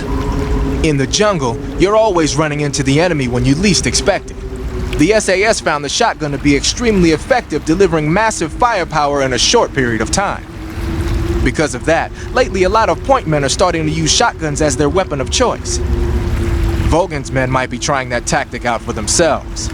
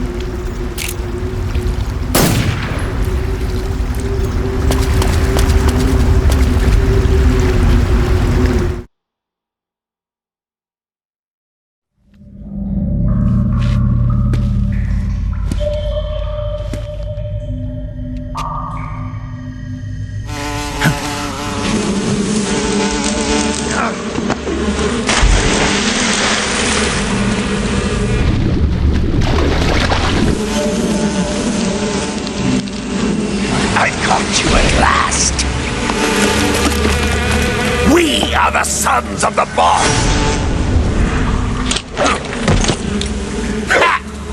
I am the pain!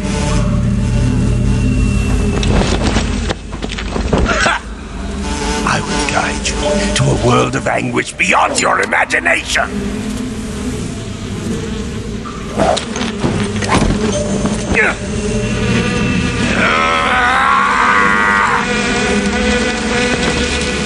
Let's get started.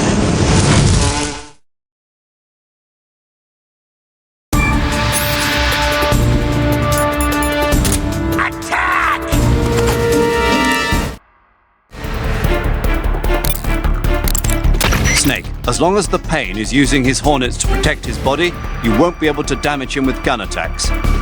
You'll need to use a grenade to get rid of the hornet swarm first. Go into first-person view and throw a grenade at him. The shotgun should work as well. Get rid of those hornets protecting him and then attack him with a gun.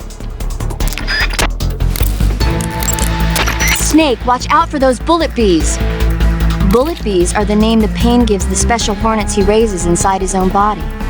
And if they get into your body, your wounds will become worse and worse until you get rid of them. If you're afflicted by bullet bees, go into the survival viewer immediately and use Cure to dig them out with your knife. Once the bullet bees are out, don't forget to apply styptic and disinfectant to the wound. The Pain is said to possess the power to control his hornets at will. Watch out for insect-based attacks, especially his so-called bullet bees. The Pain has the power to control swarms of hornets at will. Watch out for his hornet-based attacks.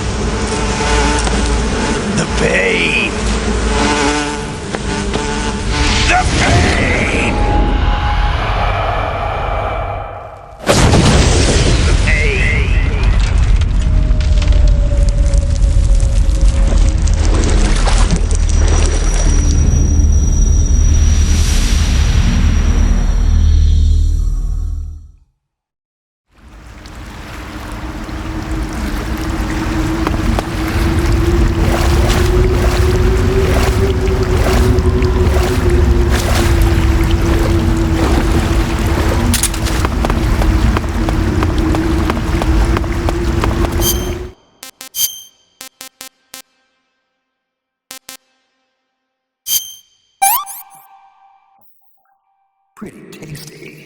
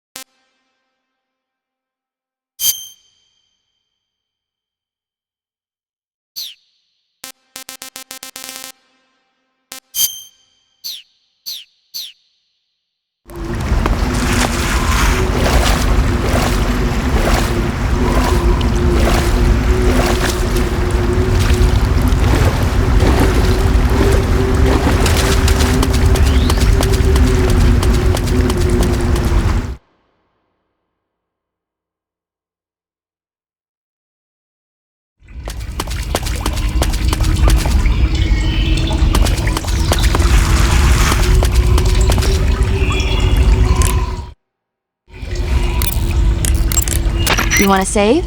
Hold on a sec.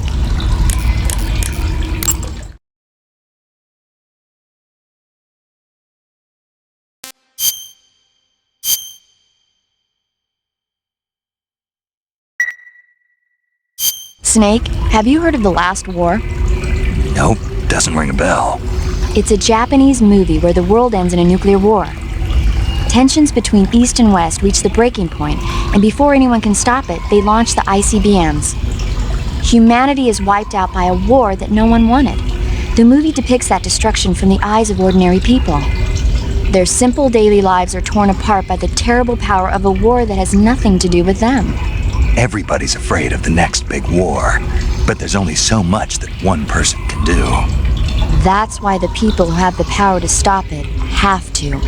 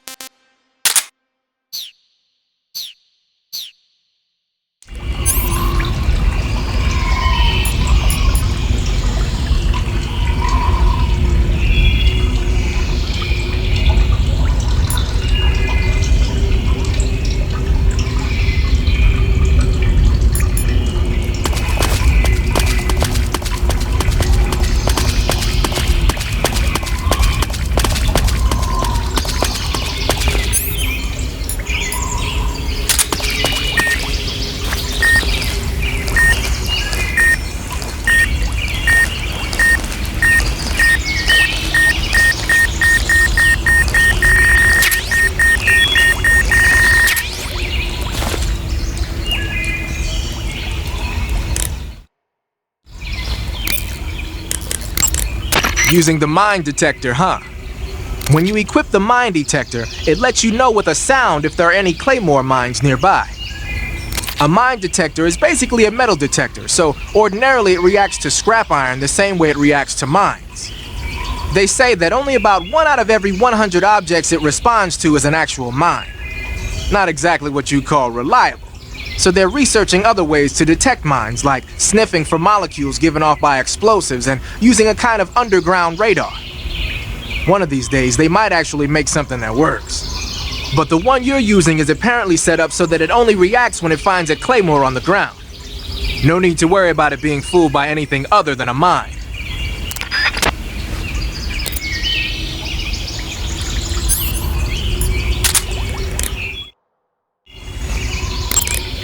Got some life medicine, huh? Life medicine is a drug recently developed by the Soviet Union for use in battle. The components are still a mystery, but it seems to activate the body's regenerative processes and makes injuries heal faster. Well, open the window and press the enter button to instantly replenish your life. Useful, huh? Huh? What's wrong, Sigan? Never mind.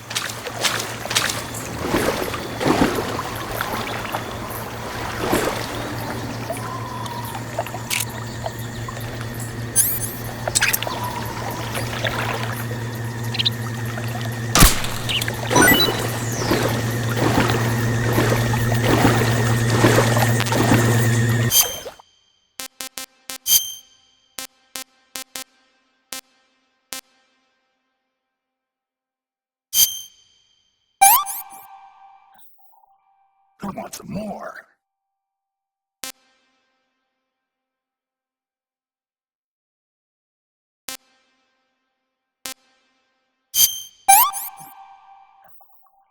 What can I say?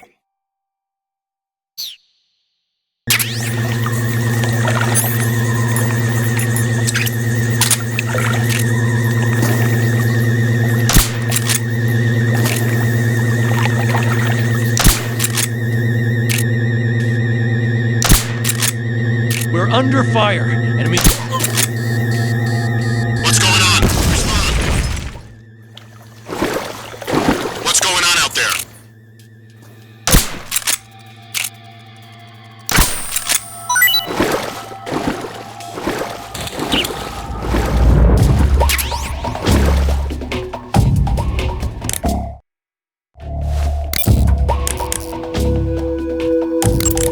I see you've caught yourself a big-eyed trevally.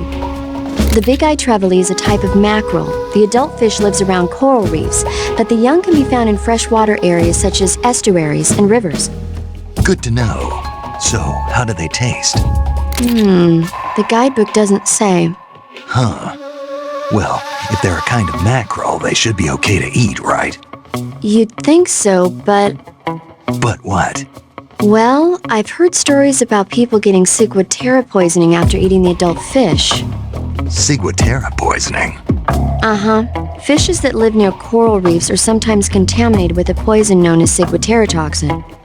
It apparently gives you food poisoning when you eat it. So I can't eat those big-eyed trevally? I don't know whether those trevally are contaminated with ciguatera or not, but use caution just in case. I see you've caught yourself a maroon shark. The maroon shark is found mostly in Southeast Asia, but it's not actually a shark. It's related to the carp. It's also known as the red-finned cigar shark, the river barb, and the sultan fish. Interesting. So how does it taste? According to the guide, it's good, but it's kind of oily and it has a lot of little bones. Fine with me. I never worry about the little things. So I gathered.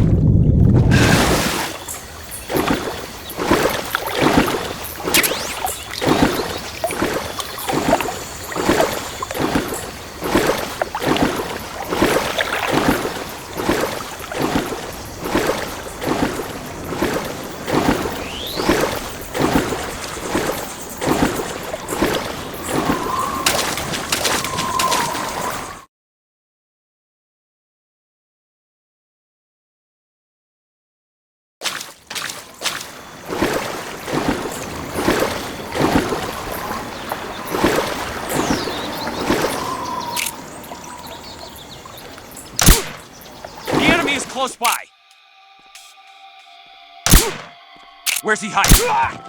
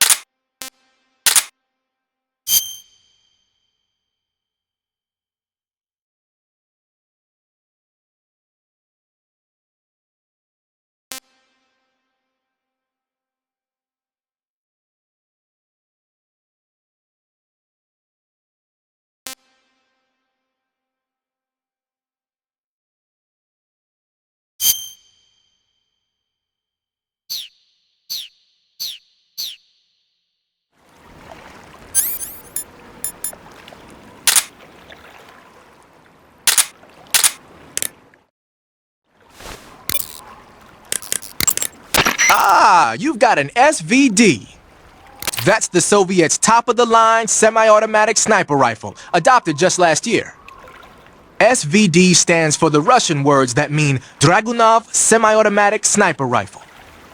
For a long time, the standard Russian sniper rifle was the Mosin Nagant. But at the beginning of the 1950s, when Soviet troops started carrying automatic rifles and assault rifles, the need for an automatic sniper rifle increased. The SVD was developed to fulfill that need. It can use the same ammo as the Mosin Nagant, 7.62mm by 54 rim cartridges, but they developed a new type of ammo with a tighter firing pattern to go along with it. I heard that these new rounds have a steel core and are 2.5 times more precise than regular rifle bullets. Nothing can match that thing in terms of precision. Try it out for yourself and see how powerful it is. When you equip a sniper rifle, you'll go straight into first-person view. Once you're in position, press the aim button to look through the scope. The trigger is the weapon button as usual. You can change the magnification on the scope by pressing the action button. You can fire from a standing position, but your aim will be a heck of a lot steadier if you're lying down. Try it out.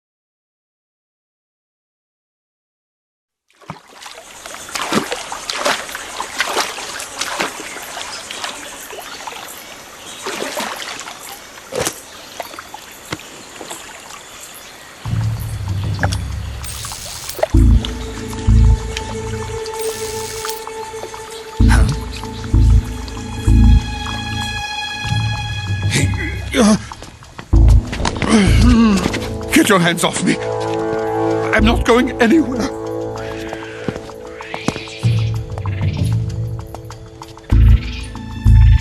Really now? How many times must I tell you?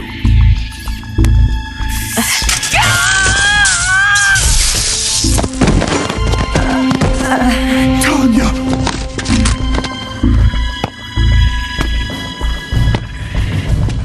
Each time you resist, your lover will suffer the consequences. Is that clear? Vulcan.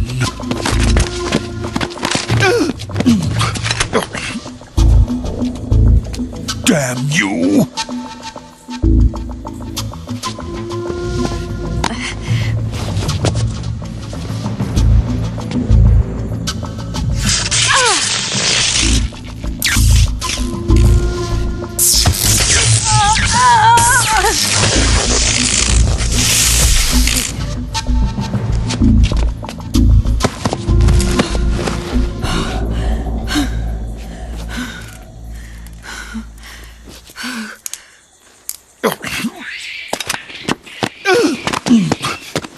Hold it right there, traitor.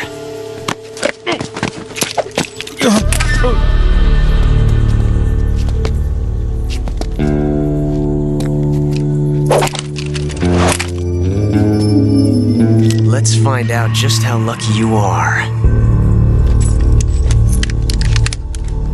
Watch closely.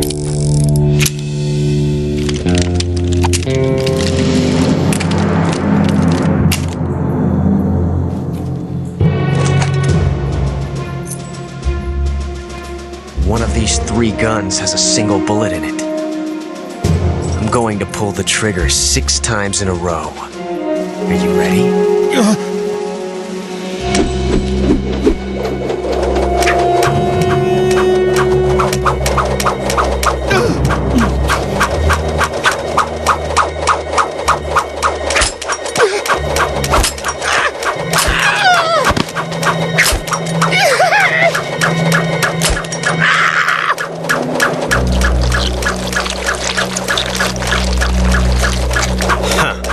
Looks like your luck hasn't run out yet.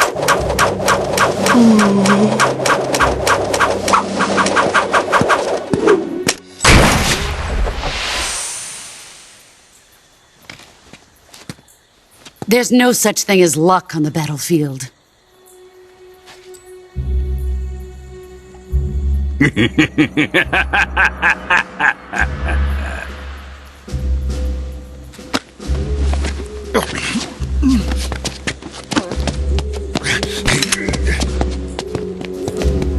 You'd better stay in line from now on. The Cobras will take care of him.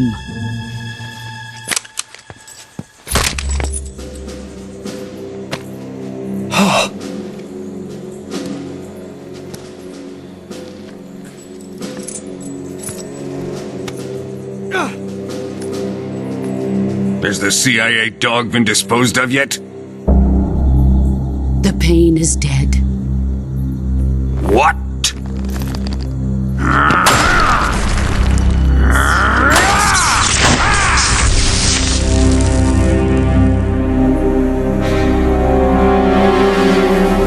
He may be a child, but he's definitely one of yours.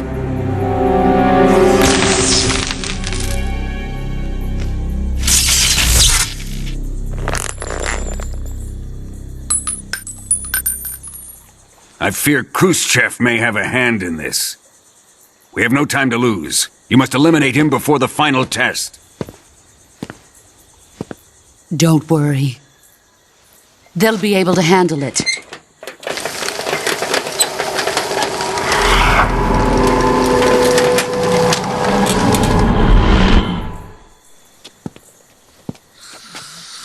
I'm leaving him to you, the field.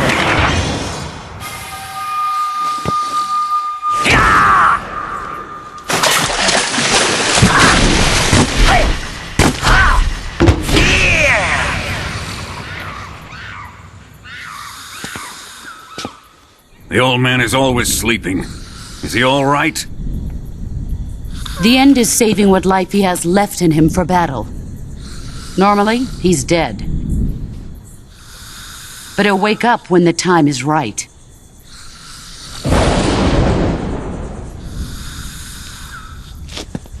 And when he does, it will be the end for the boy.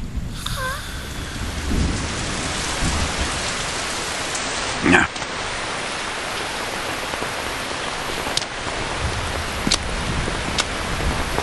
Sokolov isn't worth your love. You can entertain me until the rain stops.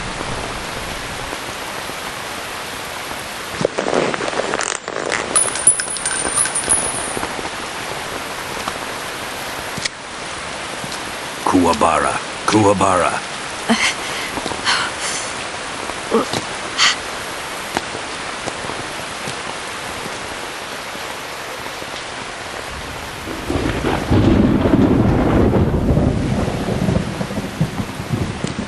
Gisaro, is that you?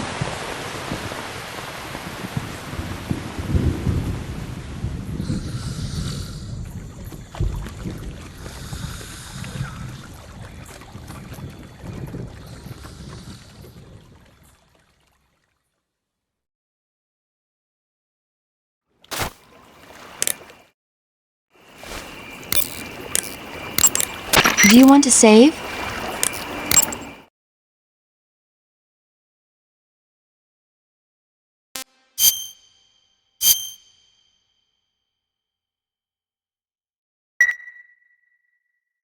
Snake, have you seen Earth versus the Spider? Nope. It's about this spider that suddenly mutates into a giant monster. They bring it into the city in a state of hibernation, but it wakes up and starts wrecking the place. So why did the spider turn huge? I told you, it suddenly mutated. Yeah, right. Snake, it's people like you that take all the fun out of watching movies. Always nitpicking and taking things too seriously. Honestly, why even bother? Look, the important thing isn't that it got big. Then what is important? The fact that there's a huge spider destroying the city. Suspend your disbelief. That's the whole point of movies.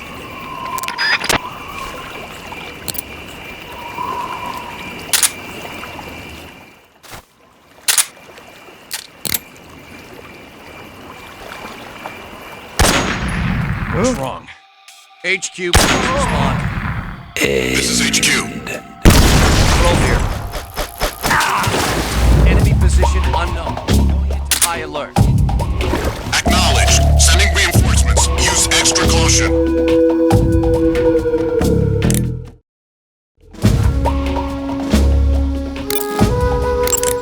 Major, Sokolov has been hauled off.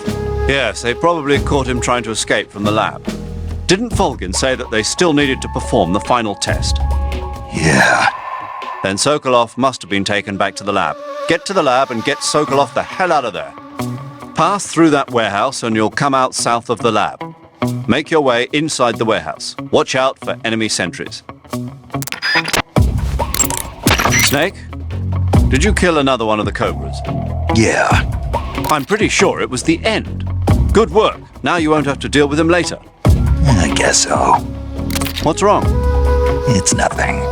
Surely you're not going to tell me you wanted to test your skills against a legendary sniper that even the boss respected? No. Snake, this isn't a contest or sport. This is war. The only thing you should be thinking about is carrying out your mission. Yeah, I know.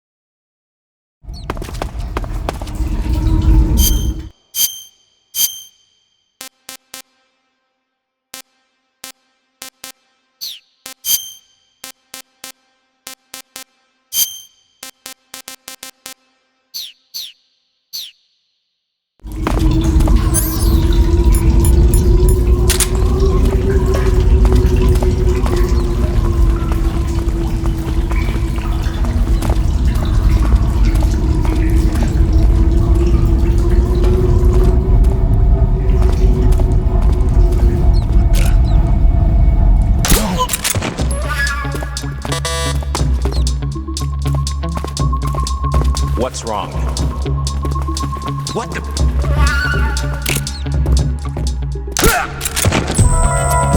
Who's that?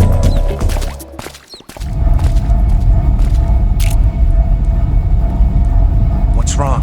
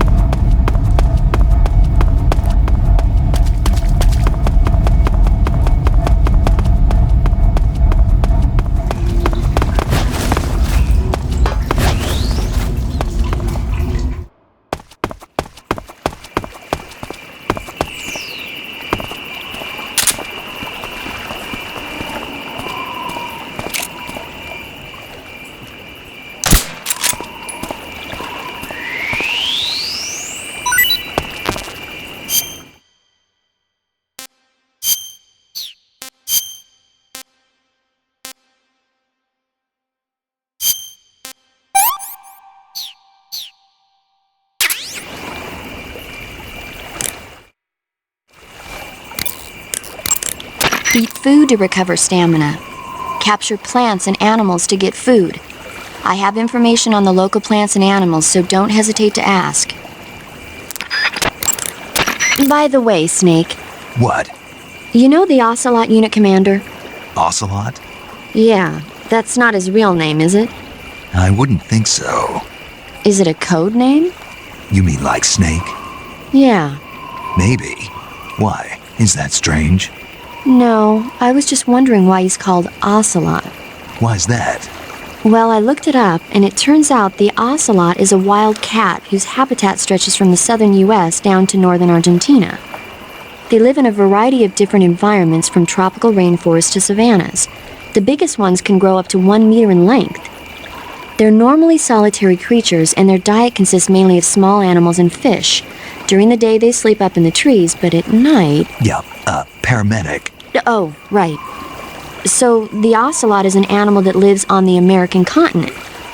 But then I wondered, why would a Soviet officer be using the name of an American wildcat? Good question. Maybe it's because he's fast and agile like an ocelot. Yeah, maybe you're right. But why'd you go to all the trouble of looking it up? Because I was curious. Was it helpful? Sure. Snake, whatever happens to you, make sure you leave a descendant, okay? Are you saying you want to have my baby? No. I'm saying that in the 21st century, the genes of soldiers like you are going to be in high demand. Genes? Uh-huh. Remember when Watson and Crick discovered the double helix structure of DNA back in 1953? No. You know, they won the Nobel Prize in Medicine for it the year before last. Of course, you have to feel sorry for Pauling and Franklin. They were researching the exact same thing. Sorry, I don't follow. Inside every living creature are little blueprints called genes. Through the union of the sperm and egg cells, these blueprints are transformed and inherited by the next generation. That's why parents and children resemble each other. The concept of genes was first proposed over 100 years ago by Mendel, but he didn't know what they were exactly. For a while, it was thought that chromosomes were composed not of deoxyribonucleic acid, but of proteins called polypeptides. Later, it was shown that deoxyribonucleic acid, or DNA, was a biological macromolecule. Then 11 years ago, Watson and Crick discovered that DNA had a double helix structure. Yeah, this is all fascinating stuff, but what exactly does it have to do with me? The inherent characteristics of any given individual are determined by his or her genes. By duplicating a set of superior genes, a separate body with the same set of characteristics, a clone, can be created. But genes don't control a person's fate. That's true, but having an offspring that's genetically identical to the parent is more efficient, right? You can expect better results that way. More efficient? You can't mass-produce human beings. Maybe, but now that we know the true nature of genes, human cloning is that much closer to reality. Nuclear transplanting is already theoretically possible, so one day... My genes are going to be a valuable commodity. Exactly. They'd never let that happen. Just think, even if your body dies, you survive and go on to bigger and better accomplishments. If you think about it, it's kind of an honor. Does that kind of technology seriously appeal to you? Well, I am a doctor. I can't condone it on moral grounds, but I'm fascinated by the possibilities. Especially when I see such an excellent specimen as yourself. Yeah, well, thanks for the compliment, but it doesn't make me feel any better. Don't be so glum. It's not like it's going to happen anytime soon. We'll just have to wait and see.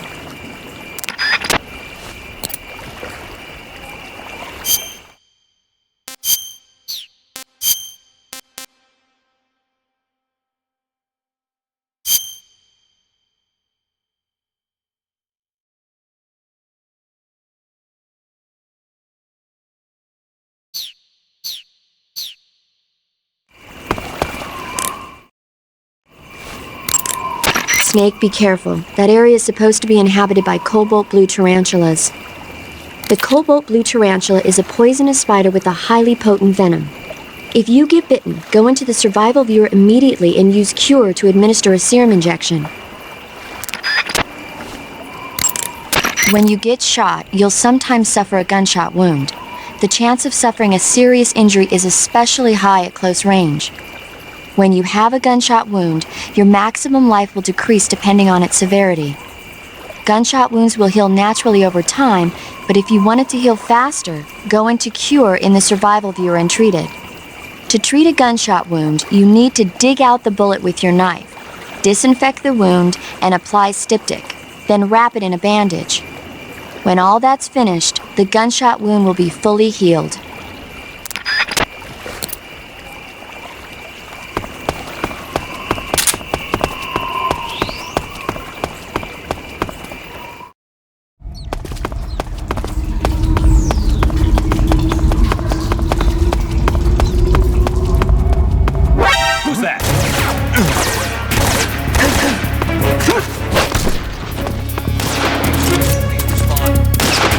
This is HQ.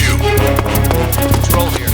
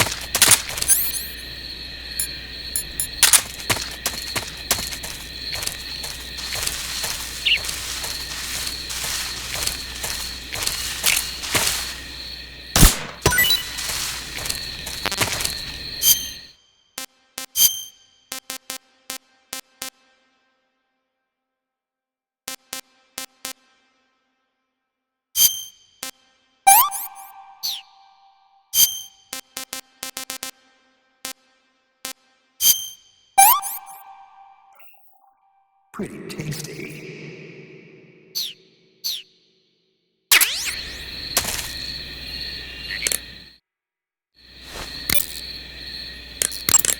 I see you've found some fly agaric mushrooms. The fly agaric is a relative of the death cap mushroom that grows only in that region. You'll find it growing on the ground, but it's poisonous, so if you pick one up, don't eat it.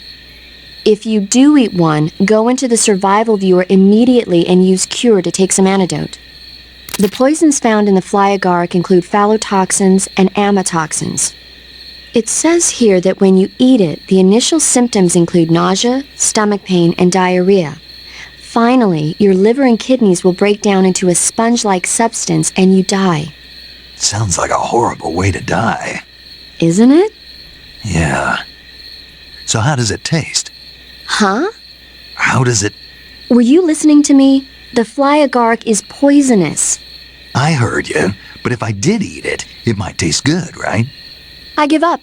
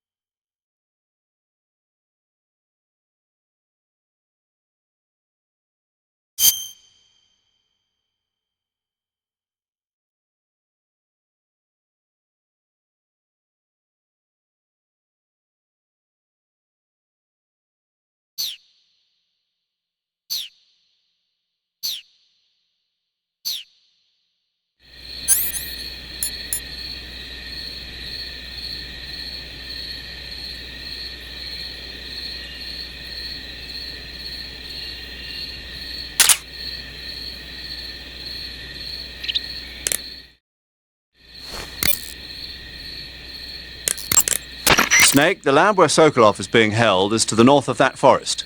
Keep on heading north. There seem to be traps planted throughout that area, and they look a little primitive. Yeah, but this is their territory. Why would they need this many traps here? Maybe it's part of some kind of tactical research. Tactical research? Yeah. As I'm sure you know, the Soviet Union is leading a worldwide revolution among communist forces all over the globe. But a lot of the countries involved don't have the necessary funds and industrial technology, so they need tactics that are both effective and economical. That's what they're researching? Yeah, and traps are one of the best ways to do that. I'll bet that place is one of their testing grounds. Clappers, arrows, pendulums, all of these traps are set off by applying force to a rope. Don't touch the ropes and you'll be fine. Use rolling to get over them, or just crawl under them. Either way ought to work. If you do set off a trap and an arrow or a spiked pendulum comes flying your way, you can still dodge it by immediately diving out of the way. Pit traps and snares are camouflaged into the ground to make them harder to detect. But if you look carefully enough, you can see them through the disguise. Try stalking to proceed with extra caution. In any case, if you think there might be traps lying around, keep a close eye on the ground and stay alert. Looks like you're wearing the splitter pattern camo. Splitter was used quite a bit in World War II on German aircraft and stuff.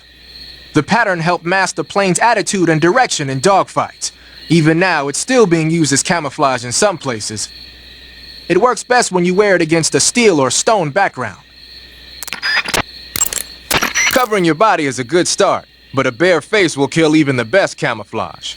If the situation calls for a high camo index, you better break out the face paint. To apply face paint, select face from the camouflage menu in the survival viewer. Then choose a face paint that blends in with your surroundings.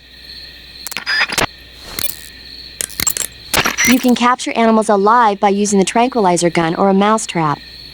When you capture a live animal, you can carry it on you as a weapon by going to Backpack in the survival viewer. Once an animal is on your person, equip it and press the weapon button to throw it. Throwing a venomous animal at an enemy might be enough to knock him out. Even non-venomous animals like frogs can be used to distract the enemy's attention. And since I know you're going to ask me, yes, keeping animals alive prevents them from rotting and makes them taste better when you eat them. Remember though, you've only got 3 cages for capturing live animals.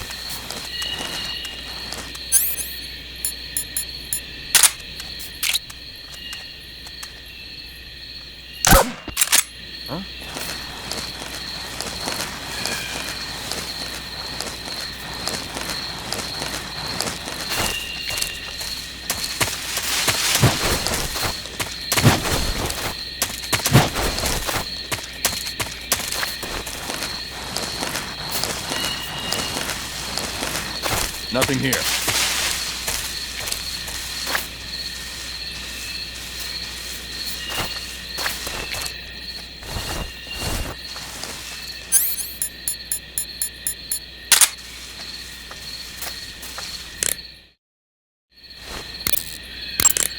So there's a high wall around the perimeter of the lab.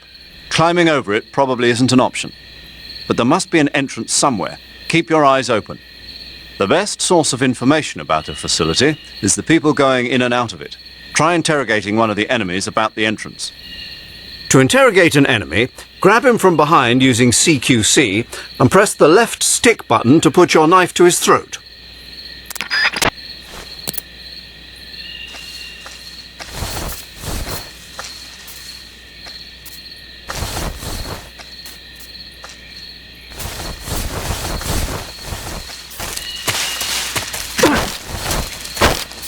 Speak.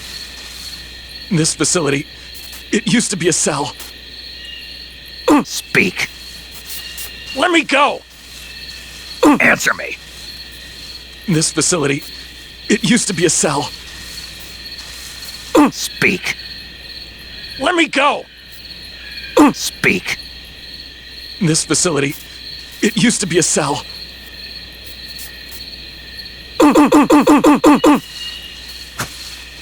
Speak. Let me go!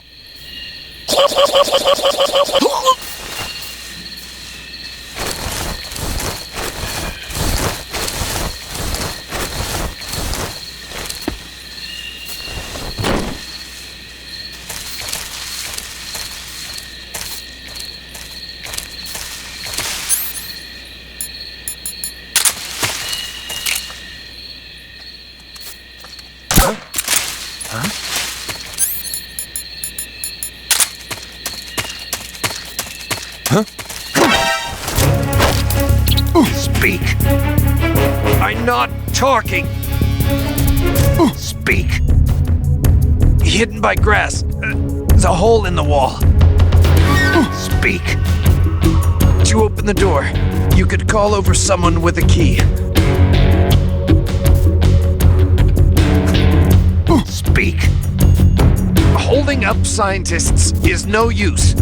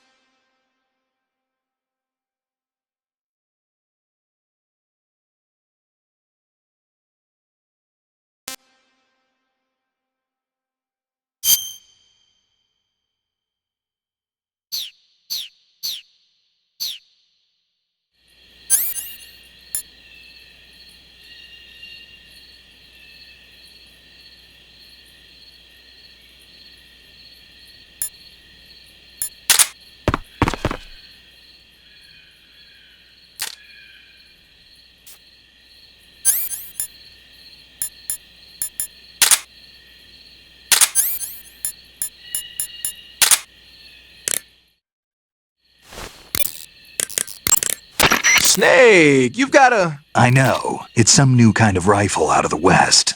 Looks kind of like a black rifle. No, it's not an AR-15. It's an XM-16E1, a top-of-the-line rifle that the Army adopted recently on a trial basis. The U.S. military was working on a new concept for a light infantry weapon from the late 40s through the mid-50s. In the end, they decided they wanted a .22 caliber high muzzle velocity rifle with full auto capability. What they came up with was the AR-15, the so-called black rifle.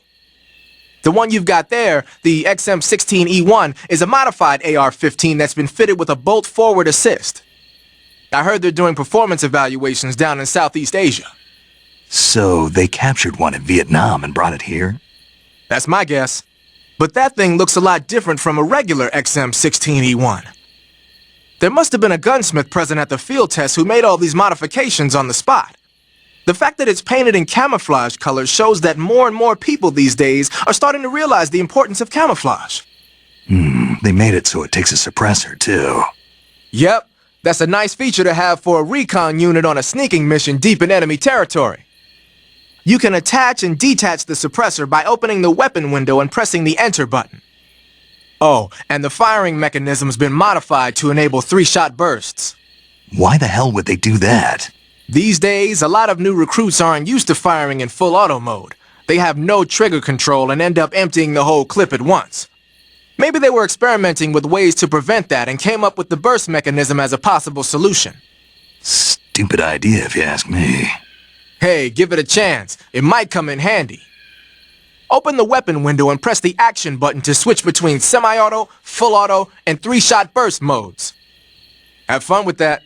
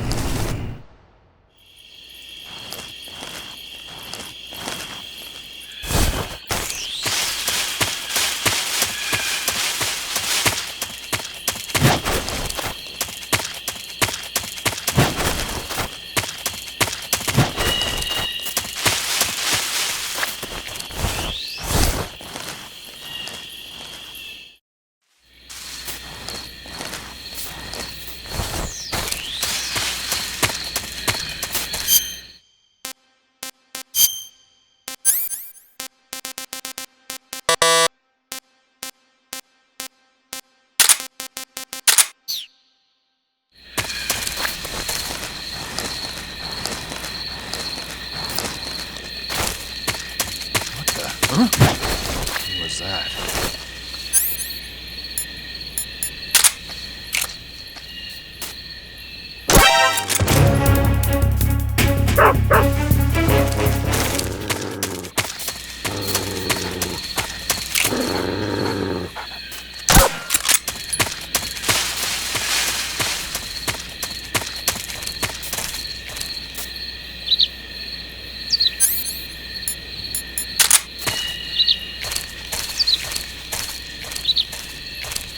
What the?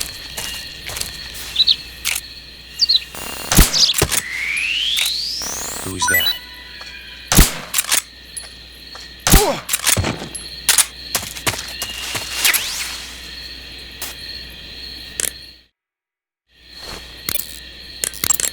I see you've caught yourself a red avatavat. The red avatavat is a small bird native to southern China and Southeast Asia.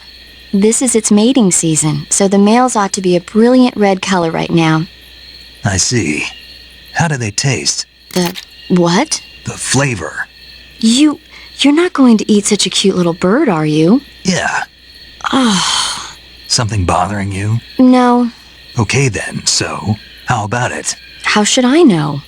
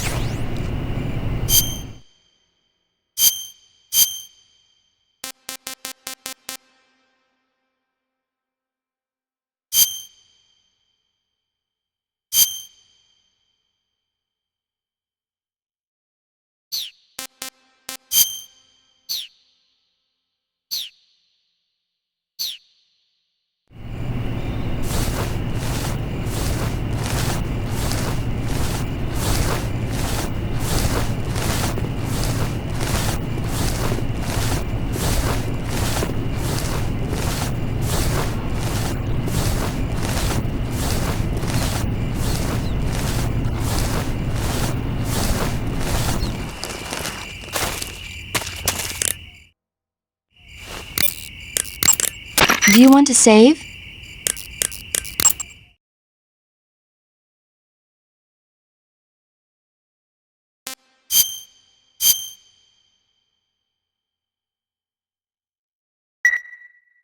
Snake, have you ever seen On the Beach? No, I don't know it. It's about the survivors of the Third World War. The entire northern hemisphere is obliterated in a nuclear holocaust, and it's only a matter of time before the few survivors left in the southern hemisphere are poisoned by the deadly fallout. Their only hope is an American nuclear submarine that escapes to the southern hemisphere. They set out for the Arctic to investigate the fallout. The movie came out in '59, and the year that the war was supposed to happen was 1964. In other words, this year. Nice warning. Let's hope it stays just a movie.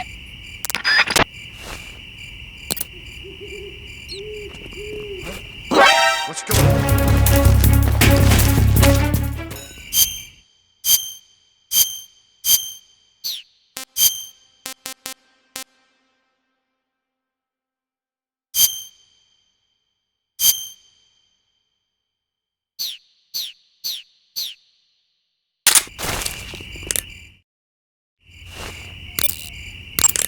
I see you're disguised as a scientist. It suits you rather nicely.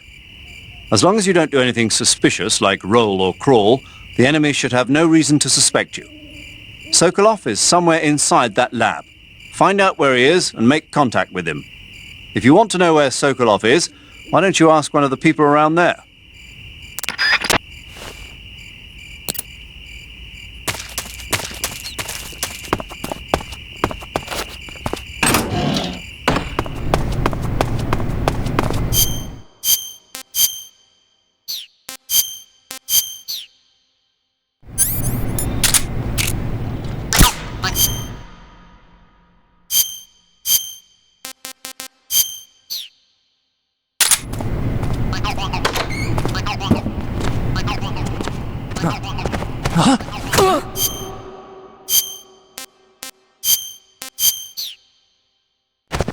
What's wrong?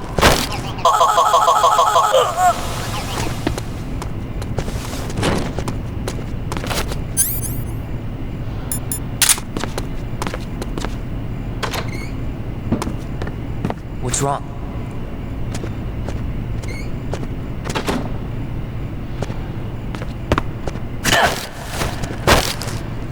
Speak. You stinking American! Speak. The freedom of the West, is it really all that good?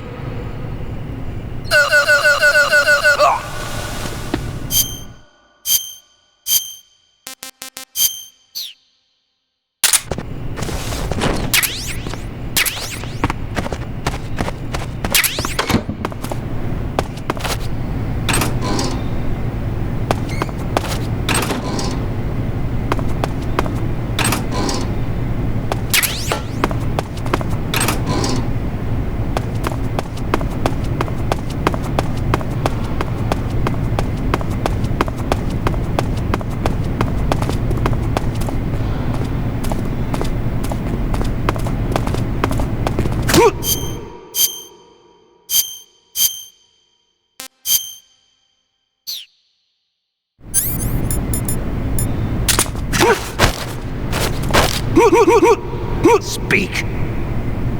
The chief's room. It's underground.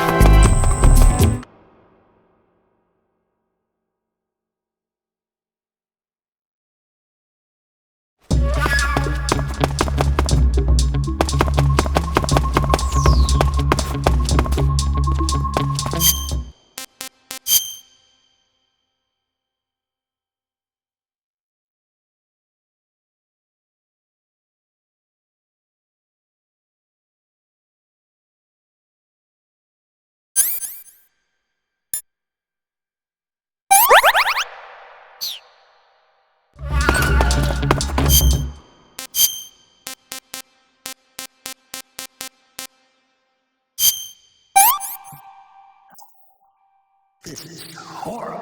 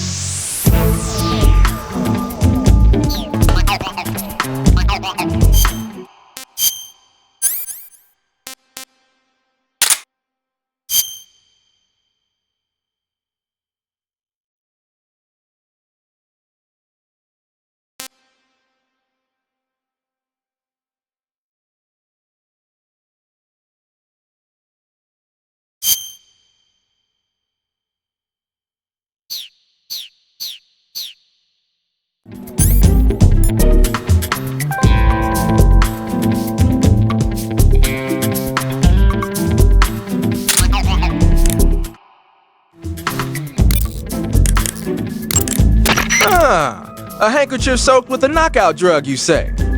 With that thing, I'll bet you could put the enemy to sleep just by grabbing them in CQC. You could also press the weapon button to wave the hanky around and spread the knockout drug that way. But there's only enough drug for one use, so you'll have to go soak it if you want to use it again. You should be able to find some sort of anesthetic around there.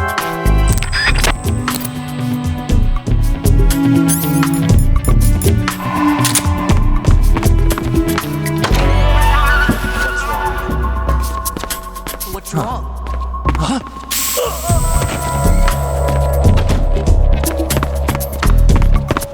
Canceling the alert. Return to your position.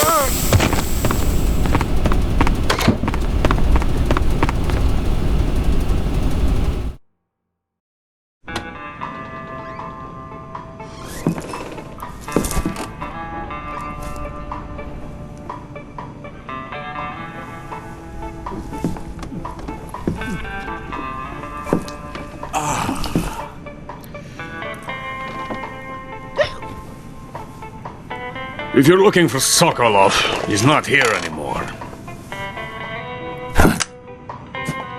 Put that thing away. You'll spoil my drink. So, you're the intruder everyone's talking about. Typical capitalist dog. No manners.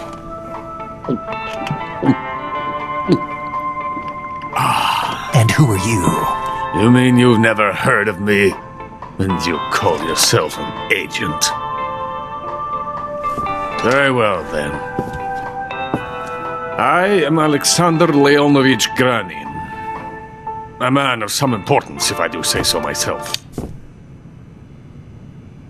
I am the foremost weapons scientist in the Soviet Union, and the head of the glorious Granin Design Bureau. This is the Order of Lenin. It is an honor of the greatest magnitude, given along with the title of Hero of Socialism to only the finest workers. It was awarded to me in recognition of my brilliant contributions to society. Since the Great Patriotic War, I have created countless weapons in the service of our great communist society. It was thanks to me that we were able to stamp out the Nazi scum. It was I who created the basic design for the mobile ballistic missile system you know and fear as SS-1C.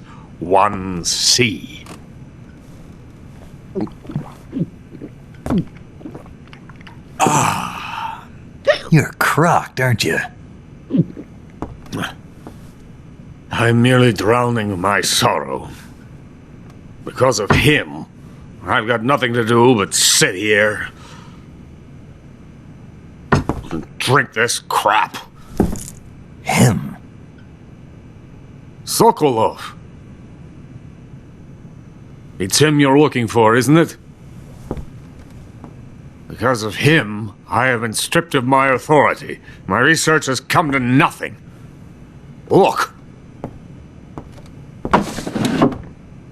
It is a revolutionary mobile nuclear missile system.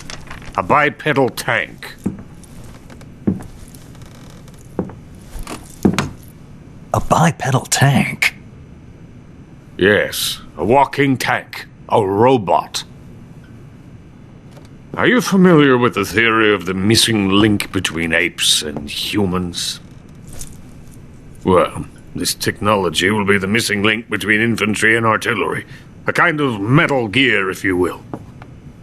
And this magnificent Metal Gear will mark a revolutionary step forward in weapons development. Metal Gear? But I won't be used so easily. No crying myself to sleep. For you see, I'm going to send these documents to my friend in the United States. What? These bastards will live to regret this. And when they themselves become the targets of my creation, they will know my true greatness. Yes, Sokolov's pathetic shagohod pales in comparison to my work. What are you going to do with a rocket engine on a tank? About Sokolov. A tank does not need a rocket. It needs something else. Look at these. Nice shoes. No. Legs. Legs that allow it to go anywhere. Just as when humans learn to walk upright. That is the real revolution in weaponry. Don't you agree? But the fool's in charge.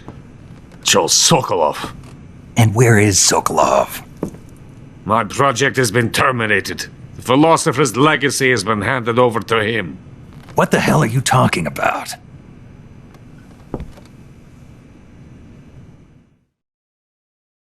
The philosopher's legacy.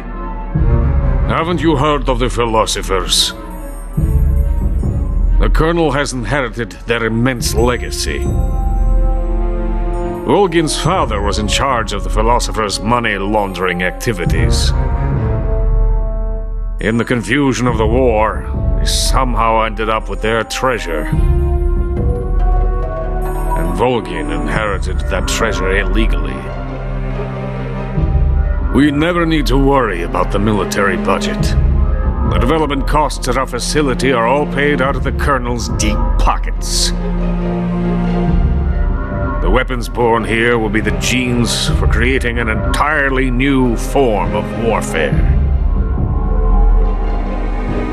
The funding for my research came out of that legacy. Came out of it. Now, my money, my men, all have been diverted to the Shagohod project.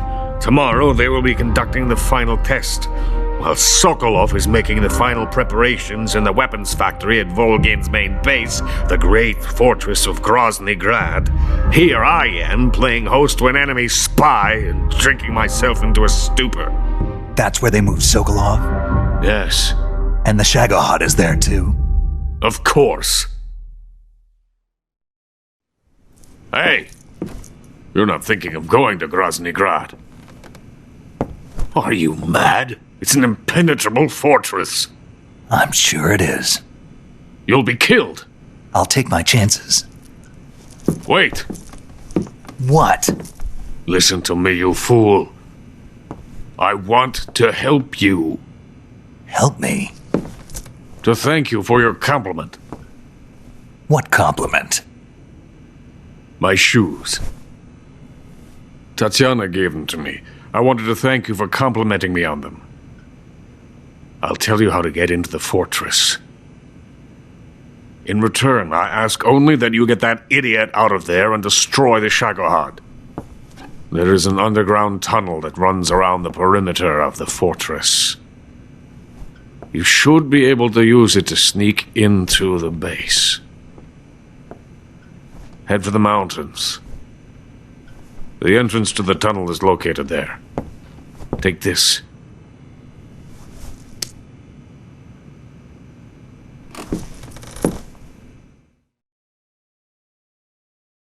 You passed through a warehouse on your way here, didn't you? Yeah. There should have been a locked door inside of it. Do you remember it? This key will open that door. Beyond that door lies a vast jungle. You can climb up into the mountains from the far end of the jungle. Go back to the warehouse. Use the key to open the locked door and head for the mountains. Got it?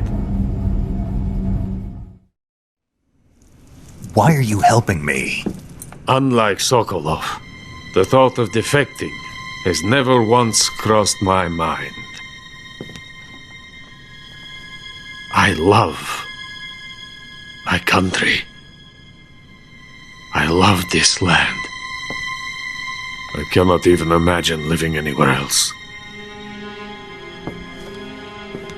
I wish to remain a hero of the great motherland. I cannot bear the thought of being hounded into a corner and left to waste away. It is already dawn. You must hurry. I will remain here and nurse my troubles for a little longer.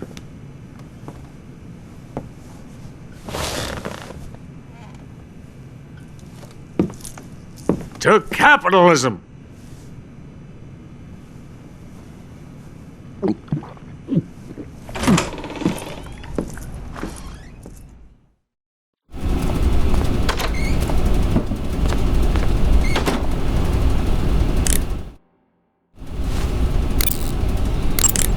Major, Sokolov's already been moved to the fortress. But that's only what Granin told you, right? He may have been giving you false info. No, he wasn't lying. How can you be so sure? Gut feeling. Good enough for me. According to Granin, you should be able to get to the mountains through a passage located deep in the jungle beyond the warehouse. Right. Then if I climb the mountains, there'll be an underground tunnel leading to Groznygrad near the summit. Start out by going back to the warehouse. Use the key you got from Granin to open the door and proceed into the jungle. You remember where the door is, don't you? It's directly north of the door you went in when you came from the aqueduct.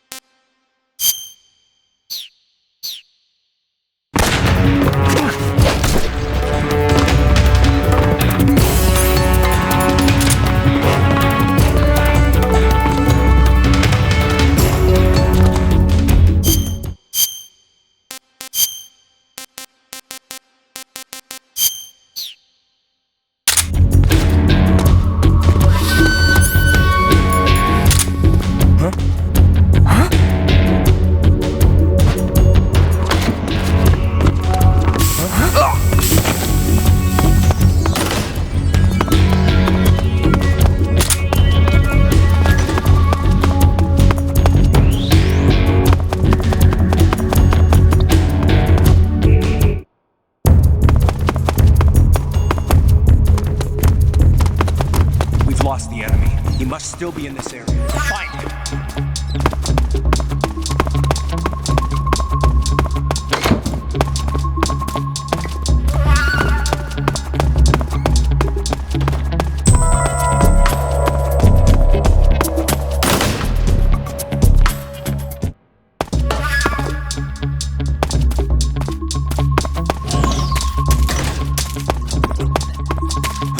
Running away, huh?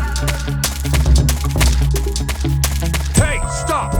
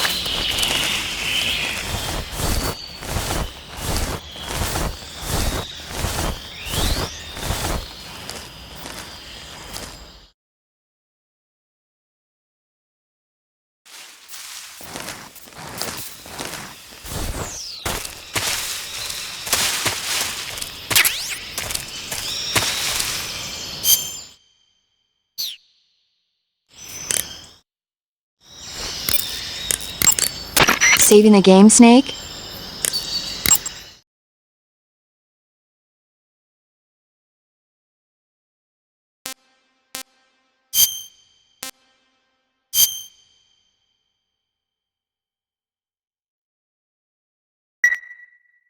Snake, have you ever seen the War of the Worlds? No. These flying saucers from Mars arrive on Earth disguised as meteorites. The saucers use their heat rays to attack the nearby towns. And then... Something wrong? The thing is, I was too scared to watch. I had my eyes shut almost the whole time. Then you haven't seen it. No, it's not that. It's based on a novel by H.G. Wells. You haven't seen it, have you? That does remind me, though. When I was 2 years old, my father listened to the radio drama version of the story. It was right after dinner on Sunday, and we were relaxing in the living room.